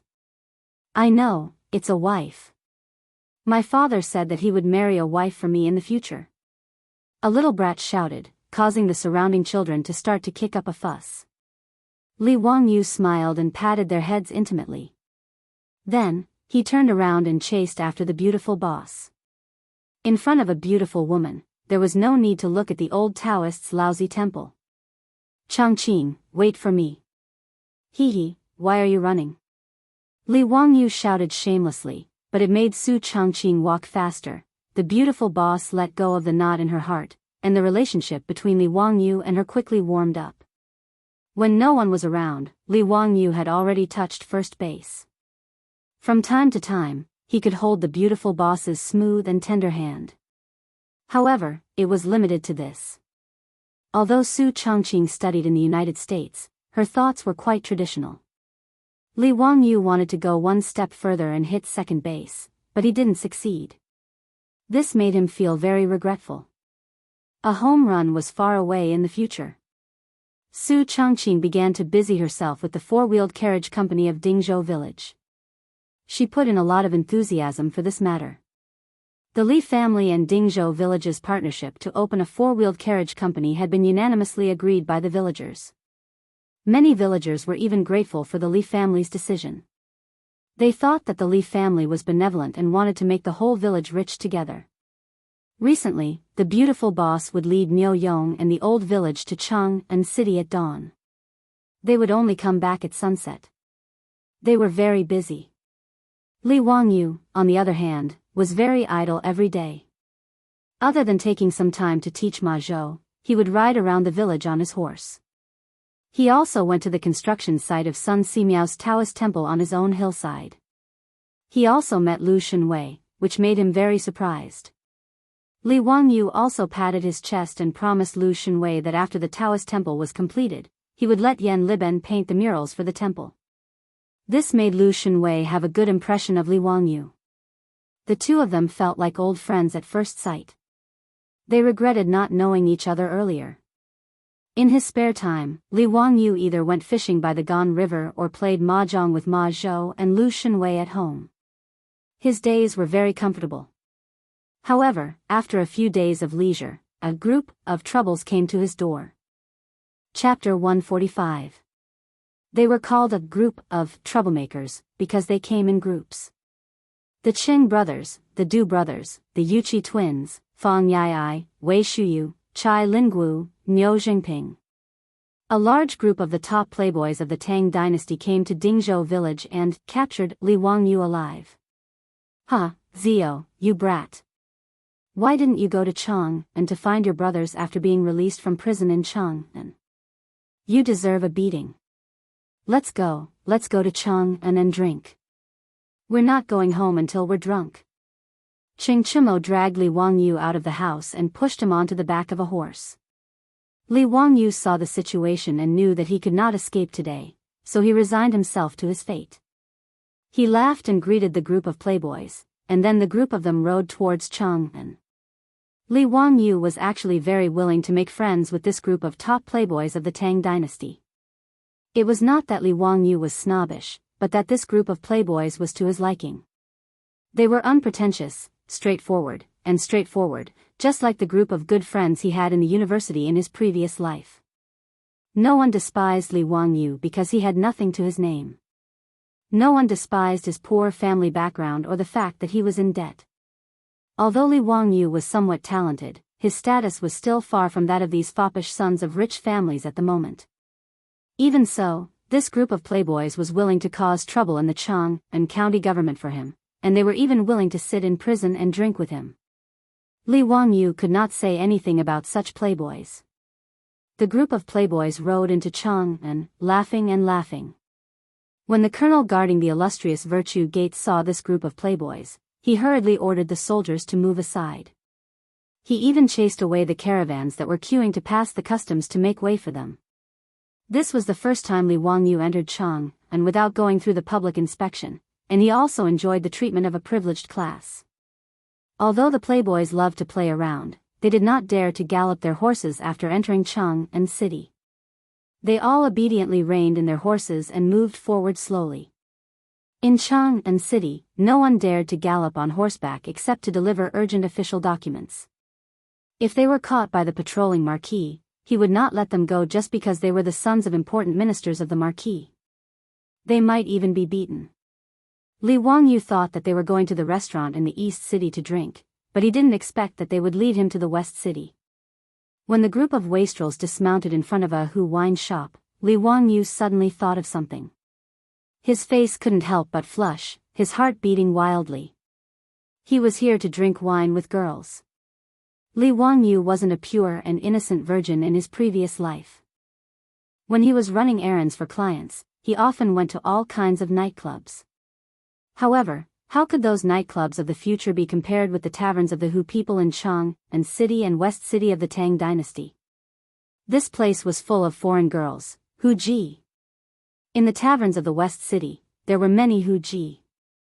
Moreover, their singing and dancing skills were exquisite and full of strong exotic charm, attracting countless literati to stop and indulge in wine and women. Even Li Bai wrote a poem for the taverns of the West City. In the wooling year, young men in the East City, silver saddles and white horses ride the spring breeze. Where do the falling flowers travel? Laughing into the Hu Ji wine shop. It could be seen that the banished immortal Li Bai was also a romantic figure. In the Tang dynasty, Hu Ji referred to the Sogdian women of the western region, who were also Persians. However, there were also women from Tokaria, Central Asia, India, and even distant Europe who were called Hu Ji in the Tang dynasty. The Tang dynasty was prosperous, and the Silk Road endlessly transported wealth between the East and the West. Besides spices and gems, the goods transported from the West City to the Tang dynasty were mostly female slaves. The profits were 5 times that of silk, so the profiteering caravans continuously sold all kinds of female slaves from the West City to the Tang dynasty. Hu Ji were very popular in the Tang dynasty. Whether it was merchants or nobles, they didn't mind buying a few beautiful Hu Ji at home. The Hu Ji in the taverns of the Hu people not only had to sell wine as prostitutes, but they were also forced to provide all kinds of services, such as drinking, singing, dancing, and even sexual services. They were not much different from prostitutes. The Silk Road was the nightmare of these young women in the West City. Driven by the huge profits, these beautiful women were given away and played with like goods. In the end, they died in a foreign land, never to return to their homeland. The Tang dynasty poet Li He once wrote in the Song of the Dragon at night, "The curly-haired Hu Ji has green eyes. The sound seems to come from the sky, and the beauty under the moon cries for home." In this regard, Li Wangyu could only sigh in his heart, but he didn't want to be a savior and save these pitiful Hu Ji from their tragic fate. Seeing Li Wangyu in a daze at the entrance of the tavern, Fang Yai went forward and put his arm around his shoulder. "Brother Zio, why are you in a daze? Come in quickly. Maybe it's because Li Jia Xiaolang is still a virgin." Chai Lingwu teased. The Yuchi twins also chimed in. That should be the case. Today, we brothers will treat you and find you a beautiful Hu Ji, so you can enjoy what it means to be a man. Li Wangyu was speechless. This group of scum. He gave them the middle finger to express his disdain, but forgot that in the Tang dynasty, there was no international language like the middle finger. "Wangyu, what do you mean by giving us the middle finger?" Wei Shuyu asked curiously. Li Wangyu was embarrassed and hurriedly explained, "It means to call you brothers. This is called sign language." The group of wastrels didn't suspect anything. They also thought it was fun and gave him the middle finger. Seeing Ching Chimo laughing happily at his 2 younger brothers' middle fingers, Li Wangyu was sweating like a waterfall. What a sin. Fortunately, Li Wangyu was the youngest in the group, so no one gave him the middle finger, and he escaped a disaster.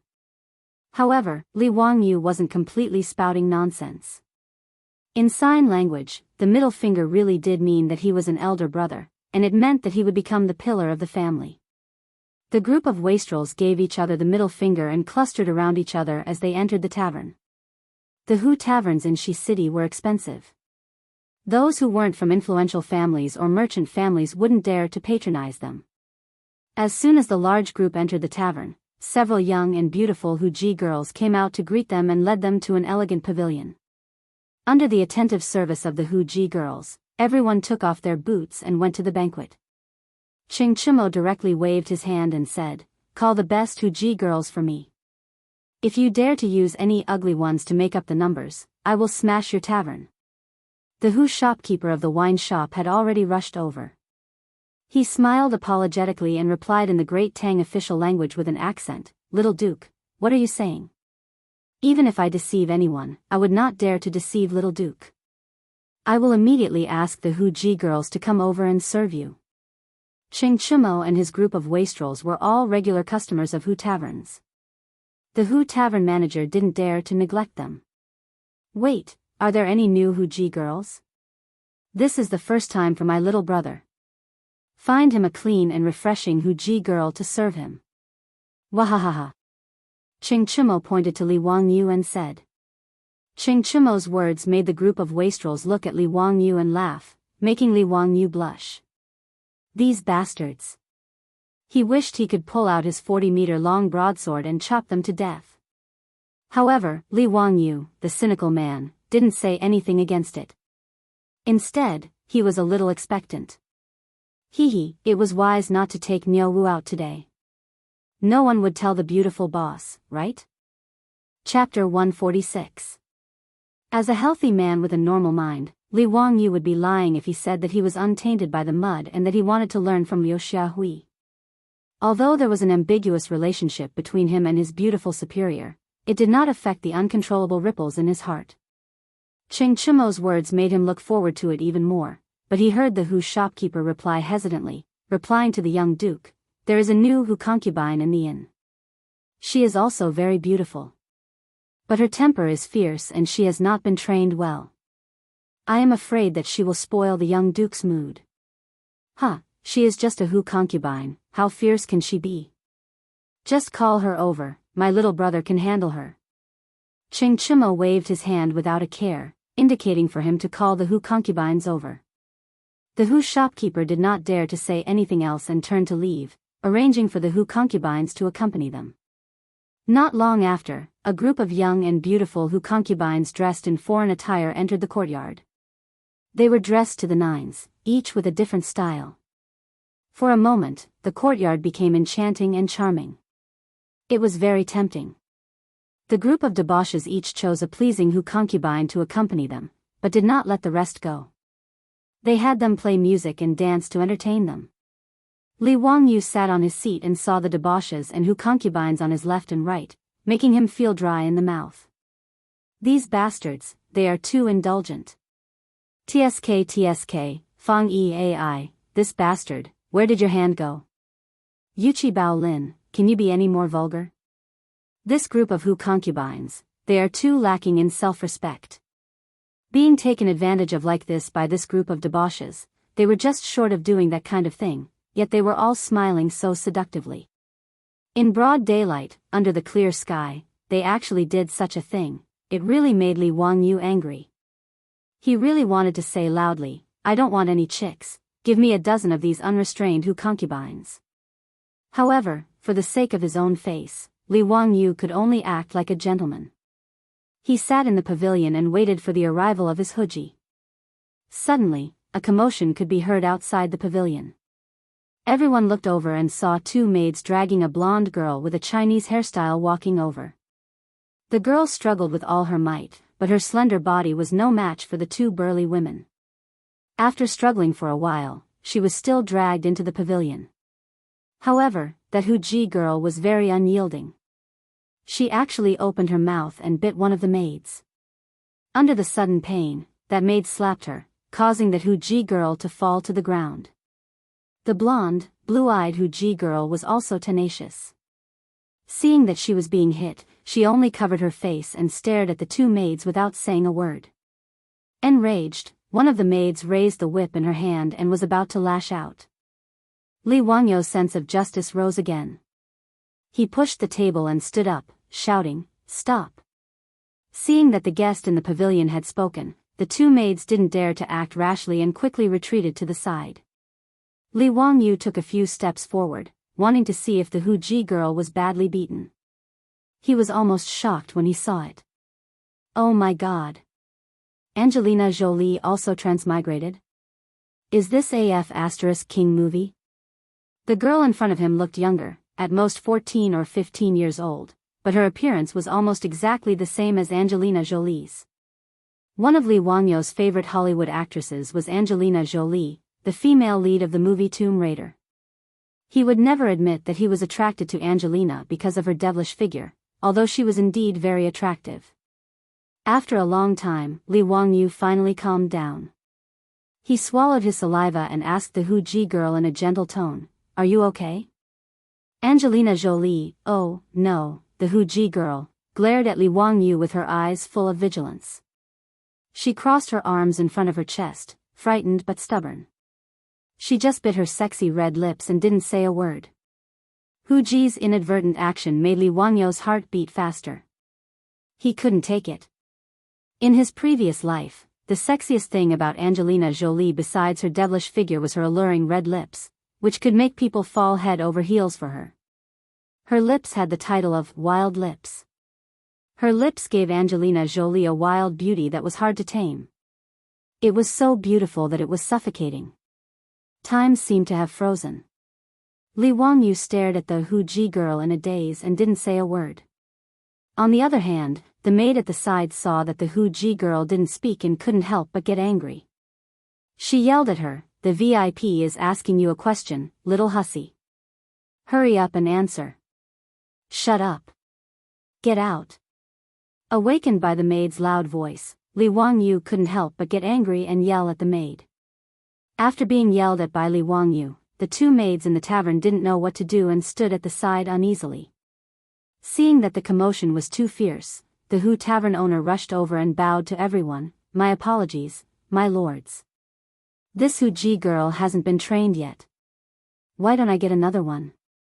"No need, I'll take her." Li Wangyou stopped him. He bent down again and asked the young Angelina Jolie, who was half sitting on the ground gently, "Let me help you up, okay?" As if sensing that Li Wangyou didn't have any ill intentions, and with the two maids who were always fierce, the young Angelina Jolie didn't object and nodded gently. Li Wangyou was overjoyed. He quickly reached out to help her up and pulled her into the pavilion. Angelina Jolie didn't struggle and was led into the pavilion by him. This scene made the group of fops in the pavilion dumbfounded. After Li Wangyou pulled Huji back to her seat, a few of them had mischievous looks in their eyes. Fang Yai winked at Li Wangyou. "Zio, you're a gentleman, but what?" Li Wangyou asked curiously. "But Zio, your taste isn't very good." "Huh, you actually like such an ugly woman."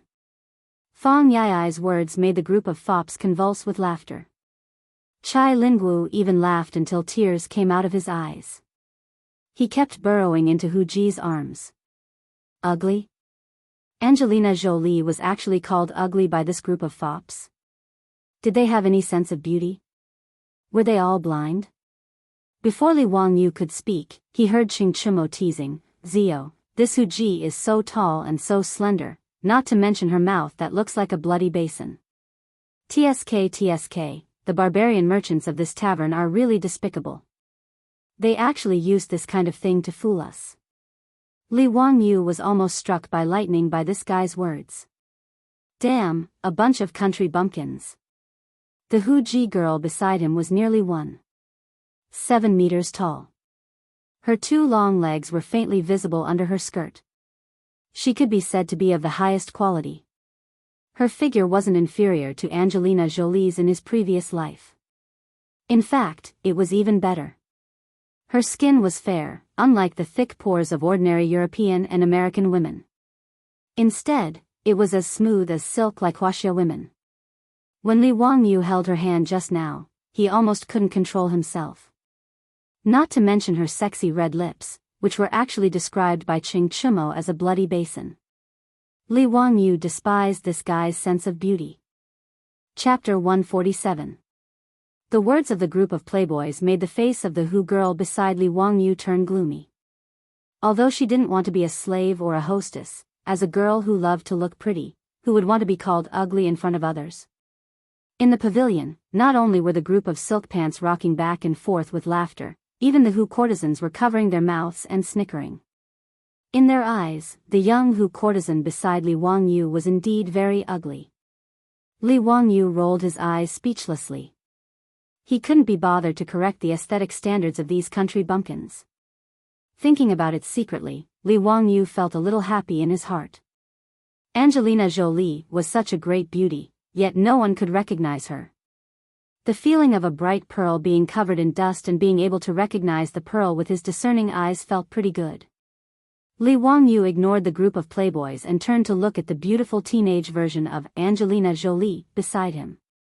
He subconsciously compared her with his beautiful boss. In the end, they were neck and neck. His beautiful boss had the typical temperament of an Oriental beauty.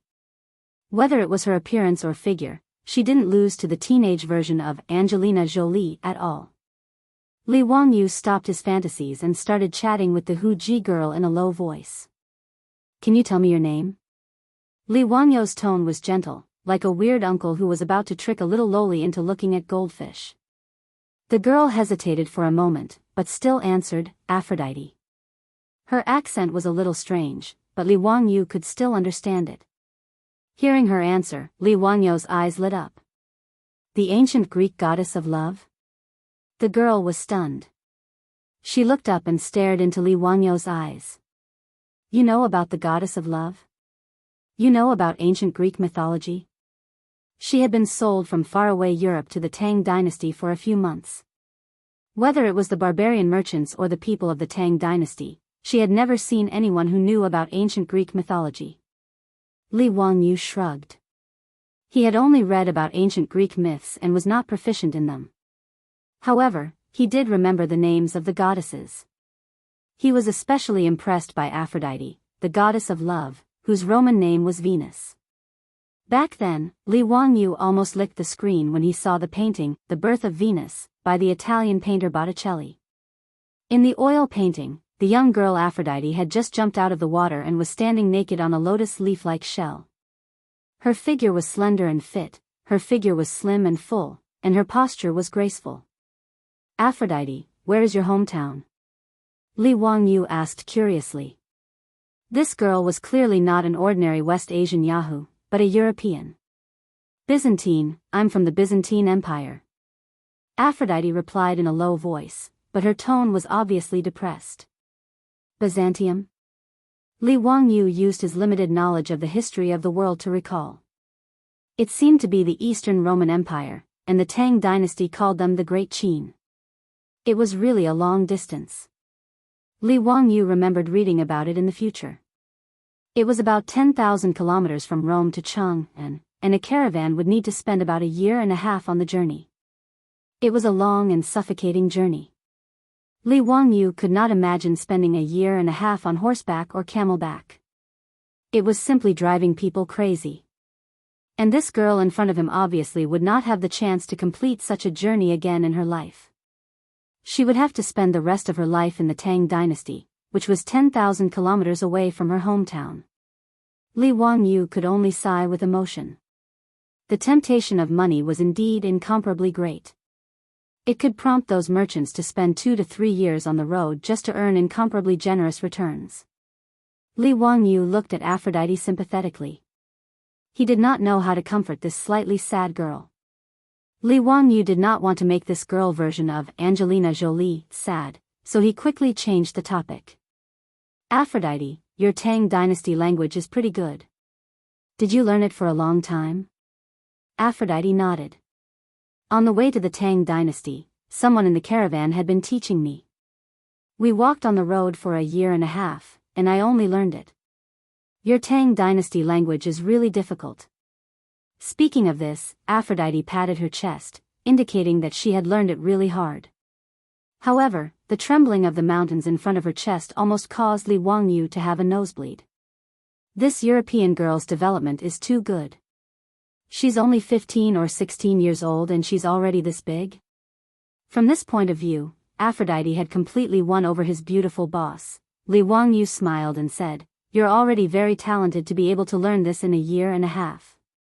The Tang dynasty language is the most difficult language in the world." Aphrodite stuck out her tongue. "Hee, I can also speak Greek, Persian, and Roman." Damn, she's actually a language genius. This made Li Wangyu feel a little ashamed. When he was in college, he barely passed the English test band 4. The two ignored the group of foppish young masters in the pavilion and chatted with each other.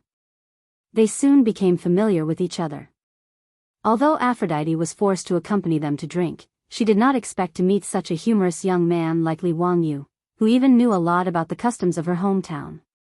Moreover, Li Wangyu did not touch her like other men, which made Aphrodite have a good impression of Li Wangyu.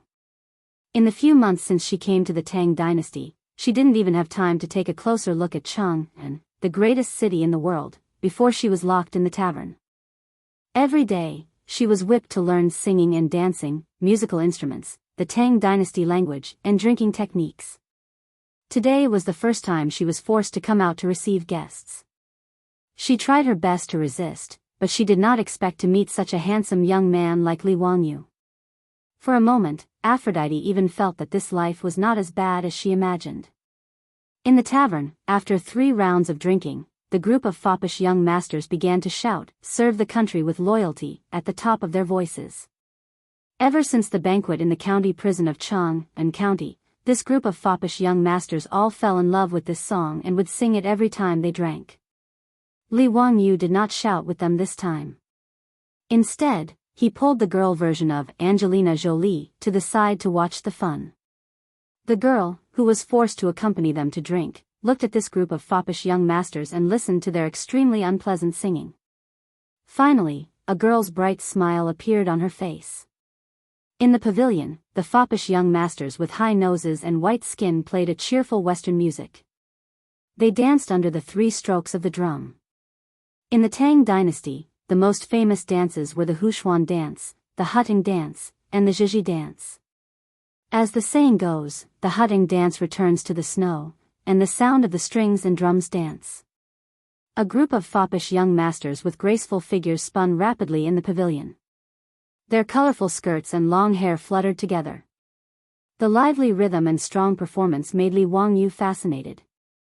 Sure enough, it was the dance of a phoenix, and the shadow of a phoenix behind.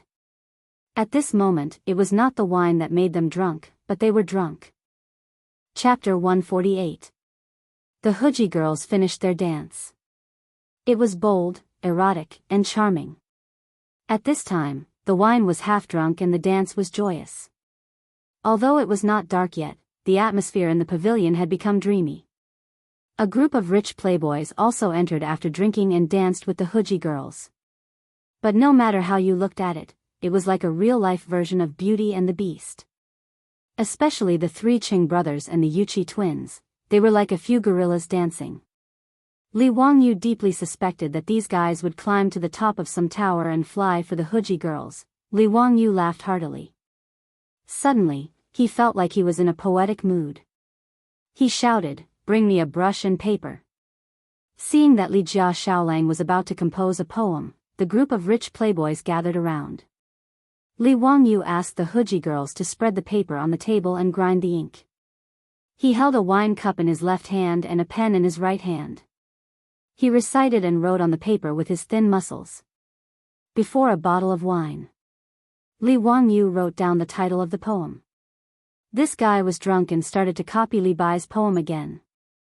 The spring breeze comes from the east and passes by suddenly, the golden bottle of wine ripples. The falling flowers feel a little too much, the beauty is drunk and the beauty is drunk. When the poem was copied to this point, Li Wangyu suddenly felt that something was wrong. This poem seemed to be lamenting the passing of time, right? The last line, "How many peach blossoms can there be? The flowing light deceives people and wastes time," seemed to be not for a young man like him to say. Li Wangyu's brain worked very quickly. He might as well give Li Bai's poem a shortened version.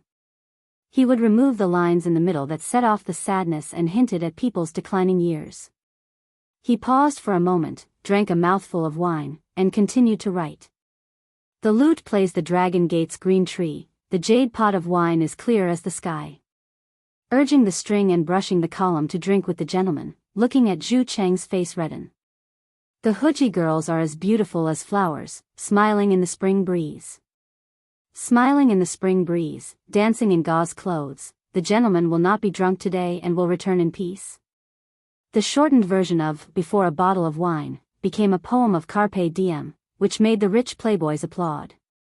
Especially that last sentence, if you are not drunk today, you will return in peace. It was even more to the liking of a group of profligate sons. What she meant was that she was laughing in the spring breeze while dancing in her silk dress. In front of this beautiful scenery, if you don't get drunk today, you're a fool. What's there to talk about? Zio is indeed a genius. How are you going to return home in peace if you don't get drunk? This is delightful. Come, everyone, let's drink. If we don't get drunk, shall we return peacefully? Cheers. In the pavilion, Hu Ji, who was good at playing and singing, immediately began to play and sing Li Wangyo's There's a Bottle of Wine in Front. Unlike the poems of later generations, since ancient times, poems were actually meant to be sung. As the saying goes, 300 hymns, 300 string poems, 300 song poems, and 300 dance poems. Every poem in the Book of Songs can be played, sung, and danced with musical instruments. Tang poetry was naturally the same. A large portion of poems were spread through the singing of prostitutes. For example, now in Chang'an City, in the Ping Kong Square, the most popular poem was Li Wangyo's plagiarized poems. In the pavilion, Hu Ji, who was holding a pipa, plucked the strings. Other Hu Ji, who were holding musical instruments such as ivory boards and dutan drums, also played the accompaniment to the tune of the pipa. A clear and beautiful female voice came out from Hu Ji's red lips. The group of rich playboys, including the sons of the martial artists, were all intoxicated by the music and could not extricate themselves. The poem was repeated 3 times before it ended. The beautiful poem was like rich wine, intoxicating and intoxicating. In the pavilion, there was a fight again. The cause was to snatch the manuscript of There's a Bottle of Wine in Front, written by Li Wangyu. Wei Shuyu quietly reached out to the manuscript on the table. He gently pulled but did not move it. He looked up and saw that Du He's hand also grabbed the other end of the rice paper. The two of them stared at each other for a while. Du He suddenly shouted, "Brother, come and help me." Du Go was his brother. Since his brother asked for help, he would naturally help. He immediately rushed to Wei Shuyu. Chai Lingwu saw the commotion and also ran up to help. The group of rich playboys fought over Li Wangyo's manuscript and made a mess in the pavilion. Only the 3 Qing brothers and the Yuqi twins were not interested in the manuscript. In the end, it was the Du brothers who overpowered Wei Shuyu and snatched the manuscript. Wei Shuyu was so angry that he cursed loudly. After the laughter, the atmosphere in the pavilion was even more intense. Wine was poured into everyone's mouths like water. Li Wangyu was already intoxicated by the music and wine. He did not notice that Aphrodite, who was beside him, had left at some point. When she came back, she had already changed into a special dance costume. She wore a tomato hat decorated with golden bells, thin and narrow sleeves, a purple gown embroidered with golden silk, red brocade boots, and a colorful belt around her waist. The teenage version of Angelina Jolie smiled sweetly at Li Wangyu. She began to dance with the beating of the drums. The drumming became more and more urgent. The frequency of Aphrodite's waist also became faster and faster. Her soft and boneless waist danced in a circle. Li Wangyu was so captivated that he could not bear to blink. Her red brocade boots kicked and curled according to the rhythm. When the music ended, Aphrodite gently took off her gown, revealing her beautiful shoulders. She looked at Li Wangyu with her watery eyes. At this moment, she was extremely shy and full of tenderness. Li Wangyu's heart palpitated. This temptress. Aphrodite had already drunk several cups of wine. Her face was flushed red. At this moment, she seemed to have thought things through. It was difficult to return to her homeland. Perhaps in this life, she could only helplessly stay in this wine shop and become someone's plaything. No matter how much she resisted, she could not resist the whips of the barbarian merchants.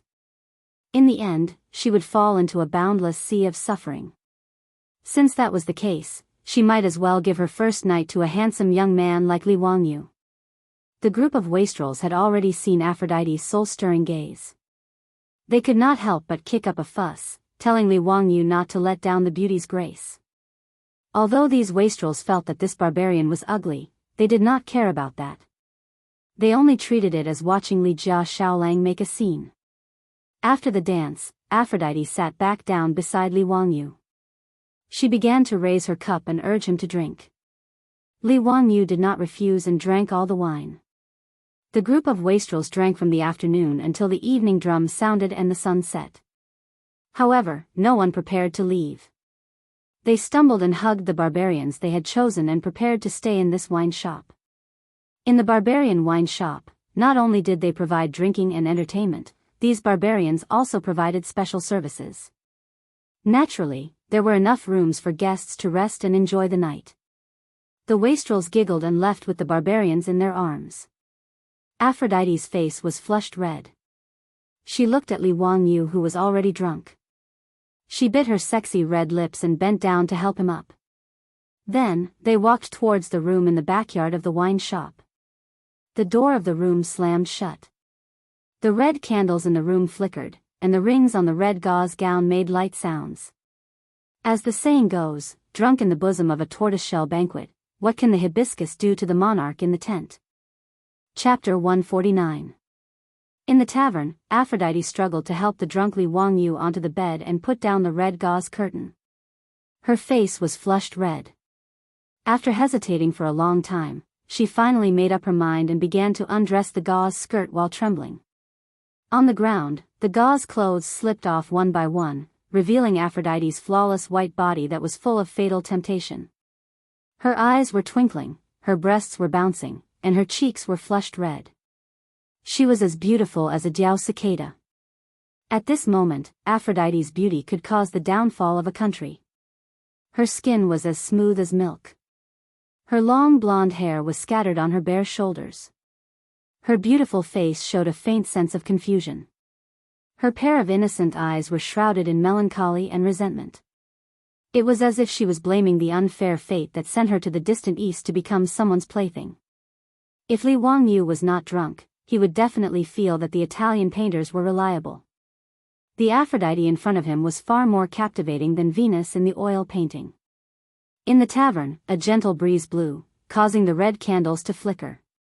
Aphrodite's bare skin was stirred up a series of small bumps. She bit her red lips, climbed onto the bed, and went into Li Wangyu's arms. However, the expected scene did not happen. Li Wangyu was already drunk. After Aphrodite helped him to the bed, he fell into a deep sleep. In those movies or literary works, drunken men and women would wake up without knowing what happened the night before. That was basically nonsense. As a normal man, Li Wangyu did not know that a naked blonde beauty was lying beside him. He also did not have any physiological reaction. Aphrodite was only a virgin. Although she was forced to learn how to please men in the tavern, it was only in theory. She was so busy that she was sweating, but Li Wangyu did not have any reaction. The drunk Li Wangyu turned sideways and pulled the naked Aphrodite into his arms. Then, he hugged the beauty and fell asleep. Such an erotic scene, if Li Wangyu woke up and saw it, who knew if he would regret it to the point of slapping himself a few times. After Aphrodite was pulled into Li Wangyu's embrace, she breathed in his masculine scent and felt ashamed. She wanted to push Li Wangyu away, but he held her tightly. She had also drunk a lot of wine. At this time, the alcohol had gone to her head. As a result, in Li Wangyu's arms, she slowly fell into a dream. Aphrodite seemed to have returned to her hometown in her dream, but it was still the same unchanging nightmare. Amidst the sound of the Persians' iron hooves, the castle in her hometown was set ablaze. She could still clearly remember the pungent smell of smoke and dust. She suddenly woke up from her sleep. The air was still filled with the smell of smoke and dust. The tavern was bright and orange light was reflected from the window. Before Aphrodite could distinguish whether this was a dream or reality, she heard a terrifying shout from outside, "Fire!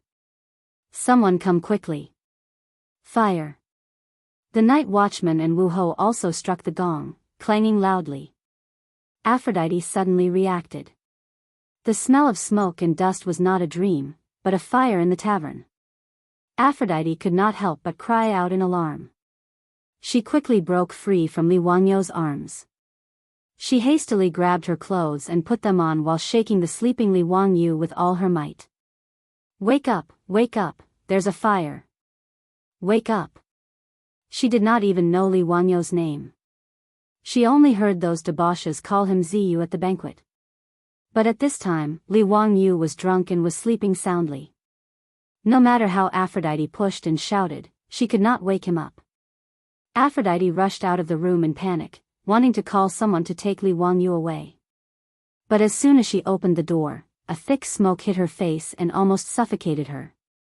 She hurriedly covered her mouth and nose with her hand and looked up. The tavern in the backyard of the tavern was already ablaze with smoke everywhere. There were disheveled and panicked figures running around everywhere. The flames emitted crackling sounds of explosions, and the momentum was terrifying. She tried to shout a few times, but not only did she not attract the rescue personnel, she was choked by the smoke and coughed. The buildings of the Tang dynasty were all made of wood. In addition, the tavern's backyard was covered with flammable gauze curtains. The fire spread even faster. Anyone with a little knowledge of fire safety knew that the most terrifying thing in a fire was not the flames themselves, but the billowing smoke brought by the flames. Most of the people who died in the fire were suffocated by the thick smoke instead of being burned to death. Aphrodite panicked and almost rushed out of the door to avoid the fire. But just as she stepped out of the door, she suddenly stopped and turned to look at Li Wangyou, who was still unconscious on the bed. This Tang dynasty youth looked very handsome and warm when he smiled at her. If Aphrodite left, Li Wangyou, who was still unconscious in the red gauze tent, would undoubtedly die. She hesitated for a moment, but in the end, she retracted her foot. Aphrodite ran to the bed and used all her strength to pull up Li Wangyou, who was in a drunken stupor. Fortunately, although Li Wangyou was a man, he was only 16 years old and his body was thin and weak. He was less than 1.65 meters tall, half a head shorter than Aphrodite's 1.70 meters long legs. Aphrodite barely managed to lift Li Wangyou up and dragged him out with great effort. In the billowing smoke, she covered her mouth and nose with one hand, coughing while dragging the man beside her. The flames roared and jumped on the roof not far away, destroying everything with tyrannical power. Dark red sparks floated in the air, even burning a few strands of Aphrodite's golden hair. Her originally gorgeous clothes had long been splashed with holes by the sparks.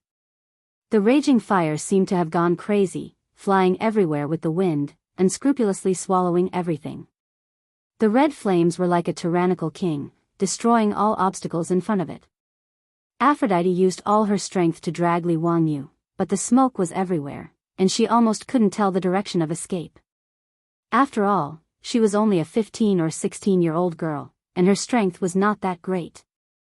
Soon, under the roasting of the flames, her body was sore and weak, and she fell to the ground. But even so, she still hugged Li Wangyou's body tightly, lying on top of him, trying to resist the coming erosion of the flames for him. At this moment, Aphrodite didn't know why she couldn't let go of this man. Perhaps it was because she gave up resisting the tragic fate, or perhaps it was because of Li Wangyou's unforgettable smile, or perhaps it was because this Eastern man knew that her name was the goddess of love, but it didn't matter. Aphrodite didn't regret her decision, and she was vaguely proud that she didn't escape alone. She no longer had the strength to drag this young Eastern man to heaven with her, so why not just leave it like this? Ascending to heaven with a man she didn't hate, perhaps this was her final destination. Aphrodite's breathing became more and more difficult. She slowly closed her eyes and quietly lay on top of Li Wangyou. Chapter 150. When Aphrodite had already given up on her desire to live, a few water pillars fell from the sky and drenched her and Li Wanyo's bodies. The two of them, who had been roasted by the fire, finally regained their vitality after being doused by the cold water.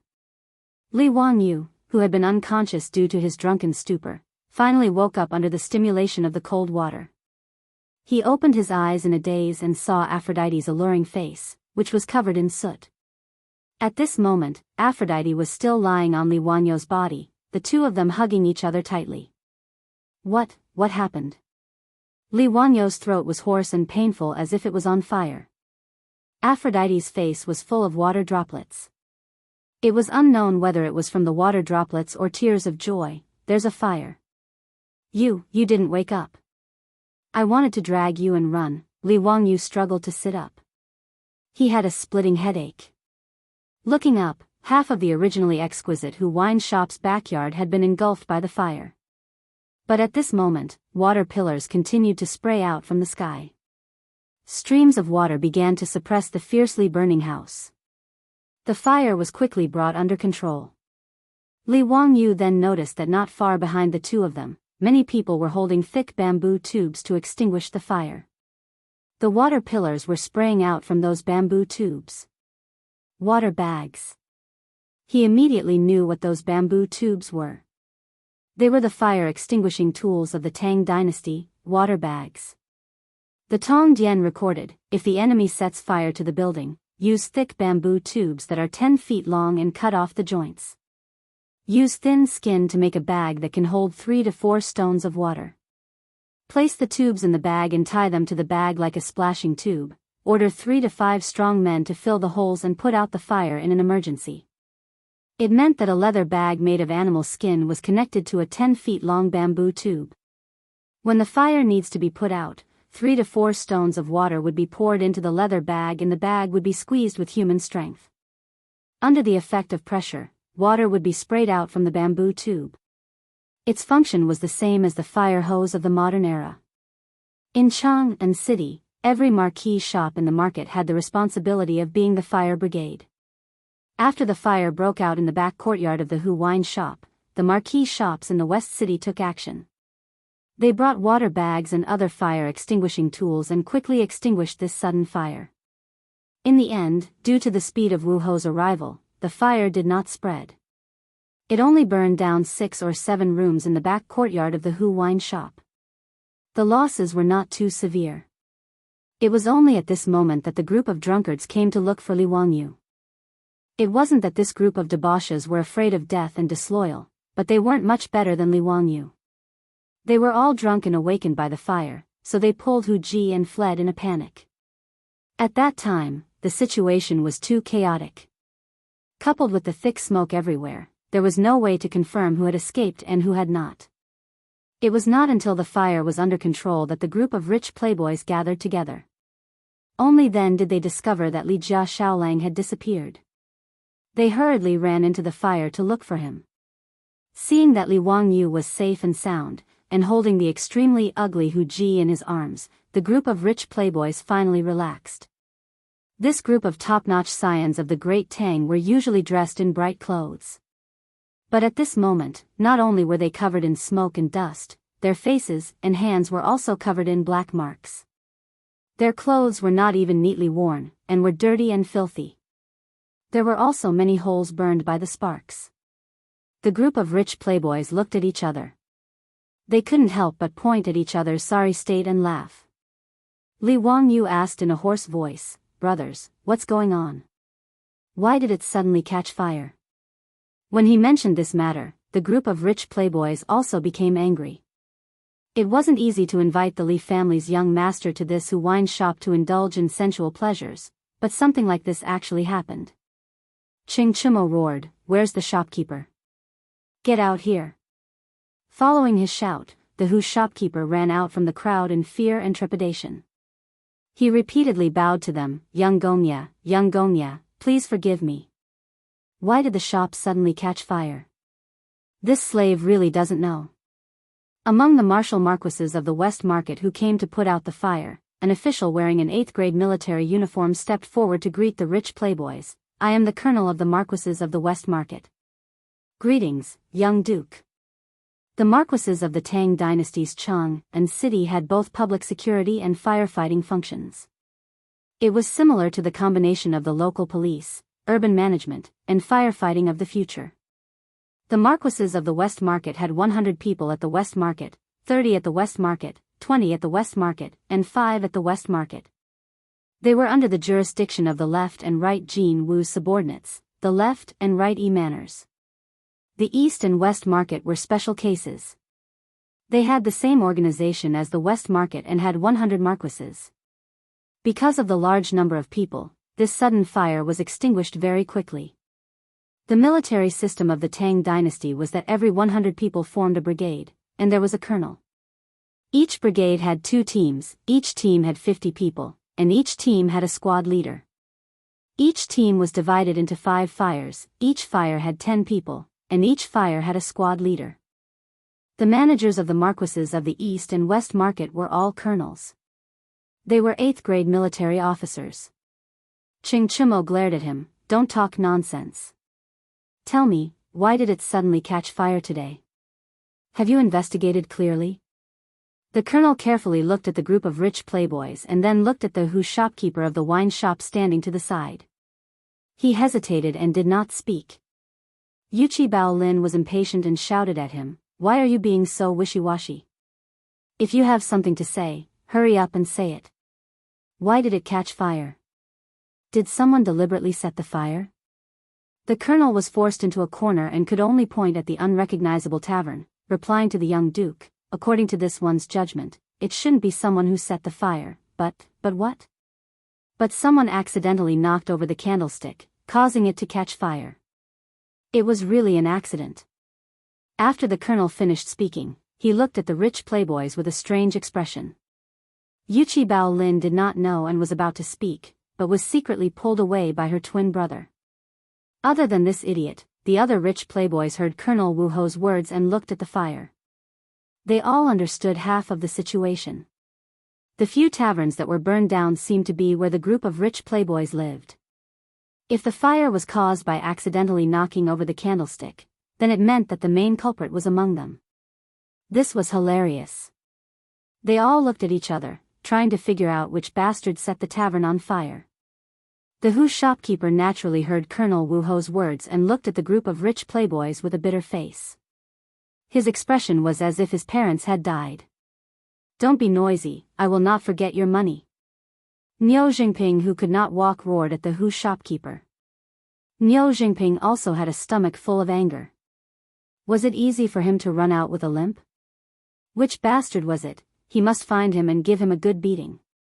Wei Shuyu pulled the colonel to the side and softly asked which tavern was the first to catch fire.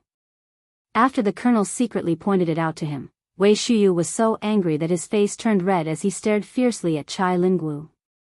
That's right, the first tavern that caught fire was Chai Lingwu's room. Without a doubt, the fire was caused by this bastard. Including Li Wangyu, the group of people all looked at Chai Lingwu. Fang Yi Ai suddenly shouted, "Beat him! Let him set the tavern on fire!" All the rich playboys rushed up, even Li Wangyu did not hesitate. The group of people rushed up and trampled on Chai Lingwu, who was holding his head and squatting on the ground. Chapter 151. Chai Lingwu, who was originally in a rather sorry state because of the fire, was beaten to the ground by a group of playboys.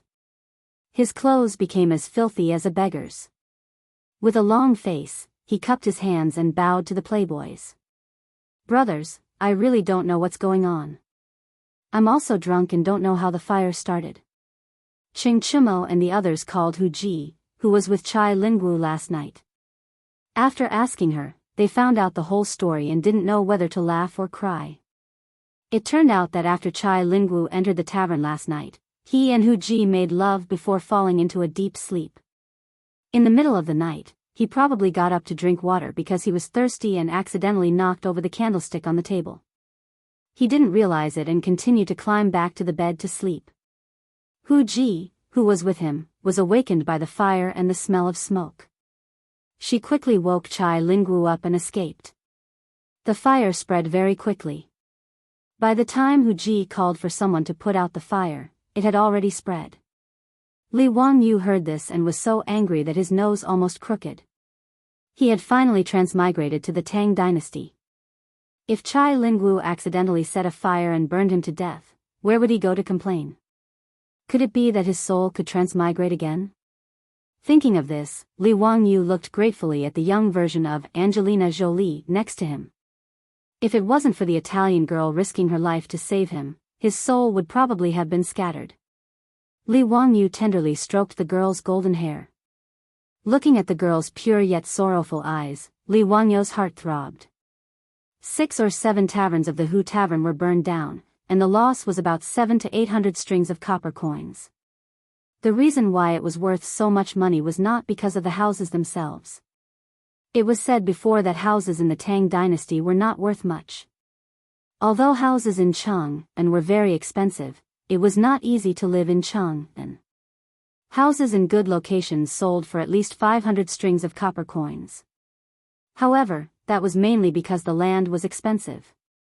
It would only take a few dozen strings of copper coins to demolish and rebuild the tavern. But what was even more ridiculous was that in order to provide a better consumption experience for these high-end customers, the Hu Tavern's furniture, displays, paintings, and antiques in the tavern were all very valuable. 700 to 800 strings of cash was already taking into account the status and face of the rich playboys.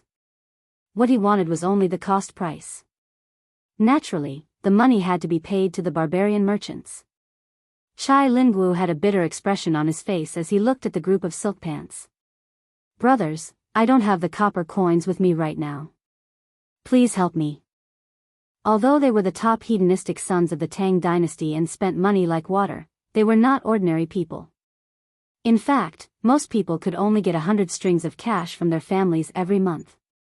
This was already a lot. It was equivalent to more than 400,000 yuan of pocket money in the future. It was really corrupt.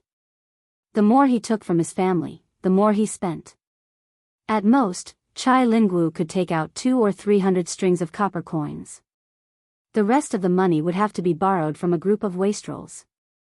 The group of profligate sons glared fiercely at him, but they could only open their wallets 100 or 200 strings of coins each, which could be considered to be enough money to compensate the Hu merchant. Of course, what they paid was not cash. It was impossible for the rich playboys to bring dozens of ox carts worth of copper coins to drink wine, much less bring a few hundred taels of gold with them. In an era before paper money was invented, it was indeed very inconvenient to spend large amounts of money. However, the Hu Tavern's shopkeeper was not afraid that they would renege on their debt. In the Tang dynasty, the rich playboys would not go so far as to bully others with their power. After the fire in the tavern's backyard was completely extinguished, the Hu Tavern's shopkeeper hurriedly arranged for people to clean up the mess. He also politely sent the rich playboys to other courtyards and arranged for people to help them bathe and change their clothes. After tossing and turning for half the night, Li Wangyu bathed and changed his clothes. Only then did he lie down in a clean and refreshing tavern to rest. However, Aphrodite's figure was no longer beside him. The fire burned so much that the rich playboys no longer had the mood to play with women. They all sent away the barbarians. Li Wangyu was naturally embarrassed and left the barbarian girls alone. The tavern's housekeeper came out to take the barbarians away. Aphrodite raised her eyes to look at Li Wangyu. Her ash-covered face was filled with worry and there was a trace of indistinct grief in her eyes. She did not resist and did not say anything. She lowered her head and silently followed behind the housekeeper who was disciplining them. Then, she turned and left. Li Wangyu's throat seemed to be blocked. He raised his arm slightly, as if he wanted to say something, but then lowered it sadly. He also did not know what he should say to the barbarian girl. Thank her? Ask her to stay? Li Wangyu only felt a sense of loss in his heart, as if he had lost something. He lay on the bed, tossing and turning, unable to sleep. His mind was filled with the girl's blue eyes looking at him with faint worry. With great difficulty, he finally endured until the morning drum sounded. Li Wangyu yawned and walked out of the tavern with a headache. The group of rich playboys had also woken up. Looking at the ruins of the barbarian tavern's backyard that were still emitting smoke, the rich playboys' faces were all shocked. This matter was really too troublesome to talk about. If this matter were to spread back to their families, these rich playboys' days would not be easy. Especially Chai Lingwu, his expression was even uglier. Ching Chimo listlessly called out to everyone and prepared to go home. Li Wangyu muddle-headedly mounted his horse and followed everyone out of the market. But what lingered in his mind was Aphrodite's aggrieved eyes when she was taken away by the housekeeper. When he thought about how this girl who he met by chance but saved his life last night would become a prostitute in this barbarian tavern, drinking and dancing with those strange men, and even being pressed down by those strange men to vent their bestial desires, Li Wangyu felt a stab of pain in his heart. Finally, Li Wangyu made up his mind. He pulled on the reins and shouted, "Brother Cheng, brothers, can you lend me some money?" The group of dispirited playboys was stunned and looked at him in confusion. "Zio, why do you want to borrow money?" "Ransom." Li Wangyu cupped his hands towards everyone. "I want to go back to the barbarian tavern and ransom that concubine. I am embarrassingly short of money, so I can only shamelessly ask for help from my brothers." He really did not have the money. The price of a beautiful female servant of the Tang dynasty could be hundreds of thousands or even millions. Although the young version of Angelina Jolie was ugly in the eyes of the Tang people, she was still a concubine. The price of a concubine was much higher than that of an ordinary female servant. Li Wangyu estimated that if he wanted to buy Aphrodite from the barbarian tavern, he would have to spend at least 100 or 200 strings of copper coins, or even more. The group of playboys was slightly stunned by Li Wangyu's words. Then, they whistled and cheered one after another. Taking a fancy to a concubine was not a big deal. The key point was that the concubine had saved Li Jia Xiaolang last night. Li Wangyu's request to ransom the concubine was exactly what the group of playboys wanted. "Let's go back." "What are you talking about? Brother will pay for it." Ching Chimo laughed. The playboys were also excited. They laughed and turned their horses around, escorting Li Wangyu back to the barbarian tavern. Chapter 152. When the shopkeeper of the wine shop saw the group of wastrels returning, he quickly greeted them with a smile. Ching Chimo waved his hand and said directly, "Shopkeeper, my brother wants to buy the ji from last night from your wine shop. Name your price." In the eyes of the crowd, this was a very simple matter. It was just a matter of paying more copper coins.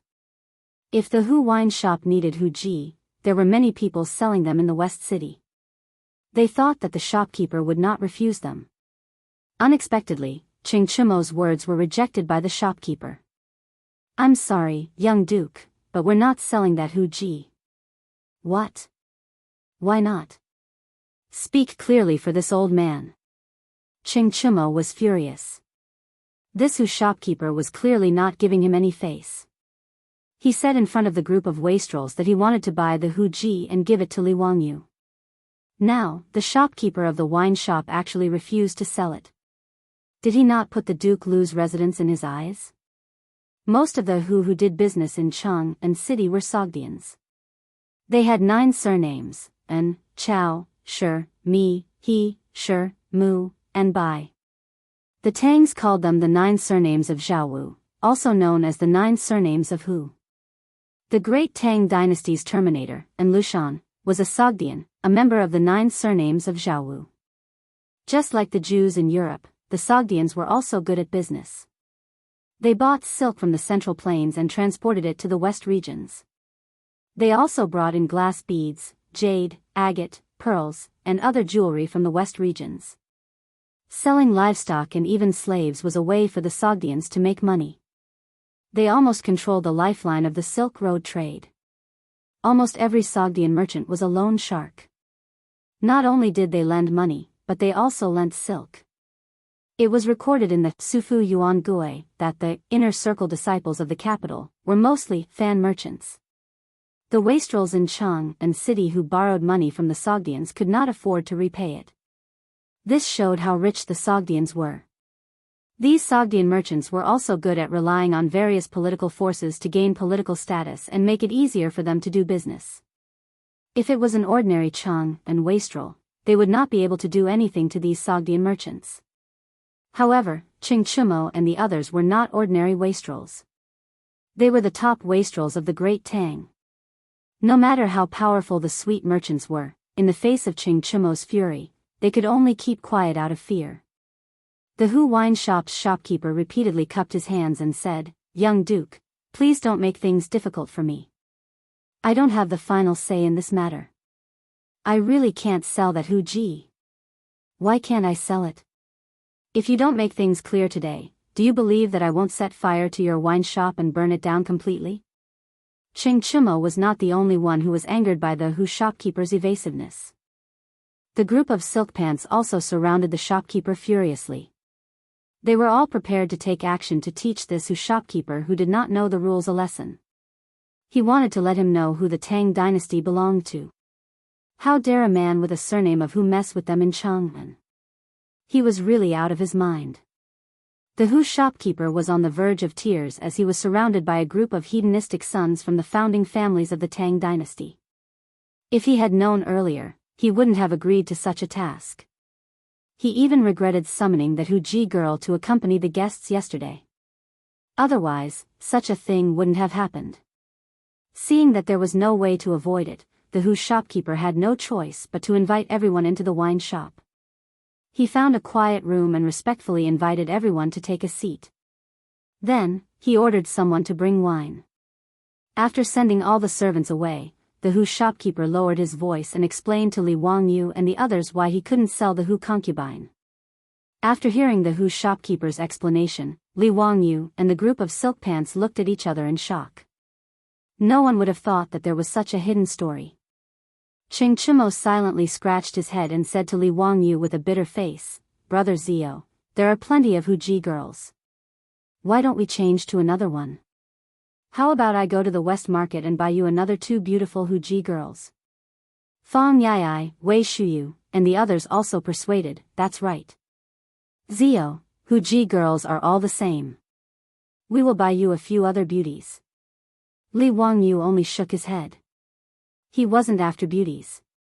He just wanted to save Aphrodite from her misery. What the Hu shopkeeper said didn't make him give up on his plan. Instead, it made him even more determined. "Brothers, if I don't buy that Hu Ji girl back home and let her become a lowly prostitute in this wine shop, I'm afraid I won't be able to rest easy. Last night, that Hu Ji girl risked her life to drag me out of the fire. How can I just walk away now?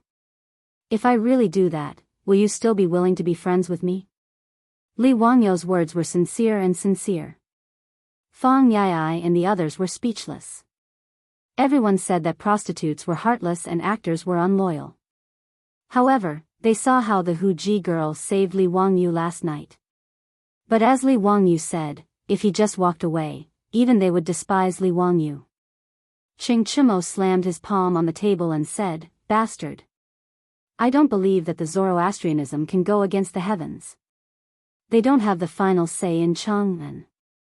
That's right. Let's go back to the residence and play the Qi troops. Today, we are going to cause a ruckus at the Zoroastrianism temple. Let's see if my spear is better or that Zoroastrianism's Sabao is stubborn." The Yuchi twins also shouted. The Zoroastrianism temple was the place where the Zoroastrianism worshipped. The Zoroastrianism, also known as the fire worship sect, was the religion that the Persian Empire and the Sogdians believed in.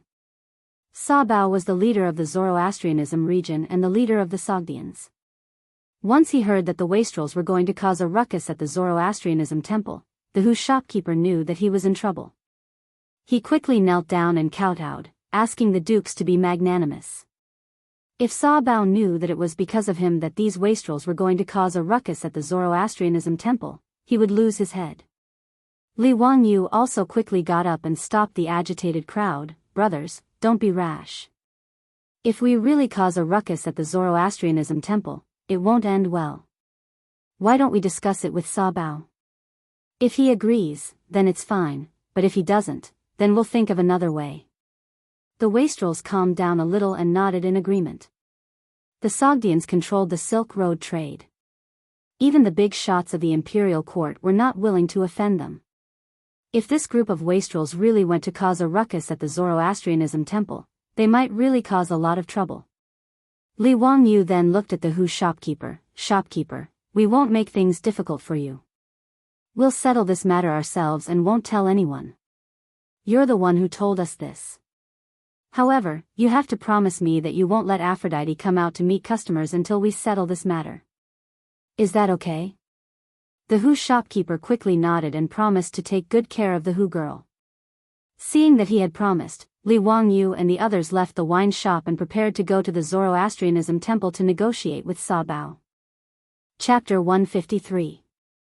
In Chang'an City, the Zoroastrian temple of the Sogdians was located in the Lichuan Square in the north of the West Market. It was only separated from the West Market by a 100-meter-wide Golden Gate Avenue. Everyone rode on horseback and soon arrived at the entrance of the Zha temple. The Zoroastrianism temple was different from Taoism or Buddhism. There was a fire altar inside the Zoroastrian temple. Bronze cauldrons of different sizes were placed on the altar. Inside the cauldrons were burning with raging flames. This was the sacred fire that the Zoroastrian religion worshipped. The holy flame of Zoroastrianism was a flame extracted from the consecrated flames of the Sogdians who were pure in their beliefs and words. Precious wood was used as a fuel to incinerate the fire in the Zoroastrian temple for worshippers to worship. They went to the Zoroastrian priests in the Zoroastrian temple, and asked to see Sabeo, and to speak with him. The Sabeo in Chang'an City was called Milamon. He was the political and religious leader of the Sogdian people in Chang'an and had a high status. Although he did not have an official position in the Tang dynasty, because the Sogdians controlled the Silk Road trade, Pai Lupi had met him many times and bestowed him with gifts in order to win over the Sogdians. When Milamon learned that a group of Grand Dukes of the Tang dynasty had come to visit, he did not think much of it and asked the priests to invite them into the Zhuang temple. "Young dukes, excuse me for not going out to meet you. What business do you have with me?" Milamon was a middle-aged man who looked like a Persian. When he saw the silk pants, his attitude was amiable, and he exchanged greetings with everyone. Seeing Zoroastrianism's Sabao's attitude, the group of silk pants relaxed.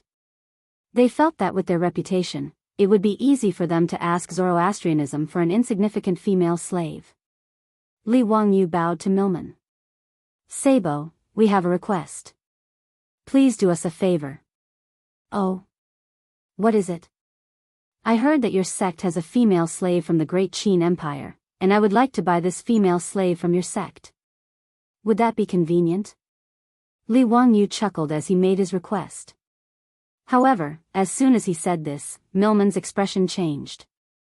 "Lord Xiao Lang, I'm afraid you're mistaken. Our Zoroastrianism doesn't have any female slaves from the Great Qin." Where did Xiao Lang Kun hear this from? Seeing Milman immediately stop smiling after hearing about Great Qin's female slaves, the other profligates felt quite startled. Was Milman really not going to give them any face? Li Wangyu smiled and said, "I'm very curious about Great Qin's women and I've been looking for them everywhere. Suli of Chang'an County told me that your Zoroastrianism has female slaves in the hands of the Great Qin. That's why I'm here to sincerely purchase them. Sa Bao, please do us a favor. The price is negotiable. We will definitely not let Sa Bao suffer a loss." Although there were all kinds of huji for sale in Chang'an City, there were very few European women. The main reason was that the Tang dynasty was too far away. It was not cost-effective to sell women from far-away Europe to the Tang dynasty. Most of the prostitutes in Chang'an City came from Central Asia, West Asia, and even South Asia. As for these concubines who entered the Tang dynasty, they had to apply for permission to enter the border and provide coupons. When entering Chang'an, they had to register at the county government. Therefore, when Aphrodite was brought into Chang'an by the Sut caravan, it was registered at the Chang'an county government. The Suli of Chang'an County knew about this matter. However, Milamon still shook his head and said with a hint of impatience, "My Zoroastrianism did have a female slave from the Great Qin. However, a few days ago, she died of a sudden illness." "You?" Hearing Milamon deny it, Chu Chuliang became anxious. Just as he was about to accuse Milamon of lying, he was pulled back by his brother. Only then did he remember that they had promised the wine shop owner that they would not reveal the truth. If he questioned Milliman's lie, it would be the same as betraying the wine shop owner. Seeing Sa Bao Milliman deny it and even use the excuse of a sudden death, Li Wangyu was speechless. Facing the head of the Sut religion, even the wastrels could only beg. However, no matter how much Li Wangyu and the other wastrels begged and expressed that they were willing to pay, Milliman used the excuse of the female slave's death to send them away. The wastrels had never been treated like this before. If they were not worried about the influence of the Zoroastrianism, they would have already made a ruckus. Seeing this, Li Wangyu could only say a few perfunctory words and helplessly bid farewell to the wastrels and left the Zoroastrianism temple. Bastard, this Milliman won't cry until he sees the coffin. He's full of nonsense. As soon as they left the Zoroastrianism temple, Ching Chimo whipped the wall and said angrily. Fang Yai was also angry. Ziyu, what do you plan to do now? This Sa Bao Milliman is stubborn. He's a bastard. If it were up to me, why don't we just take that Huji away? Would they dare to report it to the authorities? Yuchi Baolin's words made the wastrels nod their heads. This was what they thought. However, Li Wangyu shook his head. If we do that, I'm afraid the matter will get out of hand. It's hard to guarantee that the Sut people won't report it to the court.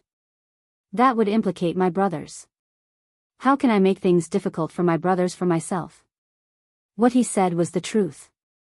Using force to take someone away would cause endless trouble. Not to mention that after taking back Aphrodite, it would be difficult to solve the problem of her identity. After the Zoroastrianism temple suffered a loss, they would definitely cause trouble for the Sut people and ask the court to deal with the wastrels. At that time, Ching Chimo and the others would definitely be affected. Ching Chimo angrily cursed, this group of damn profiteers, the 9 surnamed who are not good people. The imperial court should issue a decree to arrest all of these who surnamed Zhou. Left is wrong, right is wrong. Ziyu, what do you think we should do? Are we just going to let it go? The wastrels were now unable to restrain their anger. Now it was not just the problem of Li Jia Shaolang wanting to buy a female slave, but they felt that their face had been swept to the ground by Milliman. If they just let it go, this group of wastrels would not be able to calm down and would lose face in front of the Zoroastrianism temple. For these wastrels, the world was big, but their face was the most important. If the Zoroastrianism temple did not take them seriously, how would they be able to establish themselves in Chang and city in the future? Li Wangyu was also speechless. He silently looked at the fire in the bronze cauldron on the Zoroastrianism temple not far away and carefully thought about how to resolve this situation. The reason why the situation became so complicated was because of Aphrodite's identity. According to the information that the owner of the tavern learned, this female slave named Aphrodite was not an ordinary person, but the daughter of a noble in the Byzantine Empire. The Byzantine Empire and the Persian Empire had fought several wars in the past 100 years. A few years ago, the Persian Empire once again sent troops to attack the Byzantine Empire, and the Fifth Persian-Byzantine War broke out. At the beginning of the war, the Persians were unstoppable. They broke into the Byzantine Empire, took over Kharsadan city, and started to besiege Constantinople. This noble girl named Aphrodite was captured when Kharsadan city was conquered by the Persians. She was only 12 or 13 years old at that time. However, the war that followed ended with the defeat of the Persians. The Persians lost. They needed to return the Byzantine Empire's territories, release the prisoners of war, return the Holy Cross that they took from Jerusalem, return all the treasures that they took from the Byzantine Empire, and pay back the military expenses for the past few years. The Persian flew into a rage out of humiliation and vented his anger on Aphrodite. They lied to the Byzantine Empire that she died in the war and secretly sold her to the Sogdians. They let the Sogdians sell her to the distant Eastern Empire. They also asked the Sogdians to demote her to a prostitute to humiliate the Byzantine Empire and vent the anger in the hearts of the losers. The Persians and the Sogdians followed the same religion, so the Zoroastrians naturally followed the Persians' request. Therefore, the poor Aphrodite became a sacrifice in the war between the two sides. She was forced to follow the Sogdian caravans for more than 10,000 kilometers and spent a year and a half to travel from the distant Europe to the Tang dynasty. The Zoroastrians of Chang and handed the girl to the owner of the tavern and asked him to train the girl well and send her out to serve customers as a prostitute. Of course, the owner of the tavern didn't dare to disobey. Therefore, when Xing Chumo proposed to buy the girl, he immediately refused. This wasn't up to him to decide, and he was only following the orders of Zoroastrians. In order to save Aphrodite, other than taking her away like what Yuchi Baolin said, the only way was to force Zoroastrians to give in.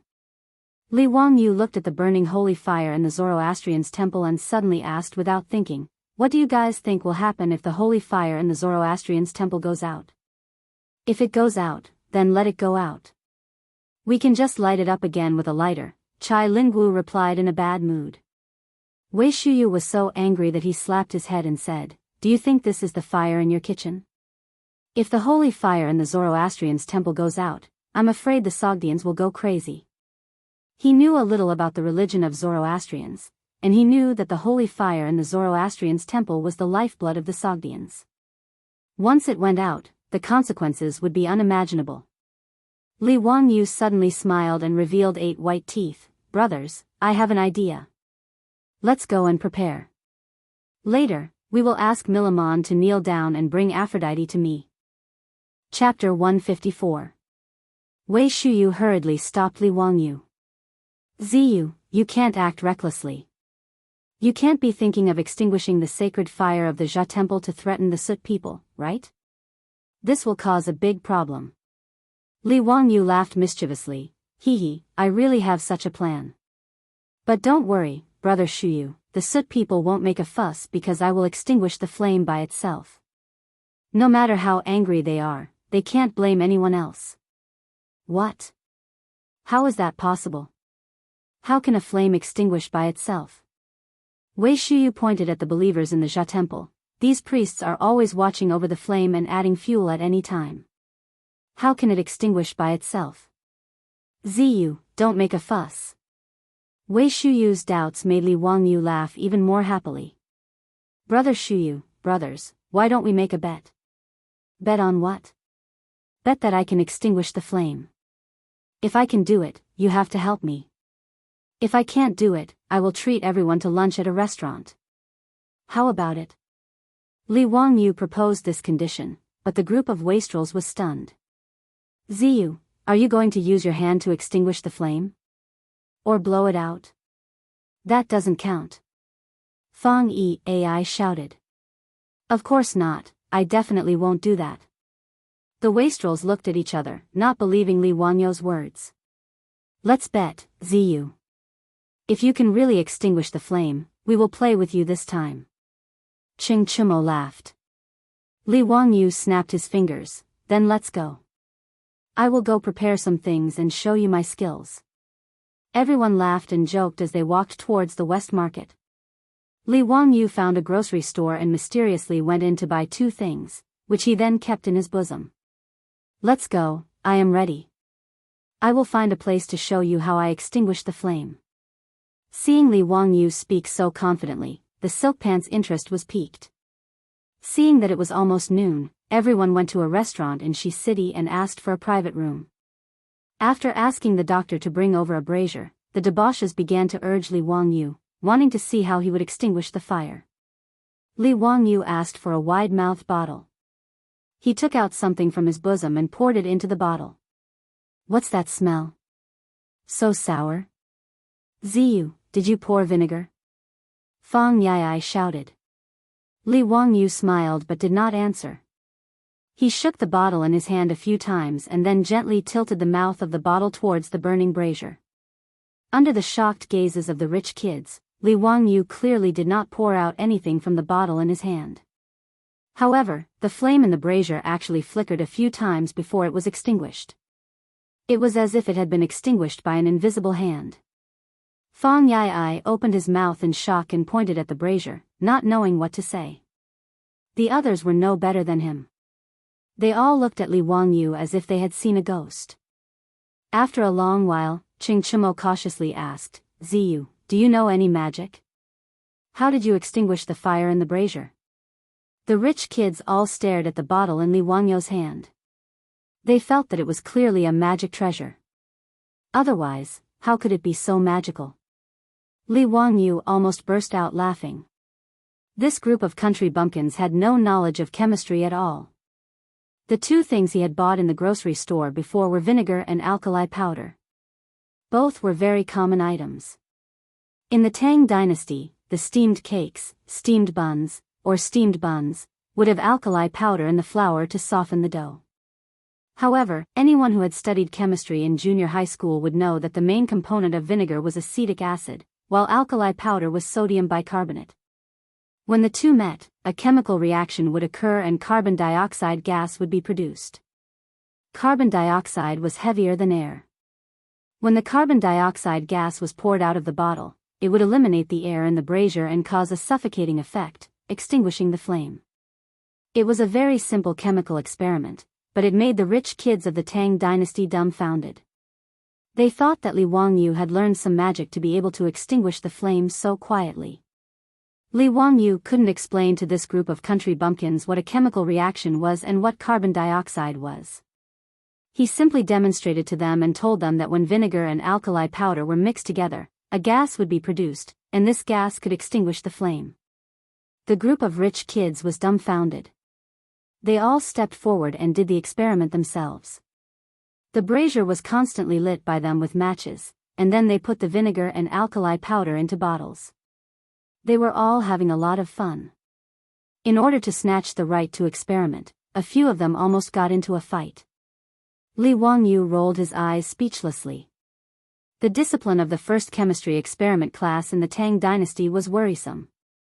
After the group of rich kids had personally experimented and had their fun extinguishing the fire, Li Wangyu smiled pretentiously and said, "How is it? Brothers, are you willing to help me and extinguish the holy flame in the Zoroastrian temple silently?" Fang Yai and the others looked at each other and laughed. "Of course we'll help." With Zio's method, Milamon will definitely be caught in a trap of his own making. I wonder if those Sushans will go crazy when they see the holy flame in the Zoroastrian temple inexplicably extinguished. Just thinking about it makes me happy. I'm afraid they'll think that the gods are blaming them, right? These profiteers. We'll scare these bastards to death. The group of foppish playboys all laughed and joked. Not many Sushans in Chang'an liked them. Just like the Jews in Europe in the future, the profiteers were always disliked. They asked the restaurant's doctor to send them food. The group of people ate and drank while discussing in low voices what to do later. It had to be said that this group of rich kids had the potential to cause trouble and destroy. As for Li Wangyo's plan, they gave various opinions and soon perfected the extinguishing plan. After eating and drinking to their heart's content, everyone began to split up. Chai Linggu, Wei Shuyu, and the Du brothers accompanied Li Wangyu to the Zoroastrian temple in Liquan Fang to visit Sabeo Milamon. The Qing brothers, the Yuchi twins, Fang Yai, and Niu Jingping went to prepare other things. In the Zoroastrian temple in Liquan Fang, Sabeo Milamon reluctantly received Li Wangyu and the others when they visited again. "What's the matter, young lords? If it's about the female slaves of the Great Qin, there's no need to talk about it." Milamon spoke in a tone that said there was no room for discussion. Li Wangyu shook his head and smiled, "That's not the case. We came to visit Sabeo to save you." Milamon was stunned and looked unhappy. "What nonsense are you talking about, Xiaolang? Why do I need you to save me? Could it be that there was still a strong person who dared to cause trouble in Chang'an City in the light of the universe? Aren't you afraid that we Sushans will complain to the emperor of the Tang dynasty?" He thought that Li Wangyu and the others wanted to cause trouble and use force to threaten him. Therefore, Milliman's words were a warning to Li Wangyu and the others that the Sushans were not pushovers. Li Wangyu laughed even more happily. No, why would Sabeo say that? We're sincerely here to save Sabeo. Don't you know that you're in trouble? Chapter 155. The Sogdian Sabeo Milliman naturally did not believe Li Wangyu's words. "Mr. Xiaolang, what trouble do I have?" Sabeo, The holy fire that your Zhe temple enshrines is the fire of fire, right? Li Wangyu asked. Milliman did not understand what he meant and nodded. Yes, that's right. So what? The Zhe temple, also known as the fire worship sect, divided the holy fire into 3 levels according to the lighting ceremony. The lowest level was the ordinary holy fire. The ordinary holy fire was enshrined in the Sogdian family and could be extinguished. The second level of holy fire was the fire of fire. It was ignited by the holy fire embers contributed by the believers of different classes.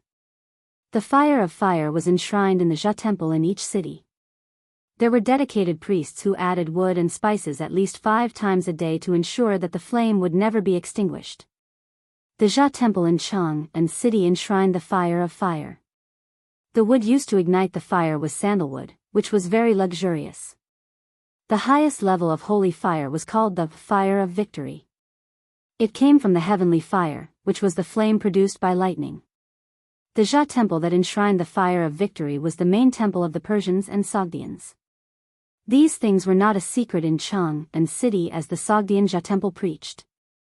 For his plan, Li Wangyu had specially asked someone to inquire about the teachings of the Zhe temple. He was more confident in his heart. Li Wangyu said, Sabeo, as far as I know, your Zhe temple has 3 kinds of redemption, right? Good thoughts, good words, and good deeds, right? Milliman nodded again. Yes, that's right. Li Wangyu's expression suddenly became solemn. He stared at Milliman and said, the teachings of the Zhe temple, good words prevent people from lying and cheating. Sabeo, can you tell me if you were lying and cheating when you said that the female slaves of the great Qin Empire were infected? This. Milliman did not expect Li Wangyu to suddenly change the topic and could not help but be speechless for a moment. Li Wangyu did not wait for him to answer and continued, Sabeo, as the leader of the Zhe temple, how can you lie? You will be punished by your gods. Be careful that the holy fire of your Zhan temple is extinguished because of this. Milliman was like a dragon whose reverse scale had been touched. He was instantly enraged. He pointed at Li Wangyu and shouted, what nonsense are you talking about? You dare to curse our holy flame to be extinguished? If the holy fire of your Sabeo temple is extinguished, then it can only be caused by you, Sabeo, not abiding by the teachings. What does it have to do with us? I'm warning you, don't talk nonsense. Otherwise, the consequences will be severe. A few of the silk pants immediately became spirited and began to spit at Milliman. As long as they did not smash the Zoda temple of the Sogdians, the top playboys of the Tang dynasty did not take Milliman's words to heart. Milliman was angered to death by this group of debauches, but he couldn't do anything to them.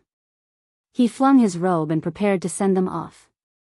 A Zoroastrian priest stumbled into the room and shouted, Sabo, something's wrong. For some unknown reason, the sacred fire enshrined in the Zhuang temple suddenly extinguished. Sa Bao, go take a look. When Milliman heard this, it was as if a thunderbolt had exploded in the clear sky, causing him to feel dizzy. After a long while, Milliman finally regained his senses. He glared fiercely at Li Wangyu and the others. His expression was fierce and ferocious, like a ferocious beast that was about to choose a person to devour. It's you. It must be you who did this. Do you want to become enemies with all of us Sogdians? You will suffer retribution. Just as Li Wangyu and the others said that the sacred fire was extinguished, the sacred fire in the Zhuang temple was extinguished. If this matter had nothing to do with this group of debauches, Milliman would not believe that there was such a coincidence in the world. Sabeo, you can eat whatever you want, but you can't say whatever you want. We are standing right in front of you. Which eye of yours saw us extinguishing the sacred fire in your Zhuang temple? If you falsely accuse us, you will be punished. Chai Lingwu sneered disdainfully. Wei Shuyu also ridiculed, Sabeo Mafe, do you think we are immortals? When we are talking to you here, can we extinguish the sacred fire in your Zhuang temple? That's ridiculous. Fortunately, we can testify to each other that we have not been to the Zhuang temple's fire altar. Otherwise, it would really be yellow mud falling on our crotch. Even if it wasn't shit, it would be shit. TSK, Sabeo, you can't slander others. We are so scared, Dougal had a smug look on his face. He did not care about Millman's identity and directly mocked him. Millman glared at them fiercely, with an expression that said this matter was not over with them. He did not dare to delay any longer and turned to run towards the Zhuang Temple's fire altar. On the fire altar, the priests who had received the news rushed over. They all looked at the bronze cauldrons with their mouths agape. On the fire altar, there were 7 or 8 bronze cauldrons of various sizes. Originally, the sacred fire was fueled by sandalwood. This was the sacred and inviolable object of the Zhuang Temple. Now, Millman was dumbfounded. The priests were dumbfounded. In the 7 or 8 bronze cauldrons, the burning sandalwood had all been extinguished. Only the wood was left emitting faint green smoke. Millman roared furiously at the priests in charge of guarding the sacred fire. Who extinguished the sacred fire? Why didn't you stop them? The priests in charge of guarding the fire altar were already scared out of their wits. Their bodies were trembling. Finally, an elderly priest bowed and replied, Sabeo, we don't know why the sacred fire was extinguished. No one tried to put out the fire. The sacred fire was extinguished by itself. Did any Tang enter the fire altar? The priests shook their heads. Sabeo, no Tang entered the fire altar. You know that the fire altar does not allow non-believers. Then how did the sacred fire extinguish by itself? Millman roared. Immediately check the wood on the fire altar. Someone must have done something to the wood. The priests of the Zhuang Temple began to check the wood in the cauldrons in a panic. The wood used to ignite the fire was all sandalwood. It was dry and the size was suitable. There was no problem. After checking it several times, many priests in charge of guarding the sacred fire also came to check it. There was no problem with the wood. The priests guarding the fire altar also swore to the gods that no one had tried to put out the sacred fire, and no one had used water to put it out. This was something that everyone could see. Millman fell on the fire altar. He murmured as he looked at the cauldrons. He could not believe what he saw. As the Sabeo of the Zhuang Temple in the Chang, an area of the Tang dynasty, if the fire of the fire in the Zhuang Temple was extinguished, his position as Sabeo would be over. It was even possible that he would be escorted back to the Zhuang Temple and burned at the stake as a punishment. Thinking that he might lose his glory and wealth, the best result might be that he would be called back to the Zhuang Temple in Persia and become a low-level priest. It would be better for him to leave the prosperous world of the Tang dynasty, leave Chang'an, the most magnificent city in the world, and return to the Gobi Desert in the western region. Millman had been in charge of the Zhuang Temple in Chang'an for almost 10 years. Since the establishment of the Tang dynasty, he had been infatuated with the life in the East. In his view, this was the city that a high-level person like him should live in. Chang'an of the Tang dynasty was the center of the world. In Chang'an, as the Sabeo of the Sogdian people in the Chang'an area, his life was quite carefree and happy. He even thought that the Sabeo of the distant Persian temple was not as comfortable as his current life. But now, the sacred fire of the fire was extinguished for no reason. All his glory and wealth were in jeopardy with the extinguishment of the sacred fire. He could not help but regret it. Millman was sure that all of this must have been done by those playboys of the Tang dynasty. Although he racked his brains, he still could not figure out how they did it. They made the sacred fire extinguish for no reason in front of everyone. But his intuition told him that this must be the truth. The sacred fire was extinguished by someone. Millman regretted it very much. He regretted being so stubborn and unwilling to hand over the female slave of the Byzantine to those playboys. Because of a damned lowly female slave, he could actually give up everything he had. This was simply too ironic. Millman's eyes were confused, and his pupils had completely lost focus. More and more Sogdians came from all over Chang, and when they heard the news that the sacred fire in the Zhuang Temple had been extinguished, more and more people gathered around the fire altar. Many devout believers even cried and knelt on the ground, praying that the gods would not abandon them. Li Wangyu, Chai Lingguo, and the others also followed Milman to the fire altar of the Zhuang temple. They all crowded around the fire altar with smiles on their faces. When Milman saw Li Wangyu and the others in the crowd, he only felt a rush of blood. He rushed over regardless of anything, wanting to fight with those playboys. Li Wangyu smiled mysteriously, leaned over to Milman's ear, and whispered something in his ear. His words shocked Milman, and he looked at Li Wangyu with a complicated expression. Chapter 156. Li Wangyu whispered into Milliman's ear, "Do you want the flame of victory? I can help you get the best sacred flame."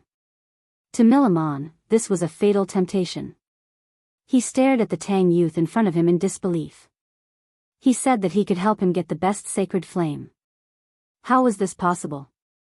The so-called flame of victory was not just the heavenly fire. More importantly, it was formed by gathering all the sacred flames of different levels and adding the heavenly fire. When the Persians fought, they would even send the flame of victory to the battlefield to boost morale. However, Milliman was like a drowning man at this moment. Even if it was a straw, he wanted to hold on tightly to it. Milliman looked at Li Wangyu expectantly, waiting for his explanation. Li Wangyu smiled and said, "Sa Bao, why don't we find a suitable place to talk? You won't be talking about this in front of everyone, right?" Milliman stared at Li Wangyu silently for a few seconds, as if trying to figure out whether he was telling the truth or not. Finally, the hope in his heart won out. He extended his hand and made a gesture of invitation. He turned around and led Li Wangyu and the other playboys into the Zhe temple. The sacred flame in the Zhe temple fire altar in Lichuan Square had inexplicably extinguished itself because of the Qing brothers, the Yuqi twins, and Fang Yai. The Sogdians did not allow non-believers to enter the Zhe temple. However, as the saying goes, money makes the world go round.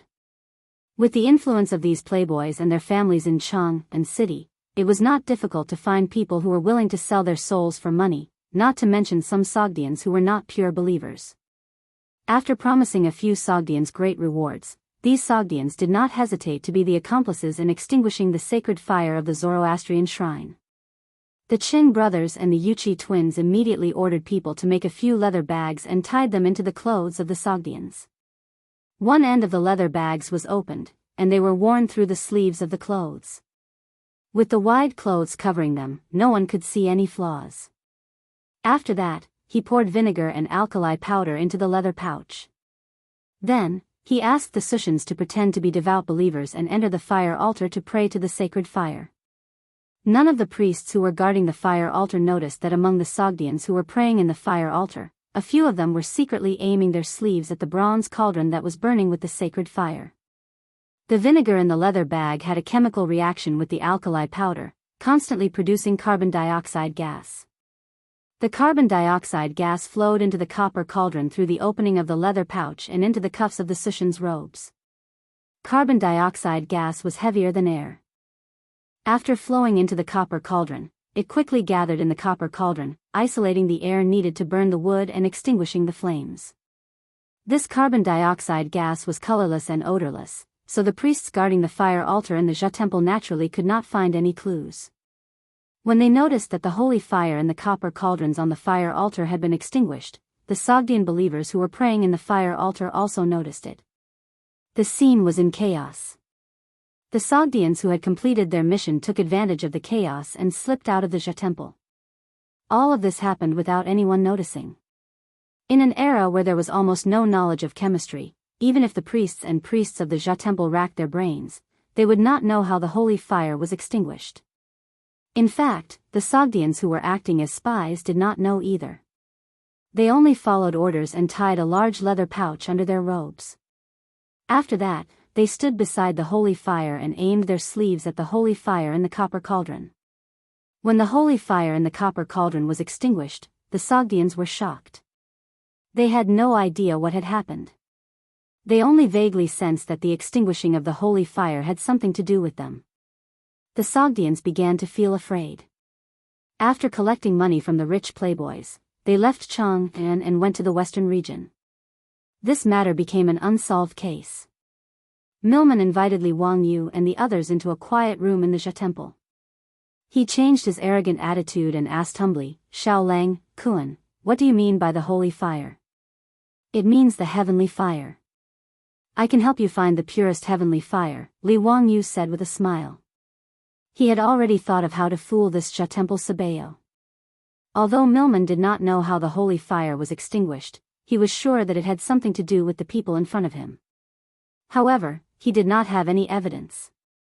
He did not even know how the other party operated it. It was meaningless to continue to dwell on this matter. Now, he just wanted to know if Li Wangyu was telling the truth. If it's just the lightning fire, I don't seem to need your help, Milman replied calmly as he regained a bit of his rationality. The best holy fire was not so easy to collect. Although it was difficult to collect the lightning fire, the Zha Temple could do it. The key to the victory fire was to collect the holy fire of the various classes of believers. This was a very complicated ritual that could take years to complete. Li Wangyu smiled and shook his head. No, I think you are mistaken. The lightning fire is not the real heavenly fire. The real heavenly fire should come from the sun. The sun? Yes, the fire from the sun is the purest holy fire. Do you want it? I can help you collect it. Li Wangyu's words made Milman stand up and stare at him. After a long time, Milman's expression became serious. He asked word by word, "Are you sure it's the heavenly fire from the sun?" Xiao Lang, Kuan, think carefully. The consequences of deceiving our Zha Temple are very serious. Milman had never heard of the sun's heavenly fire being collected, but if it was really the sun's heavenly fire, he was sure that it was the best holy fire. It was even rarer than the victory fire stipulated in the doctrine. Li Wangyu chuckled, "What's the benefit of lying to you? I will collect the sun's heavenly fire in front of your Zha Temple." He was confident that he could collect the so-called sun's heavenly fire. Wasn't it the same as the process of collecting the Olympic holy fire in the future? By concentrating the sunlight in the center of the concave mirror, the high temperature generated to ignite the holy fire was the only way to collect the Olympic holy fire. Although Li Wangyu couldn't make a concave mirror in the Tang dynasty, he could collect the so-called sun's holy fire by similar means. Even the Olympic Games in the future recognized the holy fire. How could he not fool the Zha Temple? Then please start quickly. What do you need? Zha Temple will provide everything. Milman believed Li Wangyu's words. Li Wangyu really couldn't fool them. If Li Wangyu dared to deceive them, Milman swore that he would complain to the emperor of the Tang dynasty. He would even ask all the soot merchants in Chang and to go on strike to pressure the Tang dynasty. Milman did not believe that the emperor of the Great Tang would not uphold justice for them, given that he controlled the trade of the Silk Road. Li Wangyu waved his hand. "I can help you collect the heavenly fire, but what can you give me in exchange? I'm not a follower of your Zha Temple, so I have no obligation to help you. Gold, jewels, women. I can give you anything you want as long as you can collect the sun's heavenly fire," Milman said arrogantly.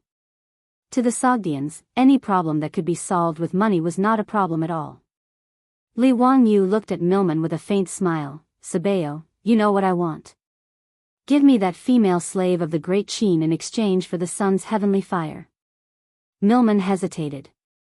Turning the Great Qin woman into a prostitute was an order from the Persian Zha Temple. He didn't know if he should go against it. He had completely forgotten how much he regretted not giving the female slave to the wastrels when they asked for it. Seeing Milman hesitate, Li Wangyu said again, "Sabeo, Persia is far away from the Tang dynasty. You can just say that the female slave died of illness. You should know that compared to an insignificant female slave, the sun's heavenly fire is a 1 in a million divine item." Milman was convinced by Li Wangyu and nodded. "Xiao Lang, Kuan, as long as you can help me collect the sun's heavenly fire, you can take the female slave away and do whatever you want with her." After a long time, Milman finally agreed. Li Wangyu couldn't help but smile. No matter how arrogant Milman was, he was just a country bumpkin who hadn't seen the world. If it weren't for the fact that he was worried that Milman would act out of desperation and harm Aphrodite, Li Wangyu wouldn't have let him pass so easily. Chapter 157. Milman also had a good plan. If he could really collect the heavenly sun fire in front of everyone like this Tang young man said, then Lichuan Fang's Zhan temple would be able to turn the situation around and sing like a surf. Not only would the Zoroastrian temple not hold him responsible for the extinguishing of the solar heavenly fire, but he would also get more rewards. Compared to that, a female slave from Byzantium was nothing. Besides, after learning the lesson of the Zoroastrian temple's solar heavenly fire, he didn't dare to offend Li Wangyu again.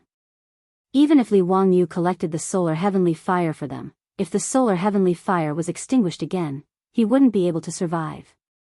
Maybe the easiest thing he could think of was to kill himself on the cauldron of the Zoroastrian temple's solar heavenly fire.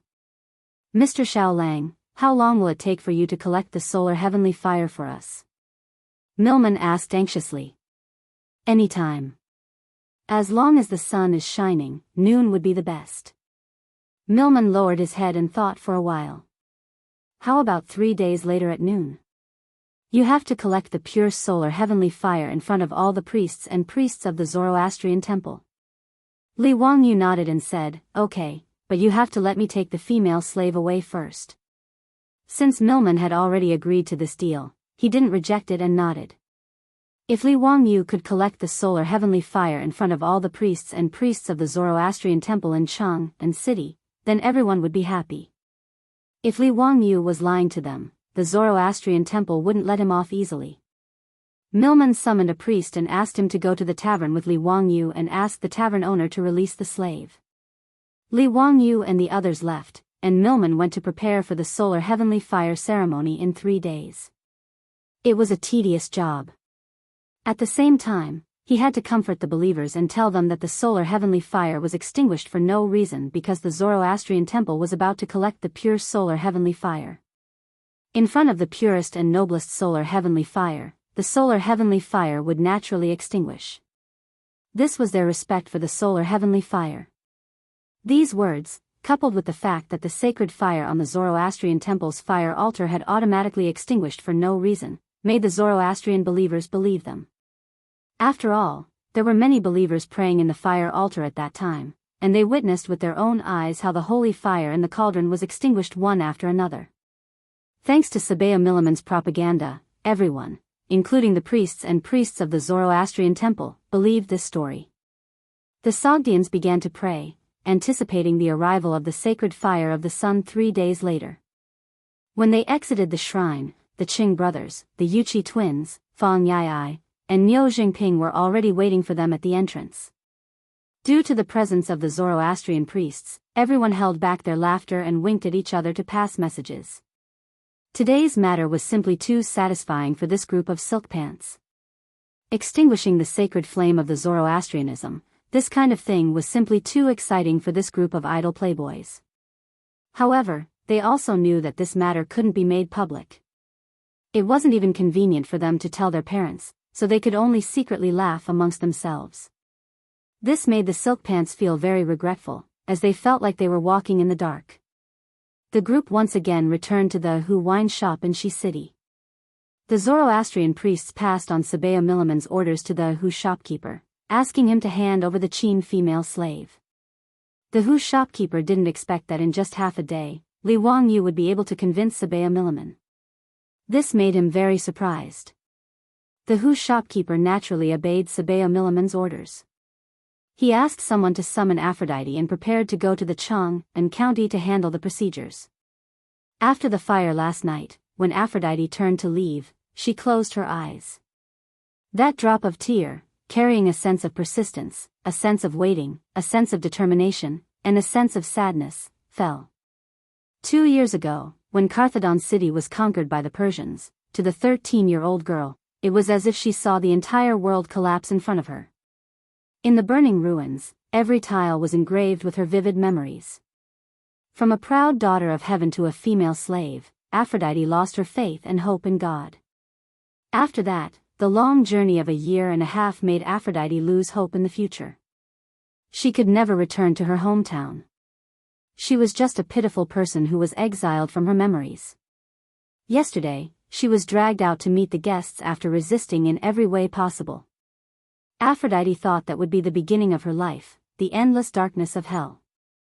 She didn't expect that the handsome young man from the Tang dynasty would squat beside her gently and ask her in a gentle tone, "Are you okay?" With just one sentence, Aphrodite's heart seemed to have been shot by Cupid, the god of love. She obediently allowed the young man from the Tang dynasty to hold her hand and take her to a seat. When she was mocked by his friends for being ugly, Aphrodite bit her lips hard to stop her tears from falling. She took the initiative to change into a dance costume and perform a branch dance. She wanted to show her best side to the young man from the Tang dynasty. At that moment, she forgot her identity as a female slave. She was willing to give up everything she had to return to the world of her dreams. However, he still left, but he didn't take her with him. She heard from the other Hu girls in the tavern that the young man tried to buy her, but he was rejected by the Hu tavern owner. Aphrodite knew why. Zoroastrianism, the common religion of the Persians and Sogdians, they wanted to use this opportunity to humiliate her and the Byzantine Empire. After the young man from the Tang dynasty left, she had already made preparations. A sharpened hairpin. Before she was forced to meet the guests, Aphrodite was going to insert it into her heart. She would miss him until her body withered. However, at this moment, Aphrodite hated him. All the beautiful days were long gone, and they would never return. Aphrodite's heart couldn't produce a trace of sadness because there were no ifs in the world of living. When the Hu tavern owner ordered someone to summon her, Aphrodite's hand was already clenched tightly around the sharp hairpin. To her surprise, the person who appeared in front of her was the young man from the Tang dynasty with a warm smile on his face. A drop of tear fell from Aphrodite's wooden face again. She wiped her tears and smiled like a flower. "Are you here to take me with you?" "Yes, are you willing to come with me?" "I'm willing." Li Wangyu reached out his hand to the young girl again and held Aphrodite's hand. Her hand was soft and a little cold, but she held on to Li Wangyu's hand tightly as if she was holding on to her own happiness. The Hu tavern owner accompanied them to the Chang and county to complete the procedures. Li Wangyu asked him to write a document to release Aphrodite. He took the document from the Chang and county and the document from the Hu tavern owner and said goodbye to the foppish young masters. He was going to take the Hu girl back home. Li Wangyu originally wanted to borrow a horse from the foppish young masters for Aphrodite to ride, but the Hu girl refused. Aphrodite didn't feel shy at all when the foppish young masters were laughing at her. She stubbornly asked to ride with Li Wangyu. Ever since they left the Hu tavern, the smile on her face never disappeared. The two of them squeezed on the horse. She curled up in Li Wangyu's arms and looked around curiously. They rode the horse to Dingzhou village, but Li Wangyu was a little troubled. How should he explain Aphrodite's situation to his beautiful boss? "It's urgent. I'm waiting online for an answer."